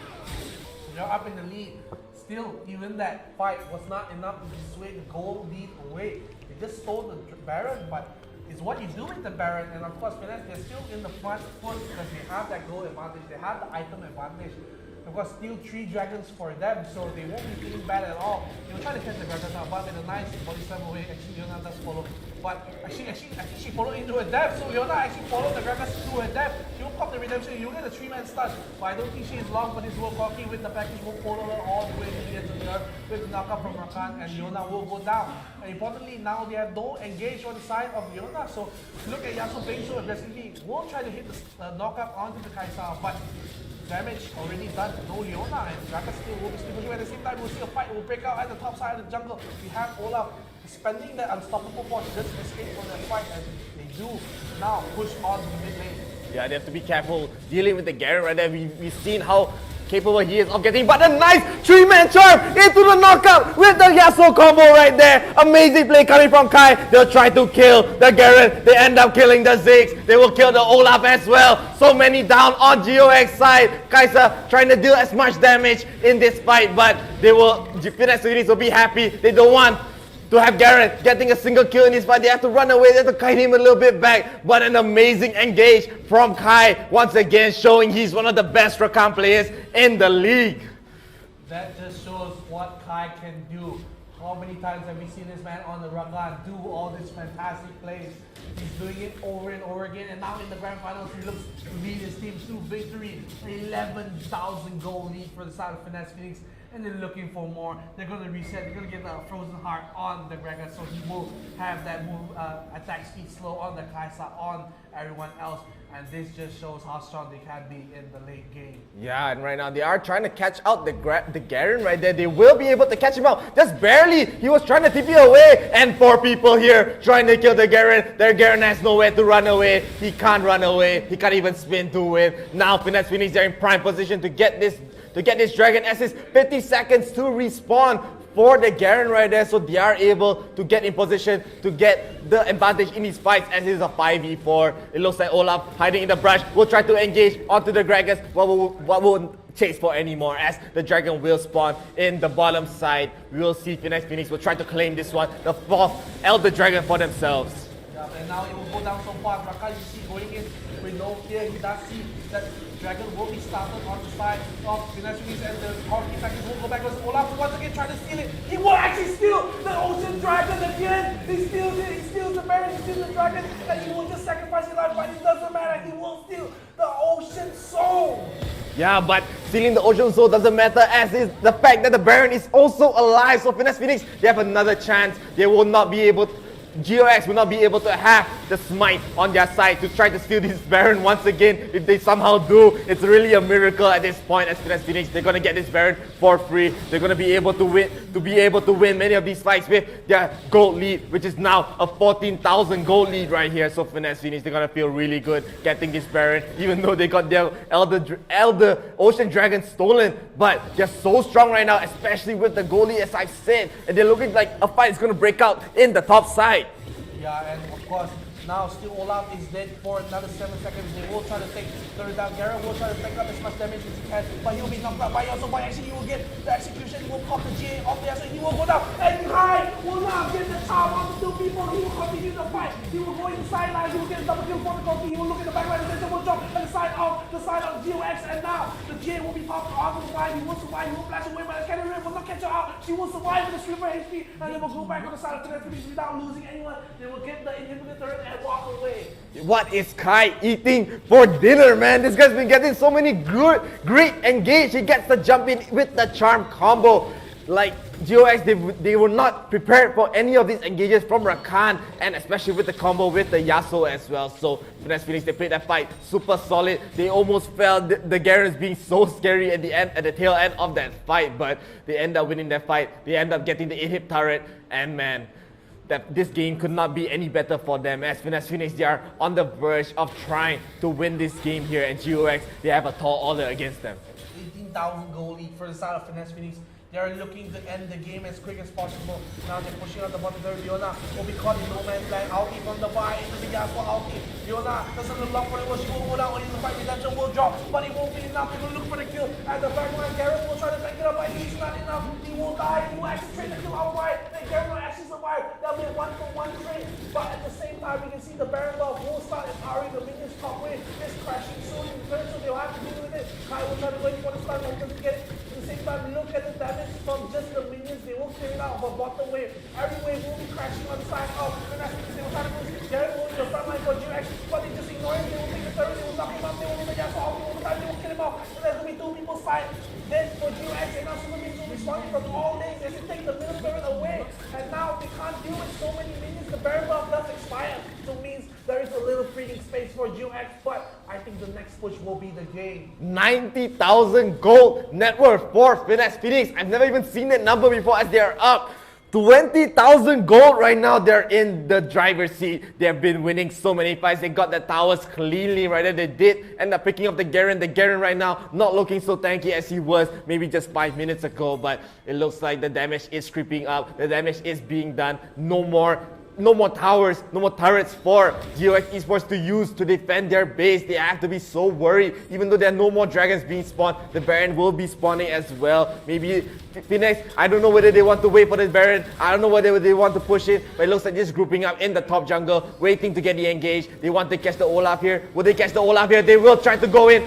Goes in on the Olaf, gets the ulti onto the backline. Ziggs has to spend the Zhonya's right there. We do see a nice cascade pushing GOX back, but Garen again in the front line, trying to tank everything. He has to flash out, but another nice re-engage coming from Kai, getting the knockup, getting the kill secure on the Garen right there. But now there's no one left to defend this base. They only have 4, they have no more front line. They have to rely on Riona as we see Yasuo slowly chipping away at the Nexus right here. We do see a re-engage.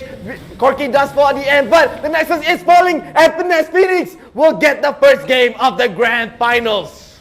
That was an amazing game for the Grand Finals. I mean, you saw Finesse Phoenix, they showed why they are the champions, why they were champions. Today, they're back on form. They're going to show us why they're so strong. They will destroy 𝗔𝗽𝗿 in the first game, but it's not over. It's going to be a best of 3. So, I mean, right now, this looks fantastic for Finesse, and of course, we're going to go into stats. I want to see the damage output from everyone, especially that Yasuo with unprecedented KDA. Yeah, 14, 1, 19, but my MVP of this game, as no question here, is definitely Kai. He had 34 assists.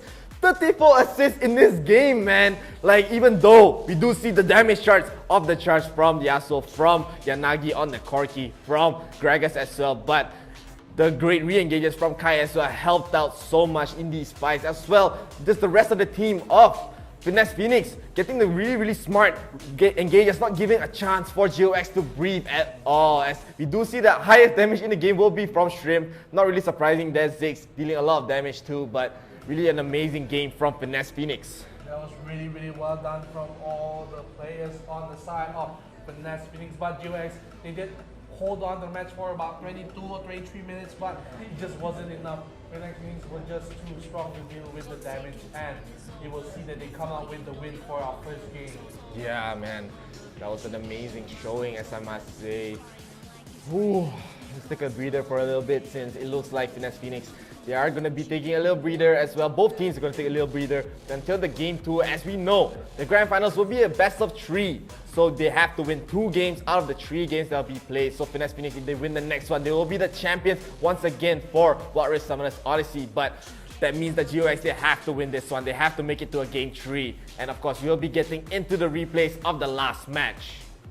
Yeah, and of course we see very early on where they get ready to have that fight.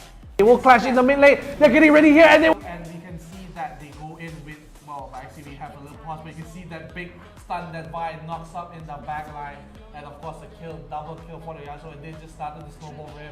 This is another fight at the side of the blue buff. They already killed off the Olaf, and they have to expend the flash from Leona, and they will just walk away safely.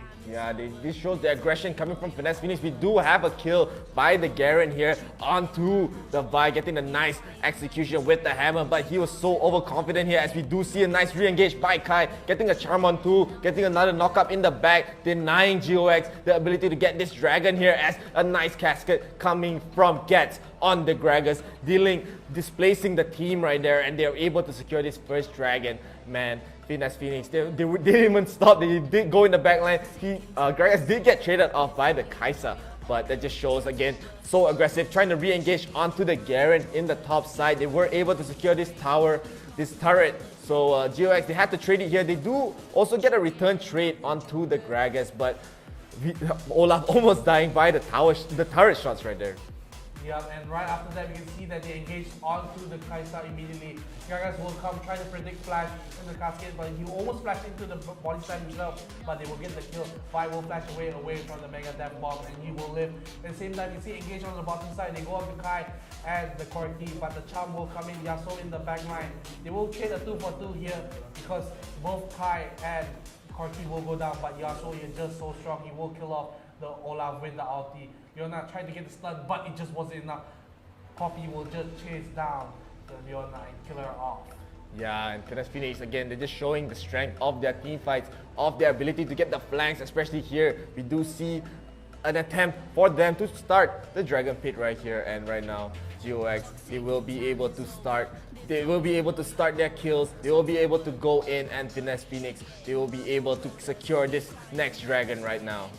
Yeah, and you see that the dragon will be taken away, and Garen actually gets the return execution onto Yasuo, and he will not even die. I mean, he will die the last second, but he will take off the Rakan first, and then the last hit just barely didn't manage to land on the Gragas, and he will survive, and Vi will run away. And this is when a small misstep from Finesse, meaning the Shelly will be dropped down, but he won't be able to get the tower, and they will also die at the same time because 𝗿𝗏 tried to do the package, tried to just replace the team.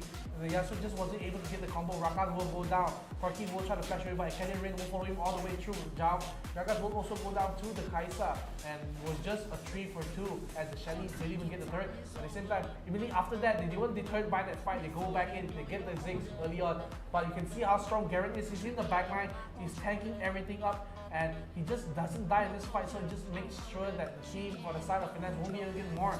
And this is when they actually go in again onto the Kai'Sa. They just look for the correct place. Kai and Rasta, they will look at the backline, get the Kai'Sa away, burn the 𝗔𝗽𝗿𝗶, will get her immediately. Then they will also chase in with the 𝗿𝗏, gets the kill onto the Kai'Sa, get the kill onto the Olaf, and Garen look at the execute right here. He flashes and gets the 𝗿𝗏, and he will get out scot-free. He won't die here, so really well played from him.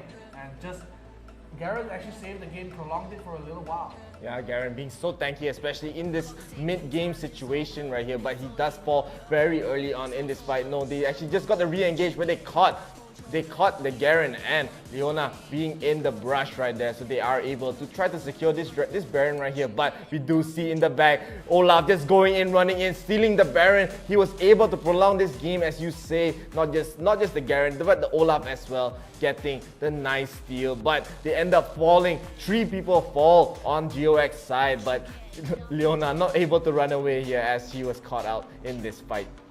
She followed the Gragas into reserve and she body slammed over the wall. She had nowhere to go, no flash to escape.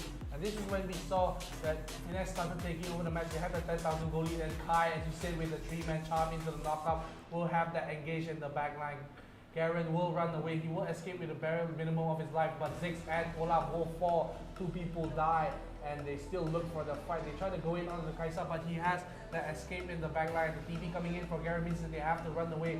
He will just burn the TP. They won't be able to do anything else as he doesn't have the ulti nor the damage to do anything.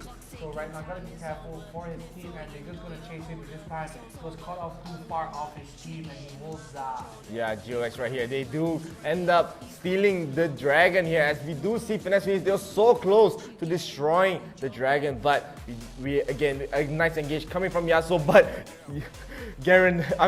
Olaf does not have a care in the world, just runs in, just steals the dragon right there, but does give up his life. But in this situation, even though they know that the Elder Dragon was stolen, but Finesse Phoenix, they are able to secure their own Baron buff right here, and they will be able to push this top side. They will be able to try to get the engage. Garen trying to tank up a little bit too much, does almost barely escape right there. He does get the 𝗔𝗽𝗿𝗶 pop, but we see Kai going in, a charm into the knockup, and they will be able to win this fight as both players, they have to use the golden skin, they have to use the flashes right there, and Leona, Ziggs, and Kai'Sa have to just defend from their life, and by almost dying right there as well. Yeah, and now the 𝗿𝗏 package will come in. They will try to take the turret. They just ignores the Garen at one point because it's like, hey, let's just ignore him. And because he stayed so long that they were able to get the knockup into the Yasuo ulti and just the damage. And now they play all inhibit turrets. No inhibit turrets were the side of GOX, and it was just very hard for them to defend as they went for another fight at the top side. They refreshed, they got all their items again, and now this is the game-ending push. They see that, hey, Garen is not there. They don't have the front line, so we will continue the fight. At the same time, when they resetted this and the fight, if you look, Garen was trying to spend so much time in the background trying to distract them, but he just wasn't able to. He has to flash away, and Kai once again with the re-engage will get the knockup into the body slam flash from the Gragas. He will kill everyone at the side of GOX and Finesse Phoenix right now. They will look for the kill, they will get the aim, and of course they're going to go in for the win here. Finesse Phoenix will take game 1 away from GOX. Yeah, they just played this fight. Again, every fight they played just super solid, super cleanly, just synergized super well, and right now Finesse Phoenix, they will be up 1 game in the Grand Finals. 1 game in the Grand Finals, of course, it's still a best of 3. So don't go anywhere, ladies and gentlemen. There is still possibly 1 or 2 more matches in the Grand Finals. So, I mean, if I'm the side of GOX, I want to have a breather. I want to reset my mentality because that match was pretty brutal for me. I played so long, 22 minutes, 23 minutes, and I wasn't able to win. So, it'll be very difficult for me to accept that loss. Yeah, man. I mean, GOX, they still have a chance, right? They still have that game to recollect themselves. They need to recollect themselves as they have to win this one game to get them at least to the game 3. As Phoenix, they are just looking so strong. They have so much momentum here. Yeah, and of course we will go to a special segment for all of you. We will go to the behind the scenes as we did yesterday. You can see how we do productions at the back here. Of course, now we will go to the live camera feed and you will see how we do things here. All our staff, how they work here at our computers. Look at how hard they are working here today. So much hard work going on. You can see this right there. You can see our nice production team, our tournament marshals at the same time, and also you can see that we have our production team. Look at Jay, look at Victor, look at Amir. They're all there, happy, smiling, waving at you with all the hard work done. And of course, you can finally see that how we do things in the back. Yeah, we're also gonna be able to see like everyone just working so hard. And look at us as well. We're working so hard here, casting for you guys. And man, this is amazing, amazing time for this match. And wow, I'm really excited. Yeah, and actually this isn't Earth, so get out of the way. Go. That wasn't us, but now we are back in our Cluster C. And we are back, ladies and gentlemen. So this is how we see things in the back. This is how I look without the makeup, without the filter on. But now we are back on the big screen. Yeah, and I mean, that's the kind of content you can get if you are able to get this page to 10,000 likes. Yes, the IRL Asia's Facebook page, you need it to 10,000 likes right here. And of course, we will be able to give you more content like that. Not just content, more games, more tournaments as well. Yes, Sir Rooney. And of course, Philippines will strike first blood against the Indonesians today. But of course, they have the opportunity to come back to win the match. So don't look down on them, because we have seen so many comebacks coming in from the side of like underranked, on the side of we have 𝗔𝗽𝗿𝗶𝗹 too. They had a comeback. They have everyone. So many comebacks have been done for the side of this team. So don't just say, oh, they won the first match means they're gonna win the whole thing. No, this reverse sweeps happen very often in our tournaments, because teams, when you get too comfortable, you start making more mistakes. So if you're the side of Finesse, they are champions, so they do know how to compose themselves, how to win. Yes, and again, I hope they are able to recollect themselves, as they are still capable. They're definitely capable of making it to the game 3 at least. So right now, I will be hoping to see what they'll go for. Maybe they'll try to ban out. I might see whether they want to ban out the 𝗔𝗿𝗿𝗏, or maybe they feel like they just want to play against the 𝗔𝗿𝗏. As we do see a lot of teams, they ban out the 𝗔𝗿𝗏, quite surprisingly nowadays. But maybe not really that surprising, as a sense that he's very strong. Yeah, he is very strong indeed. I mean, like I said, he's the king of flexing. He can go top jungle, middle support, and like Chef said, he maybe one day could play in the ADC role, but not today, of course. I mean, you can talk about 𝗏 again. His Rakan was so good. Yeah, 𝗏. Oh man, I just can't stop. I'm not to say. I just love watching him play, man. Especially on not just his Rakan, but in general, he's just support play. He's just super solid, super clean, and he's really one of the reasons why Finesse Phoenix is one of the stronger teams in this tournament. He's just support play, just really great engages, really great timing, really great game sense as well. Helps his team as well as not to make any light of the other members of Finesse Phoenix, but he is one of the best supports in the tournament here. And right now as well, I'm not, like as I said, it wasn't just about 𝗏. It was also about 𝗏𝗏 that last game. I can't really recall her name as well, but she had some great engages as well. Especially don't forget 𝗏𝗏𝗏 on the 𝗔𝗿𝗏𝗏. Yeah, and of course, I mean, the same time, if we talk about all this, you gotta see maybe 𝗏 proving himself to be the pride of the Philippines right now. Maybe Finesse Phoenix will get the second championship. And of course, like I said, they were going on a little bit of a slump in the few past tournaments, but now they've regained their momentum, they've regained their form. So maybe Finesse Phoenix comes back with a vengeance. The Phoenix is reborn. Yeah, and the Phoenix has been reborn. We do see Finesse Phoenix right now with the poll results. They will be having an 83% favorite compared to GOX Esports. They will only have a 70%, but GOX Esports, they're still able to be able to upset the previous champions, which is Finesse Phoenix. So I still believe in them. I still believe that they can still win in this next game. So whilst we are still waiting let's take a breather for a little bit. Let's calm down. Let's just hope for a really great match for the game 2. Yeah, I mean, both teams, they're taking their time. They want to relax. They want to make sure that they don't make any mistakes. If you go in too excited, you will overly perform. I mean, not overly perform. I mean, overdo stuff. I don't know how that works, but overly, you know what I mean? You guys know what I mean, right? You guys know what I mean. So, I mean, I thank you all for coming to the stream today. We have, of course, a fantastic grand finals for showing today. And if you guys want to show your support to your team, you can do #FNSWin or #GOXWin.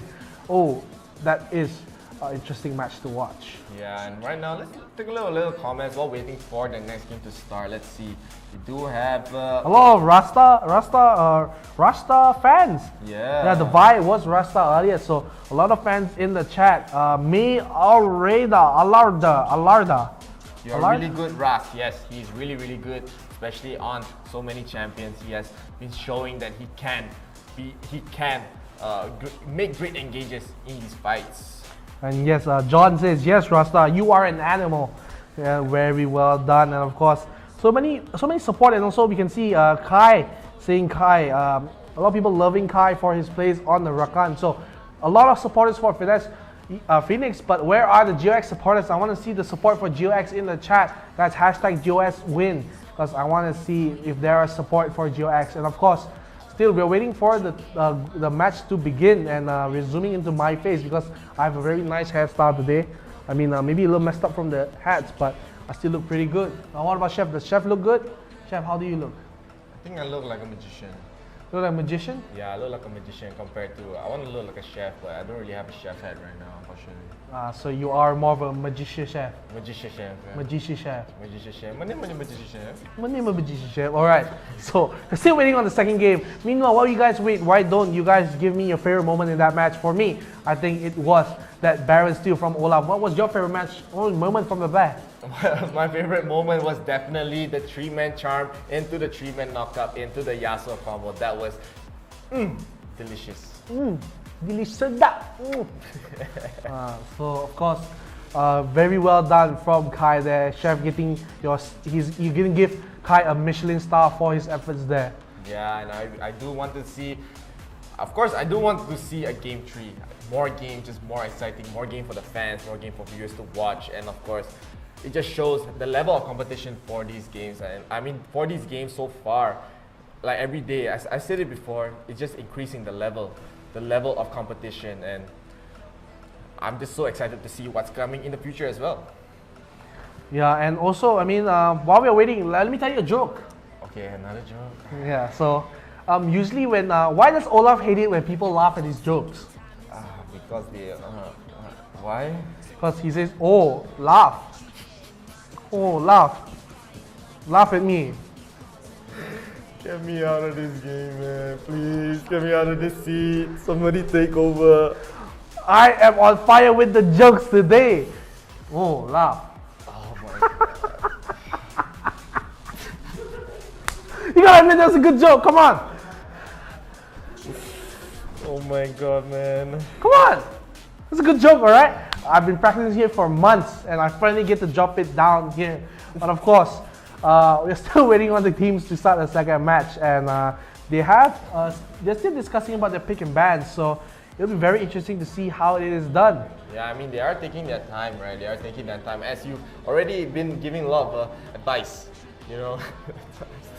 They've been giving a lot. You've been just saying that it's very important for teams to recollect themselves, especially in a best of 3. They have the time to adjust. They have the time to adapt right here. So, man, GOX Esports, they have a tall order, but I still definitely believe that they can do it. Yep, and also the thing is, when these teams they play, they show that how strong they are. They play to their strengths. Usually in the grand finals, we don't see the very conventional picks. They want to go with their comfort picks because they know that on the big stage, they want to know what is comfortable, what they can do. And I mean, very, very well done from Phoenix first game, but I'm looking to see how GOX will bounce back in the second match. Yeah, and right now we will be getting into the match. It will be the game 2 of the grand finals. Wild Rift Summoner Odyssey will have GOX on the left side, and Phoenix will be on the right side. And of course, we have the bans for GX. They'll have, I mean, I'm telepathically knowing the bans here. No more paper. save Mother Earth. So we have the bans for GX, we have Gragas and Akali banned out. Of course, we have on the Finesse Phoenix side, they will ban out the Zed and the Braum. So they will ban out the Gragas that was a lot, but especially in the later games, it did not seem like he was tanky enough as there was just too much damage from the side of Finesse Phoenix. Yeah, they will go with the Olaf again. So they are looking towards what pick they can go in the mid lane. Kai'Sa will most probably go at the bottom as the ADC. So they are missing a support here. So Leona might be the pick for Buki here. He will pick it up, and because very strong lineup still from the side of Finesse Phoenix. They have the Camille, they have the Alistar, they have Corki as usual, and Katarina and Vi will be locked in. So we can see Katarina one more time in the mid lane. Corki will go to the bottom. Alistar will have that strong front line with the Camille going in. Same time, Vi also can go in, so we can see maybe a Camille and Vi fight one more time. We have seen how they work together with the Power Bellum into the Vi ultimate, and now, of course, the picks are done. On the left, we have the Indonesian team. Of course, they're going for the Olaf that they did so well, and the Philippine teams, Finesse Phoenix, they will go for a very, very standard draft. Yeah, and I feel a bit worried for GOX draft, knowing that the only real people that have some form of crowd control will be the Leona and the silence coming from the Garen. So I'm not really sure how they're gonna stop the ultimate that will be coming from Copy on the Katarina here. So I'm a little bit worried, but that comp just look very, very solid besides that. So everything else is said and done. We can't guess about what the picks and bans are because it has been locked in. So both teams, they will have to go with that match. Of course, when everything is locked in, we have to make sure that now both teams will be able to execute their game plans. Yeah, and of course, the game will be executing very, very soon as we will be getting into the loading right now. But again, how do you feel about the drafts of both teams? I like it. I love it. You love it? I love both of their drafts. I think on GX they're going for a go big or go home competition, and as we're talking, we will start possibly the final match of the grand finals. On the left, we will have GOX Esports, and on the right, we will have Finesse Phoenix on the red team, and both teams once again will be looking at another brush fight at the start again. Yeah, Finesse Phoenix, will they be the ones to be getting caught this time? But no, they both actually go to opposite sides of the brush in the mid lane. So right now, probably not going to be any first bloods here. I'm not really sure as they're going to go with the 1-3-1 again in the mid lane. So we'll have Corki and Alistar going to be up against the Leona and the Kai'Sa in the mid lane. So yeah, they do that weird ADC in the mid lane, and they will catch out Alistar early on. But it'll be so tanky, but as I say that, he will almost get killed off very instantly. They have to burn the flash and the heal, and now they will go into the red side. But Vi is already level 2, so they're looking for the fight. Camille will also with the stun for the slow from the second skill. He will look onto Leona. Leona doesn't have flash. Vi will be really low. Kai'Sa will try to get the kill, but Camille will force the flash away. But the top side, you can see Garen will get the kill onto Vi, so it's going to be a 1-1. But first split does go on to Finesse Phoenix. Yeah, and Finesse Phoenix, they were able to get so many flashes off for the GOX side, so they get the first blood in this game. But as you said, GOX also, they are going to go and engage. I mean, Camille is trying to go, Katarina is going to go and engage onto Shrimp on that Ziggs right there. So almost getting a kill, maybe missing the ignite, little bit of damage left. So right now they are 1-for-1. They are still dead even in the goal pretty much. So both teams not really having the real advantage here. Yeah, but of course you can see that the jungle is really slanting towards the Vi because Olaf didn't get any camps at the start, so he was delayed a single camp, and Vi will be able to get the camps, the blue buff and the red buff, so nothing deterring her. She will have the early level 4 compared to Olaf's level 3.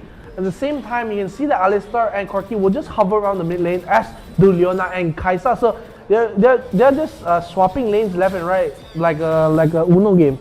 Yeah, like a Uno game.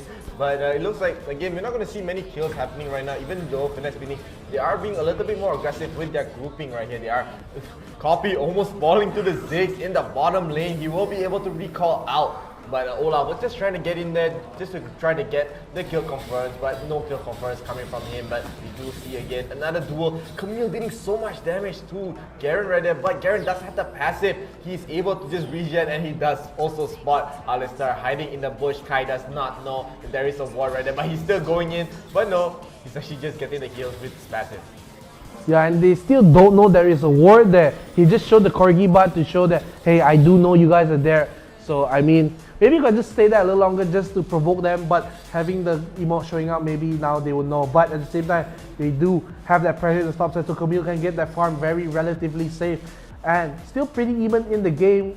super slight goal lead for 𝗔𝗽𝗿, about 100, but a fight might break out early on into the fight. They will try to fight for the Grub. He'll be taken away by the Camille, and the ulti will come up for Camille. He will go for the Olaf, but Olaf will survive for so long. He will heal up with the redemption, but execution into the Camille. She will die, and nobody from the side of 𝗔𝗽𝗿 has dead yet. 3 people die for the side of Finesse Phoenix, and they all have to run away. 3 people die, and they're looking for the Corki. He will flash and turn, but Leona will follow him to his death, and that will be 4 kills for 𝗔𝗿𝗿. Yes, 𝗔𝗿𝗿, they're actually getting a very great start here. Getting 4 kills right at 4, not even losing a single one. And they are able to get this turret in the top lane. Camille should not try to defend this turret, as if she does get dove in the top side, she will definitely lose her life, even with her insane mobility. But it looks like Garen just standing in the top side. Does get engaged on by Camille, and Vi as well gonna go in. They have to run away. But a nice ulti from 𝗏𝗏𝗏 on the Leona, getting the one-man stun onto the Vi. Vi was not able to continue the chase right there, and 𝗔𝗿𝗿, they are able to run away right here. And we do get an engage by Alistar, not really actually dealing a lot more damage for his side, as he did thank the turret right there. So the Ocean Drake will also spawn right now, as it looks like Finesse Phoenix, they are going to be able to be in position for this dragon fight. And it looks like Olaf actually is going to be in the pit, going to be trying to stun it out before Finesse Phoenix. And it doesn't look like Rasta even knows that they're starting it right here. We do have Olaf pushing in to, starting the dragon again, the Ocean Dragon. And right now, they're just going to get it for free. Yeah, and they will get it for free because they have so much more gold in the side of 𝗔𝗿𝗿. They have 3,000 gold in the pocket for them. And they look at Garen, he's still so tanky from the last game. We saw that he will be so tanky. But of course, we can't count the side of Finesse Phoenix out, as they're looking for a kill onto the Leona. They will get a turret on the side of Finesse Phoenix, and Leona, she is not long for this one, will burn the redemption, but the Death Rocket will almost take the Alistar out. He will try to run away. The Corki will Valkyrie almost into him, but the backline, you see Katarina will go into the side. Kai'Sa will also go in the backline. He will get the Alistar. Execution from the Garen is not enough. Corki will leave one more hit, but the barrier from the Garen will be enough, but they will also get the Ziggs in the backline for Finesse. So very spread out fight, but it will be a 2-for-1 in the favor of 𝗔𝗿𝗿. Yeah, 𝗔𝗿𝗿 right now, they are up 3,000 gold here, as they did end up losing the top turret as well. So now 𝗔𝗿𝗿, they're still up 2 turrets compared to Finesse Phoenix. They're up only 1 turret here, and they're still down 3,000 gold. They have to be worried for the next Rift Herald fight. They'll be happening very, very soon. 30 seconds right here. So Finesse Phoenix, they are in the back foot. They have to be a little worried, since they are down a significant amount of gold in this stage of the game. Yes, and of course now we can see that since 𝗔𝗿𝗿 had that early lead, they will now be pressuring around the side, but they will be a bit late to the Rift Herald. As you can see, Garen's still at the bottom lane. There is no turret, so maybe he's trying to stop a potential split push from the Camille. We do see the Camille here. We'll bully the Garen just a little bit. I don't think she will be able to kill him, although she has that damage too. So Garen will take the Honey Fruit, and the Rift Herald will probably be not started. Oh, actually, it does start from Alistar, just starting it up to make it move out of the pit just a little bit. And Corki will see if any wards are there, but they're all hiding inside that bush, so a little dangerous for the side of Finesse Phoenix. Just walk in, and they know. Yeah, Finesse Phoenix, 𝗔𝗿𝗿, they are going to be trying to start up. They're not really starting up the Rift Herald. No team is actually starting up the Rift Herald here, as it looks like Copy will be trying to get an ulti onto the Kai'Sa right there, but he's so low, he will fall to the Kai'Sa, and a nice ulti from the Ziggs will be able to deal a lot of damage in that fight. Corki has to run away. Alistar can't re-engage, and now 𝗔𝗿𝗿, they are able to get this Rift Herald for this fight, for the next coming pushes. They're already up almost 5,000 gold here, and Camille has to run away. She's scared of the one-on-one coming from Garen, and that really shows why they like picking Garen here. Super tanky, and they're trying to secure this mid turret as well. And now the Corki will actually package in. I think he goes into the depth. He just wanted to clear the waves, but he will just survive with the skin of his teeth. He will do his job. He will try to clear the wave at the backline. They will go onto the Olaf. He's very low, but remember, he still has his 𝗔𝗿𝗿. no 𝗔𝗿, but Vi has his 𝗔𝗿. He will still survive. So even if they try to go in for the Olaf, they won't get it, but Katarina at the backline will get the kill on the Ziggs with the Ignite. They will get one, and now they will back off. Garen is now back into the fight. He still has his ultimate. We'll try to go for Alistar, but Alistar will have the ultimate, so he will survive. The Rift Herald will be spawned in the bottom lane. Camille is at the bottom, so he's trying to push it out as quick as can before Shelly can arrive. And of course, he won't be able to, as the whole team of 𝗔𝗽𝗿, they will converge on his location. He won't be fast enough to run away. He will slow both of them. He will have to flash away, and that will be a flash burn for the Camille. Yeah, 𝗔𝗽𝗿, they're still up 4,000 gold. They did have a very scruffy fight in the mid lane. Very scrappy right there, as they do. Phoenix were able to get the kill on the Ziggs. It was from the knives in the backline, but we do see an engage coming in from Vi onto the 𝗔𝗽𝗿. The 𝗔𝗽𝗿 just trying to run away, does get slowed many times, but a nice flash into a stun, and the ulti from 𝗔𝗿𝗏 gonna do so much damage. 𝗔𝗽𝗿 will fall, Alistar will fall. That's the 2 kills for Phoenix. They're still being so aggressive, even though they're behind in gold right here. Yeah, but Alistar doesn't fall. Just to correct you, Chef, it was it was Olaf. Yeah, and Olaf will fall, and of course Dragon will be spawning in 5 seconds, and because they don't have the Olaf, they don't have the 𝗔𝗽𝗏 for another 5 seconds. Probably for Phoenix, they will start it up. They will actually start it with Alistar, Valkyrie from the Corki just to reach that a little quicker. Ziggs will try to poke the team out, but at the same time, Alistar will see so many wards, so he's like, okay, I'm not even going to try because there's going to be so people. But at the same time, Katarina will jump in the back line. He will try to get the Kai'Sa away. He will Shumpa away, so no worries for him. But the Dragon is started for Phoenix. Camille will also join the fight. Redemption will just try to poke them a little bit, and Leona will go into the fight. He will hit onto the Camille, and she will not die. And Vi will trade her life for the Dragon, and the team will try to run away. Camille having a 1v1 at the side with Kai'Sa. Alistar is not long for this world. He will not survive. Camille, we can see still fighting in the bot side of the map. He will try to run away with the jump away, and Leona will try to get the slow, but he won't be able to get it. Leona will still chase for the kill. Camille, remember, she doesn't have a flash, so if they get her with any shit, she will die. So at the same time, she will probably try to execute herself under the tower, but actually she's trying to do the grand escape, but Leona will probably have the 𝗔𝗿𝗿 ready, and with the stun, will get the kill. Ziggs will also get the kill, and now a 5,500 goal lead for 𝗔𝗿𝗿. Yes, 𝗔𝗿𝗿, they were able to win that fight super cleanly, and unfortunately they did lose the Mountain 𝗔𝗿𝗿 there. So Phoenix, they have to be happy. They have to be a little bit happy in this fight, knowing that they are able to secure maybe just one dragon for this fight. That dragon could mean everything in this game, knowing that there's so much damage coming from 𝗔𝗿𝗿, from the Kai'Sa, from the Ziggs. So Phoenix, they were able to maybe just secure, like, getting the dragon is still good, but right now 𝗔𝗿𝗿, they're still up, as you said, 5,000 gold. Yeah, and all of that doesn't matter because the Baron Nashor has spawned in the Rift. So which team can get it? Last time we saw 𝗔𝗿𝗿 actually stole the Baron and the Ocean Soul. So now will it be the side of Finesse that will steal it? Because they are looking to prepare for the Baron, because they do take away the Blast Code. Garen will be a little bit of BM kind of back in front of them, and you can see still Camille will have that fight in the bottom lane, and Olaf will come to defend with the Unstoppable. Probably, I don't think she will just try to take the turret and run away. She will be able to escape from the Olaf. She will get the turret and 𝗔𝗿𝗿. No fight for the side of 𝗔𝗿𝗿. But now Garen will try to go in the side, but everyone is here on the side of Finesse, and also 𝗔𝗿𝗿. They go for the kill onto Katarina, but she's able to escape here, and now Garen is a little too deep. Katarina will spin, she will hit flash away. Leona will try to go in. You can see Vi will go in all the way to the back line. He will hit the Garen. Garen's so low, one more hit will take it away, but Alistar does get traded off the side there. Olaf will come in with the ultimate, and the Vi will proc a 𝗔𝗿𝗿. So 1 for 1 so far, and they try to get the kill. They'll get a return kill on the Leona, and now they will also trade the kill at the same time. But you can see Katarina still alive in the back line, will pick up the honey fruit, and they will see the kill onto the Kai'Sa. Won't be able to survive, and the flash away from the Corki. Ziggs will try to get the last hit, and the bomb will hit her, and one more time, and that will be an ace for 𝗔𝗿𝗿. That looked really shaky for 𝗔𝗿𝗿 right there, but they were able to punish Phoenix for just trying to go in, trying to re-engage, as they were not able to win these fights due to the fact they were down so much gold there.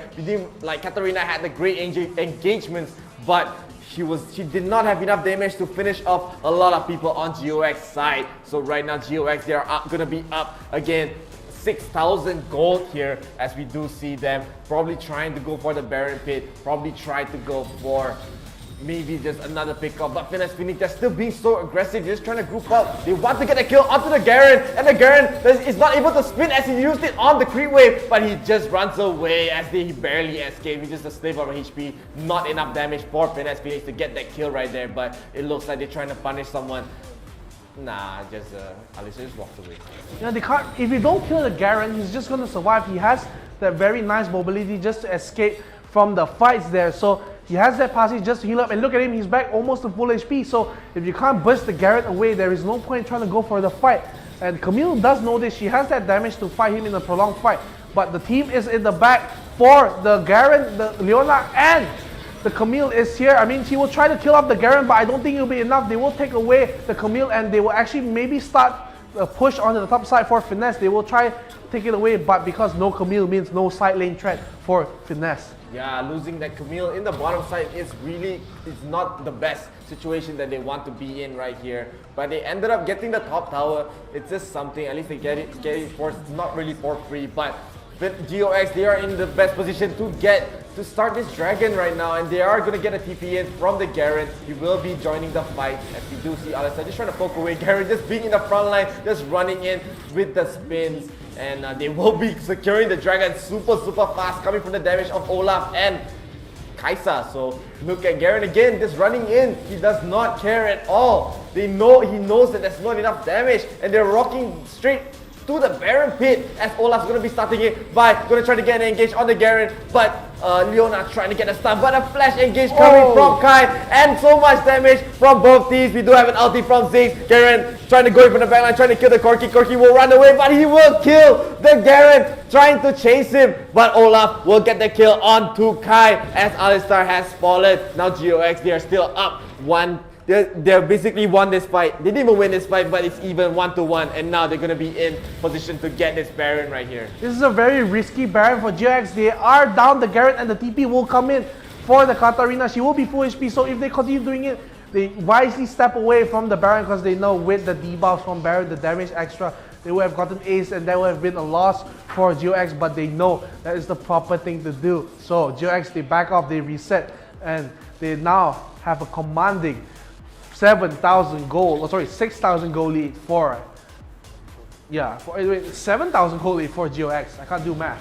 It's almost 7,000 actually, but we do have Finesse Phoenix. They are still able to get even like 1-1 trades. It just means that it's still very good for them. But GOX, they still have the gold lead. They're still not really able to kill this Garen, as this Garen is so tanky right here. He just stalls so much time for GOX to just get in and deal so much damage, as we see Alistar trying to run away from Leona. Leona chasing, creeping up, does get the stun, but they won't get any more, as Kai will just tank the damage. And it looks like GOX again, they're going to group up in the top side jungle.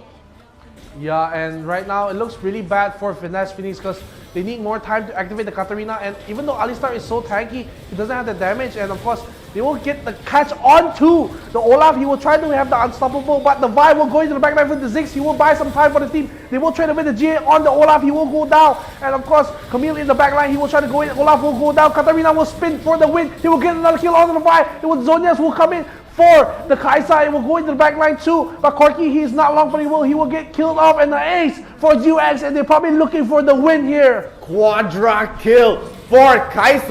GOX, they're trying to push in the inhib turret here. They want to end this game. I don't think they can end this game right now. Wait, actually with the amount of damage, they actually can end this game. It looks like Garen just tanking the Nexus turret here. They are going to be trying to push. There's no one left to defend. There's no one left alive to defend right now. And GOX, they're going to bring it to a game 3 for the grand finals.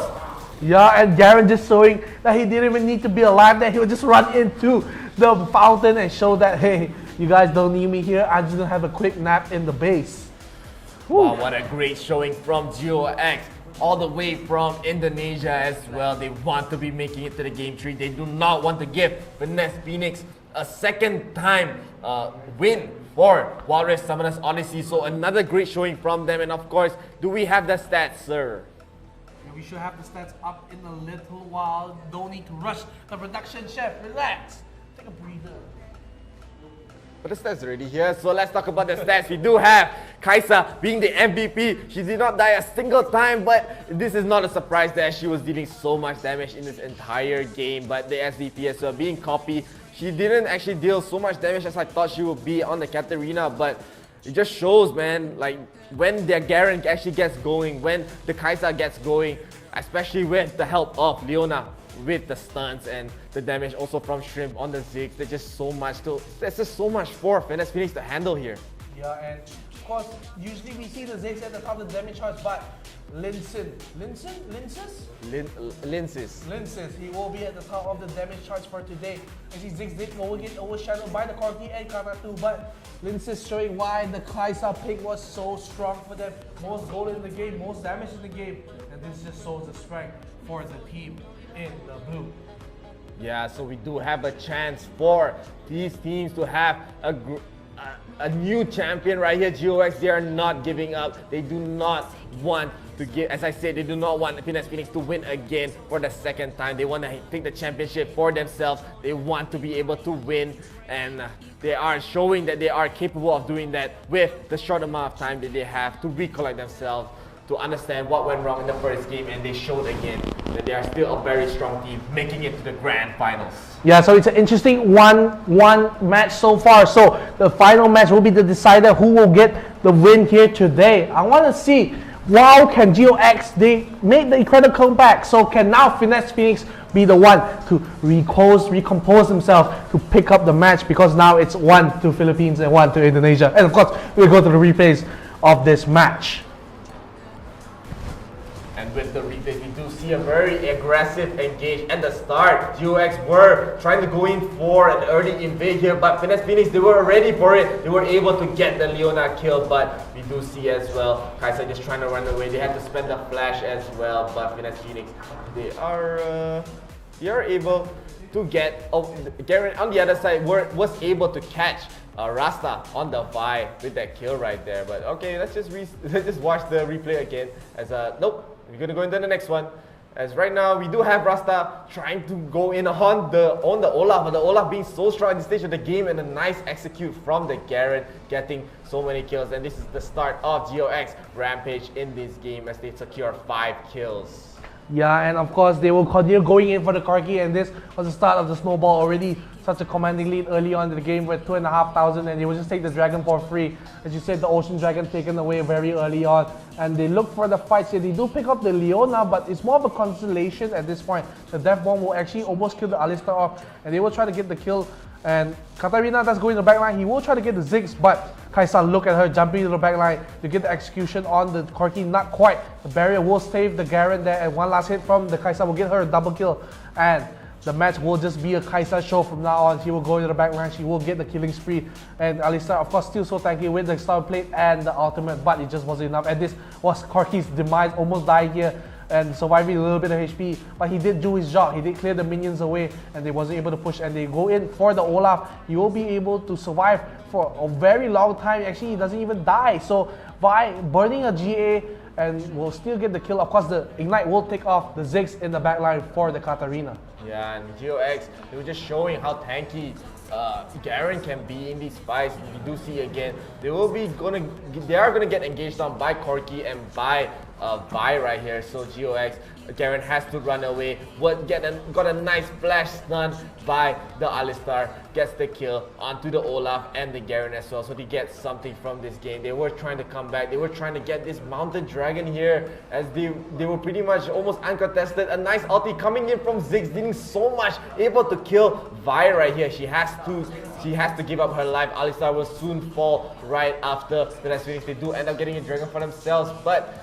they were still down so much gold. We also do see here Camille just trying to run away for her life as the Leona, just barely chasing her as she almost made the grand escape, but it's not enough. We do see a nice re-engage from the 𝗍𝗍 in the back, trying to kill the 𝗍𝗿 here, but the 𝗍𝗿 does fall at the end.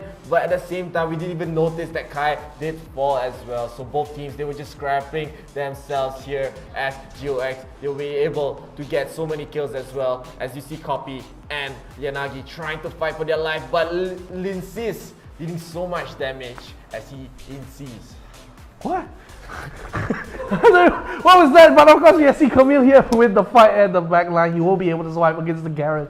𝗍𝗿 will be saved from his team, and now it was just a downward spiral for the side of Finesse Phoenix. They just didn't have the gold nor the damage. They get a nice engage onto the 𝗍𝗍, but it just wasn't enough. She runs away. She gets the Zhonya. She also has a 𝗔𝗍𝗍, so much defensive opportunity, and still has the ultimate, so she was able to jump in the backline and deal all that damage. And Finesse Phoenix, they just didn't have the finesse for this game. Finesse for this game, they did not have. So GOX, Finesse Phoenix, they did get a nice engage onto the Olaf right there, letting him use his 𝗔𝗍𝗍, but a re-engage from 𝗍𝗿 is getting the kill. We do have Katarina trying to get a return kill on the Olaf too, but the triple kill coming from 𝗍𝗍, 𝗔𝗍𝗍 getting a quadra kill actually, and he will be able to just push here as the rest of the team are not able to defend. It became an ace. It was an ace after all, and you see 𝗍𝗿 having some having a little fun, dying to the fountain as GOX. They will make it to the game 3 of the grand finals. So they're making it very interesting here. 1-1 each for the Filipino and Indonesian team. So which team will come top? I can see a supporter finally for GOX. Brian finally coming for support for GOX. Of course, after they win one game, only the support come out. Yeah, I mean, you're supposed to support your team when they're even at their worst and their best. You have to support them. You have to be a real supporter right here. So I'm just so glad to be able to get to watch a game 3. I just love watching these game 3s, especially I'm pretty sure the fans as well. They love watching game 3s too. They want to see both teams battle it out super closely, super close match. They don't want to see a stomp. They want to see a very close game. Yeah, and this is what has unfolded. Of course, one team, they just need to take one game away. So I think for me, if I was playing, I would say, guys, let's treat it as a best of 1. Forget about the last 2 matches, reset. No, even though we won or we lost, let's just think of it as a best of 1. You only have one shot to win. Of course, both teams now, they just need that one win to win the whole series and become champions of Summoner Odyssey. Yeah, and while waiting for the bans, I'm quite curious to see how these teams how Finesse will try to recollect themselves to try to find a win condition for their next game, as it really does come down to maybe what they want to ban out for the next game. And right now we will be hopefully getting into the game soon. I'm so excited at game 3 once again. Finesse Phoenix, they want to be able to win a second time. GOX, they want to be the new champions. So both teams, they have a big reason to want to win today's Wild Rift Summoners Odyssey. So please, show your support. Finesse Phoenix, they want to show that they are back. They are on backlund form. They were, like I said a few times, they weren't really hitting their stride on the last few brackets, but now they have the opportunity. They show why. They want to show why they are the champions. But on the side of GOX, they say, hey, you've gotten champion once before. It's our turn now. Our turn to shine. GOX, they want to get the championship spot. They beat a lot of good teams to come all the way here to the grand final. So, of course, any team won't want to give it up so easily, either side. Yeah, and right now we will be getting into the game, the third game, the final game of the grand finals. We will have Finesse Phoenix on the left side and GOX Esports on the right side. What are the bans for this game, NeonFaith? I see the players are trying to spoil us for the bans, but of course, Finesse, they did ban on the 𝗔𝗽𝗿 and the 𝗔𝗽𝗿, 2 very problematic characters for them. And for GOX, they banned that 𝗔𝗿𝗶𝗹 and 𝗔𝗽𝗓. So, very interesting. GOX still banned out the 𝗔𝗓𝗔. That was a pain for them at the top lane with Gats using it, and now they banned the 𝗔𝗽𝗿 and 𝗔𝗓𝗿 for Finesse, so they leave open the Akali. So now Akali will be picked by GOX, and same time Corki is still open, and Gats asked, guys, Janna? Yeah, yes, of course they want to pick Janna here. I wouldn't be surprised if they do. Janna is still a very strong pick right now. They're probably feeling like going for the Olaf, going for the Alistar again, but here we do have Finesse Phoenix stealing the Olaf away from GOX Esports. So right now, they're just showing that they can play Olaf themselves. They know that Olaf is still very strong. They want to be stealing it away from GOX, as 22𝗿𝗵 has played it. Yeah, and also Corki is still up. So GOX, maybe they'll get the combination of Corki and Akali at the same time. And Lulu will also be picked, so very good pick at the same time. So taking away the Lulu counter to the Akali at the same time, and Fiora is probably going to get picked. They are discussing whether they want to go for the Malphite or not. You can see the team chat there, so a little look into the strategy. But at the same time, you can see that I think if we see the pick for GOX, I mean they're hovering over the Jarvan, and it's actually really good. And Ahri and Fiora is picked for Finesse, so no Malphite will come in. Fiora will have a good time against the Camille, but Ahri will also be pretty decent against either the Akali or the Corgi. Yeah, we do see an Ahri pick. We rarely see Ahri being picked, but when we do see her being picked, she's able to dish out so much damage, especially in the early game, especially in the mid game right here. So with having no 𝗔𝗍𝗍, they will want to have some damage dealer, some damage dealer in the mid lane right now. So I'm quite happy with both of these teams' draft. We are able to see a Lulu, but GOX, they will finish it off with a Wukong. So their draft right now has so many strong champions, but will they be able to execute it as strong as the champions they have? So Finesse Phoenix, GOX Esports, still very even. We don't know who's gonna win. It's the game 3, the grand finals. Please do show your support if you want Finesse Phoenix to win. Put hashtag #FNSWin if you want GOX to win. Put hashtag GOXWin in the chat. Please show your support to both of these teams. And how are you feeling about this game? Are you feeling excited? No. April Fools! Gotcha! You got me good, you got me good. Of course I'm excited for this is the final match for the grand finals. We have already one team, both teams with one win. So this is the sudden death round, and of course we have 𝗔𝗽𝗿𝗶𝗹. Hope I said that right. I'm Chinese, so I try to speak Chinese well too. So she says, go FNS. So we have another supporter for Finesse Phoenix, and of course 𝗔𝗽𝗿𝗶𝗹 supporter 𝗔𝗽𝗿𝗿𝗿. We have that one-on-one.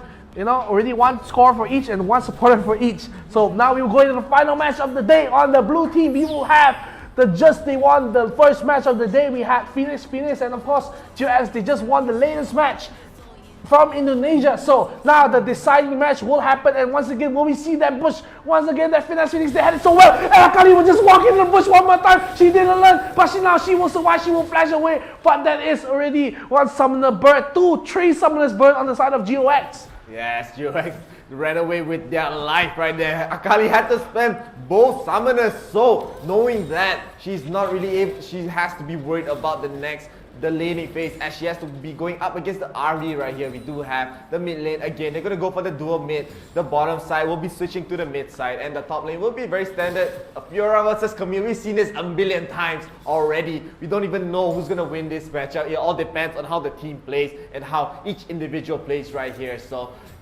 the game is still extremely even, and it could be anyone's game right now. Yeah, and already we can see, usually this was the match that happened all 3 games. The bot lane will go to the middle and they will push out at top side. As I said many times, you've seen this matchup so many times in tournament. The 𝗔𝗿𝗿 will always have that very early advantage against the Camille, just because she can proc the vital spots. And Gats once again bullying out the Camille, because earlier when Camille was playing Garen was the one showing the corgi butts everywhere, and now she's returning the favor.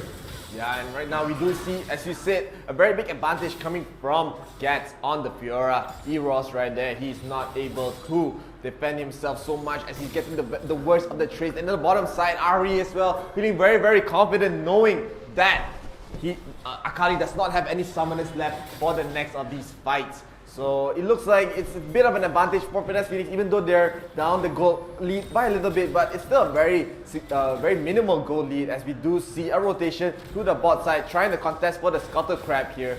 And looks like they will be getting 𝗔𝗿𝗏𝗏, but look at the engagement. Lulu has to flash out. Wukong does get charmed up. He does try to go in, try to re-engage onto Olaf. Both of their teams, they're just running away. As Finesse Phoenix, they have to run away first. They were very low in that fight, as if they re-engaged again, they will definitely have died. So 2 summoners burned for each of them. No flash for the Lulu and no barrier for the Corki. At the same time, they do burn the flash of the Olaf, and they take away the exhaust from Janna. So pretty even so far. They do get the Rift Scuttler for the side of 𝗔𝗿𝗿𝗿. So nothing too major happening right now. And of course, still the 𝗔𝗿𝗿 will have the lane pressure onto the Camille. So I won't be surprised if we see a fight breaking out when they hit level 5. Yeah, and it gets again in the top side, having a lot of lane priority here, having so much farm, as Camille probably had to recall, had to reset, as she's not able to keep trading against 𝗔𝗿𝗿 again. But again, we had so many fights, but there's just not enough kills happening right now. So we do see a bit of an aggressive play coming from Gats. Will he be able to try to go in all in? But no, he just tried to refarm, as Camille has to also be very careful for 𝗔𝗿𝗏𝗏's ultimate. Yeah, and right now you can see that 𝗷𝗿, she's gonna go in. Actually, 𝗷𝗿 will go in with the ultimate here. Janna will have to try to do the blind tornado, but she actually won't be able to get the kill. The Ignite will get the kill, and first blood will go to the side of Finesse Phoenix. Very well played coming from Finesse Phoenix, as they do get the kill onto 𝗷𝗿 right there. She does not have the barrier. She did actually just barely get the barrier right there and the flash, so she was not really able to run out. She tried to go out with the ulti, but very nice last hit coming from Janna. And right now, Finesse Phoenix, they're already up the first blood. They're up 1,000 gold in this stage. The dragon will be spawning in about 15 seconds here. So 𝗔𝗿𝗿𝗏𝗏, they're probably still not that worried, as they might feel confident to win the next dragon fight. Yeah, dragon will be spawning in 8 seconds. So still the top side will go in the favor of 𝗔𝗿𝗏. So actually very dangerous for the Camille. If she continues going in, she might actually get all in by the 𝗔𝗿𝗏. But at the same time, 𝗔𝗿𝗏 is taken away from the side. Finesse will get it, so they will have that free vision in the form of a 𝗔𝗽𝗿𝗶𝗹, and they will just try to shove the waves out here. They want to make sure that the waves are pushing into the enemy's turret before they go for the dragon. And of course, Ahri just reset it, so that's really dangerous. But the top side, what has happened here? I thought it was going in favor of the Fiora, but of course, Honey Fruit was taken by the Camille, so she has the HP advantage. Yeah, and right now, both teams, they're just waiting around before they go all in for the dragon, as they do not want to get caught out. They know the abilities of both. They both have enough respect for each other, knowing that they can just steal it whenever they want, as we have seen 22 Helmi getting the great steals in the first game, even though they lost, but he showed that he has a very, very great understanding of the smite. And we do see a lot of damage going on to the Lulu. She has to run away. I don't think she can even continue to be in this fight, as we do have Finesse Phoenix. They're going to be starting of the dragon here, and Akali just staring them down. Now Akali will be here. You will land a charm, so you will scare off the rest of the team. 𝗔𝗽𝗿𝗶𝗹, they successfully stopped them from taking the dragon, but Olaf is still hitting it, even though you will reset in a little while. So the dragon will now still be active, and they will actually going on the Lulu. She will disappear. The charm will actually hit onto the Corki. He will try to flash away, but the ignite will catch him, and he will die. So 2 kills for Finesse Phoenix means there is a free dragon for the picking for Finesse. Yeah, really great pickup coming from Ahri right there. That shows how strong Ahri can be. She's like a very similar playstyle to many assassins, that she's able to isolate and deal so much burst damage in these fights. So getting the Corki and getting the Lulu there will help them in the lead. And we do see an engage by Akali. Shrimp going in onto the Janna, but the Janna getting a nice ulti. Fiora trying to run away. One more hit, but a nice trip pose! Blocking so much damage, and they will be able to escape. It looks so good for 𝗔𝗽𝗿𝗶𝗹 there. Yep, the 𝗔𝗽𝗿𝗶𝗹. I can't speak English because that was such an amazing fight coming in from Finesse. They have the riposte that will protect them from the damage. And the thing is, right now, I would expect that Akali wouldn't be as strong, but of course that's why she is at the 100% ban rate. But now she will be picked in this match, and they will start the Rift Herald on the side of Finesse. They will try to rush it down because they do see that 3 people at the bottom side. They're probably going to take the Rift Herald and then go for top. Yeah, and like they're probably just okay with trading in, as getting the Rift Herald probably just means that they can still secure the tower again, even though they did lose the first turret of the game. But they're still able to get a lot of gold here. Camille has to run away. She cannot fight back, as she did spend the flash here. So she will not have the flash for the next coming fight. And it looks like Finesse Phoenix, they are going to be able to take this first turret in the top side for themselves. They don't even have to spend the Rift Herald here. They're still up 2,000 gold right now. Yeah, you can tell that Kai is a PC League of Legends player. You know why? Why? Because after they took the Rift Herald, he went back expecting for the Herald to be on the floor. You can literally see him turn back like, oh wait, I forgot this is Wild Rift, so he just walked away. As you know, in Wild Rift, the Rift Herald will be on the side of the whoever that killed the Rift Herald. So right, I almost said whoever killed the Wild Rift, but right now we will have this a slower pace situation where both teams, they're just waiting around, trying to find a situation to get the picks. They will try to go in the brush. Camille just trying to recall that, almost gets caught by Fiora and Olaf, so they do have to be wary of that. At the same time, Finesse Phoenix, they are going to be able to apply some pressure in the mid lane as well. Yeah, and I'm still surprised that Kai didn't pick the Rakan, even though he worked so well in the first game.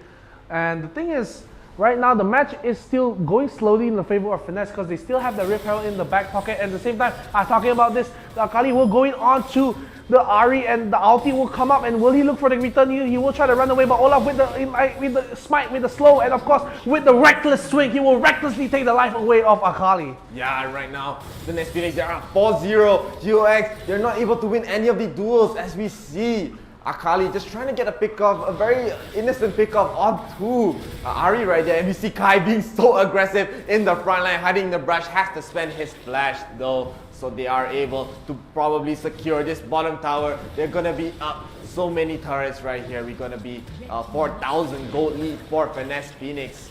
Yeah, and of course, I thought Kai was being a little too overly aggressive in that fight. He did have to expend the flash to escape, and also he had to exhaust the Wukong just in case he would go in. But now you see a fight at the blue buff. Wukong will take it away.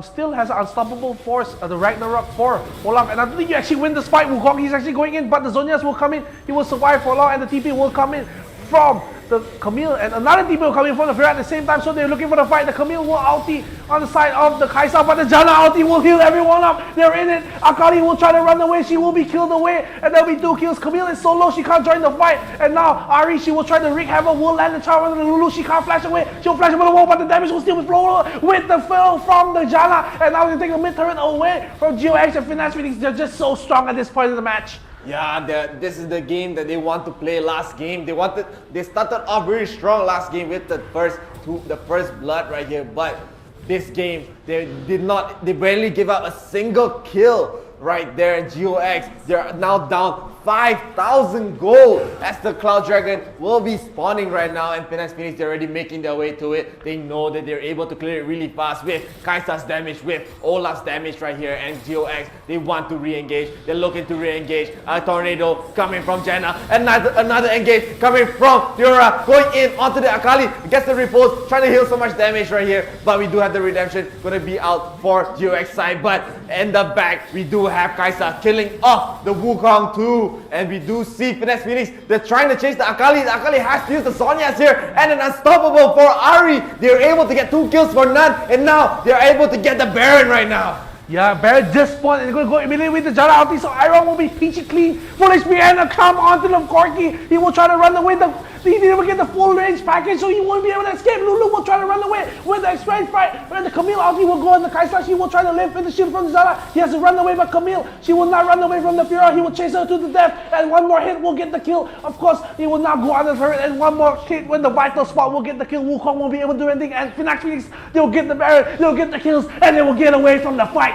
9,000 gold, and again we do have Wukong being so aggressive trying to defend this turret right here. He does go with ulti, but we do see Akali in the back trying to get the kill onto Fiora. He does get the kill onto 𝗔𝗿𝗄. A shutdown, not a shutdown kill I think, but he does end up getting one even though.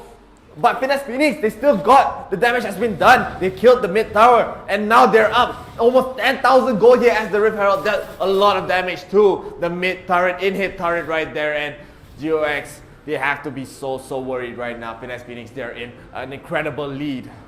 𝗔𝗿𝗿 showing us that they have crumbled under the pressure here. The pressure coming in from the 𝗔𝗿𝗄, the pressure coming in from the Ahri. So much damage from the Fiora too. So right now they have to pray for a miracle to happen. They need to steal maybe any objective, but nothing is up on the map. So Finesse, they have taken the tier 2 away from the mid, so the map is opened up for them to just walk into the jungle. Look at how confident Olaf is. He's all alone, no one's near him, but he knows that because they don't have the turrets to back them up, they don't have that vision too, so he just safely walk into the blue jungle and take whatever he wants. Yeah, and even in this stage of the game, the next dragon does not even have to be a group fight, as we do see a fight right here. It's starting from Copy on the Ahri, dealing so much to the Corki. The Corki has to immediately run away. They're gonna melt this tower down. So much damage for Finesse Phoenix. Lulu trying to stop the push, but he has to flash away. They will be able to claim another turret. Actually in the back, we didn't even notice a double kill by Fiora. In the top side, we have Olaf just going in with the unstoppable, knowing he has the 𝗔𝗿. He's able to have a second life right here. They'll secure the bottom in-hit turret. Akali doing her best, trying to get some kills. She will have to spend the Zhonya's, she will have to spend the flash. No more kills will be on their side, but Finesse Phoenix, they do secure so many towers. And right now Fiora being so strong, going in the top side, trying to get her own in-hit turret right there, and they're trying to push the game. They will get another turret, and it looks like it might be the end for 𝗔𝗿𝗿, as they will be pushed in by Finesse Phoenix, or Finesse Phoenix will make the safer play to just push back.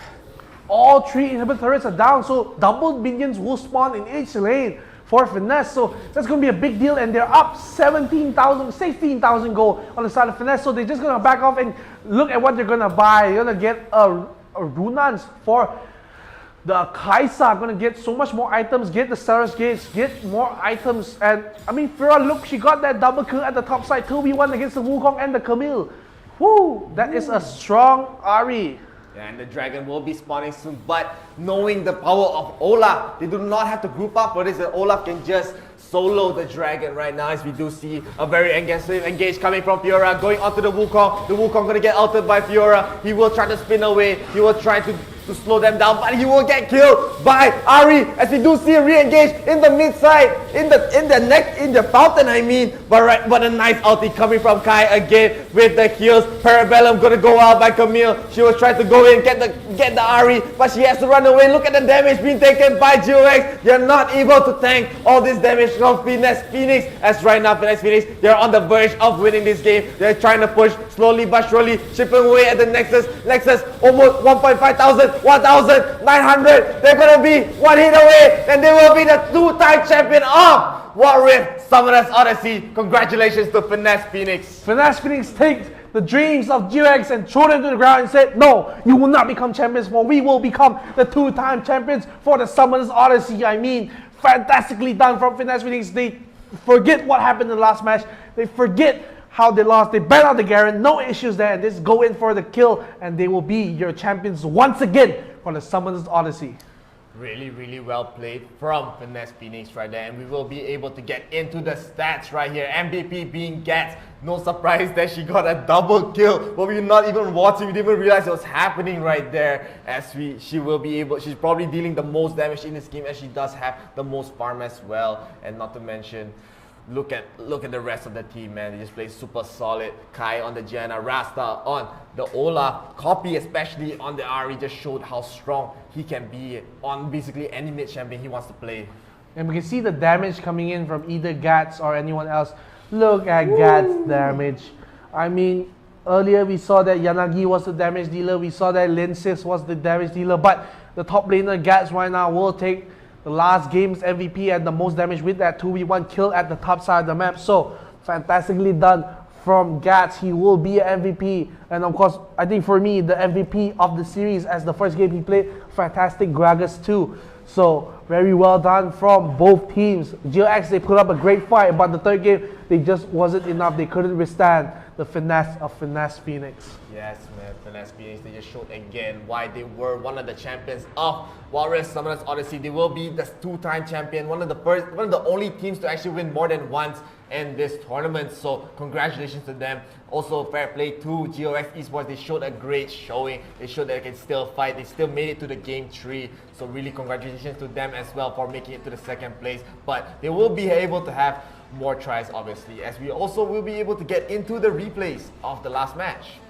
Alright, so the first replay we have side here, we can see that 𝗏𝗏𝗏 will try to go in aggressively onto the Ahri, but Janna will be here for the help, and the Ignite will take her away, and the first split will go on the side of Finesse Phoenix. Right after that, we can see that this fight is where they just pick up the Lulu, and the charm will land on the Corki. He will try to run away, but one more time, the Ignite will be too much for him to handle. Yeah, and Finesse Phoenix just showing that with that early game aggression, they're able to secure this Ocean Dragon for free, as we do see an engage coming in from the bot lane, but a very well played fight coming from Kai and 𝗏𝗏𝗏s, getting the repulse, getting the peels right there, as 𝗏𝗏𝗏, she is not able to run away from Olaf, just running in, as his name states, he's unstoppable right there. And another engage attempt by 𝗔𝗽𝗏𝗏s. They did get a really good fight as they do clear off the Olaf. They tried to go in onto the Kai'Sa as well with the 𝗶𝗹𝗏𝗏, but look at the nice ulti coming from Kai, healing everybody up right here. We do have Ahri going in, chasing them down with the help of the Twin Shadows, just trying to chase the Lulu, and they will get the Lulu kill here as well. Yeah, I mean, nice repulse coming for Fiora. You know what they say, parry repulse, you are toast. And toast 𝗔𝗽𝗏𝗏s were, as they will cut into the toaster here at the side. You see how confident 𝗏𝗏𝗏s is on the Fiora, goes into the backline, almost kills up the 𝗏𝗏𝗏 and survives for herself. And they just look at Ahri. You can see Ahri will chase 𝗏𝗏𝗏 at the side of the map. You can see at the top left, he will just continue going and force Zhonya's out from 𝗏𝗏𝗏, and she has nowhere to go. She tries to run away, but the kill will go through, and this will be the Baron for Finesse Phoenix. They will take it away. 𝗔𝗽𝗏𝗏s, they tried their very best to contest, but the charm coming in from the Ahri will hit onto the Corki, and Lulu, she will try to run away. Camille will also come in, sacrifice her life. She thought she could kill the Kai'Sa, but Kai'Sa will be healed up by the Janna. She has to flash away, and Fiora 𝗏𝗏𝗏s chasing down the kill onto the Camille. And this was just where everything went wrong for 𝗔𝗽𝗏𝗏s. Yeah, 𝗔𝗽𝗏𝗏s right here, they do have a lot of they look like they were so good in these fights, especially here. Wukong just trying to slow down some time. We do have an engage by 𝗏𝗏𝗏 as well, trying to kill Fiora as she was very low, but she ended up getting another kill, which was the Kai'Sa right there. That was one of the Kaiser's view deaths, but this is what we didn't even notice that Fiora was getting a double kill here, as we do see pushes coming from every side. Olaf is going in, being so aggressive with the ultimate, with the unstoppable. Akali was trying to get some damage in, was trying to get even a single kill in, but she was not able to, as Finesse Phoenix, they were just way too strong here. They were just way too strong, and we see they're gonna take away all the turrets on the side of GOX. They will have no more turrets. Top inhibitor turret go down, the bottom was already gone, mid will go down. We thought they were trying to push in for the fight, but of course when Wukong came back with the Camille, they decided to let's just reset, get items, and we will fight again the next day. Yeah, and the fight did happen right then, as we do see an engage from Wukong. Wukong will just die right there. They will not be able to survive. They're just diving even like fountain area, but the heals coming from Kai once again, just getting everyone back to full HP. Copy with the nice Zhonya after the Parabellum was used on her, as we do have the end of the game where Finesse Phoenix, they could not be stopped, and GOX, they were just trying their best, just barely trying to stop the pushes, but slowly but surely Finesse Phoenix were able to secure this game, and they do end up getting the grand finals. They do end up winning today's Wild Rift Summoners Odyssey.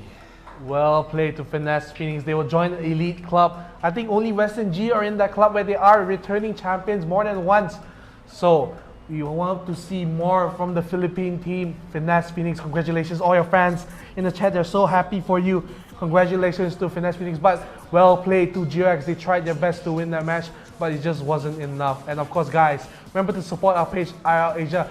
Let us get to 10,000 likes/follows. And we will stream more games, PUBG Mobile, Valorant, whatever you name it. We'll probably do it, maybe not, probably, we'll try our best. Yeah, and of course, this tournament is organized by IRL Asia, partnered by Homie, and also our sponsors is Theory, and co-sponsors Spectra, Sunway, and PayX. So do not forget about that. Do not forget about getting 10K likes. Do not forget about giving stars, and also support your favorite teams, as it will be the end of the stream today. Congratulations again to Finesse Phoenix, and of course, I had a great night, great tournament, great reading fans' comments, and my name is Chef, signing off for tonight. Can I sign out too? Yeah, I think I sign out. Signing out, what's my name again? NeonFaith. Yeah. NeonFaith. See you guys. See you guys tomorrow.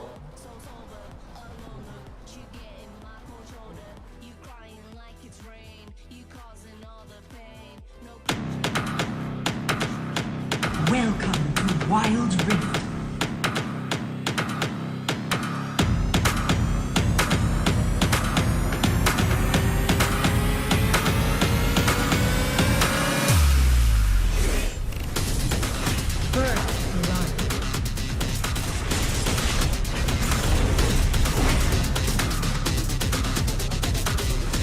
The enemy team has slain the dragon.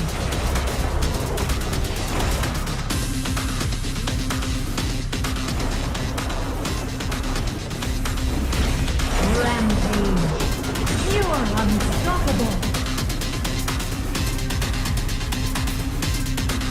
Victory. Yes.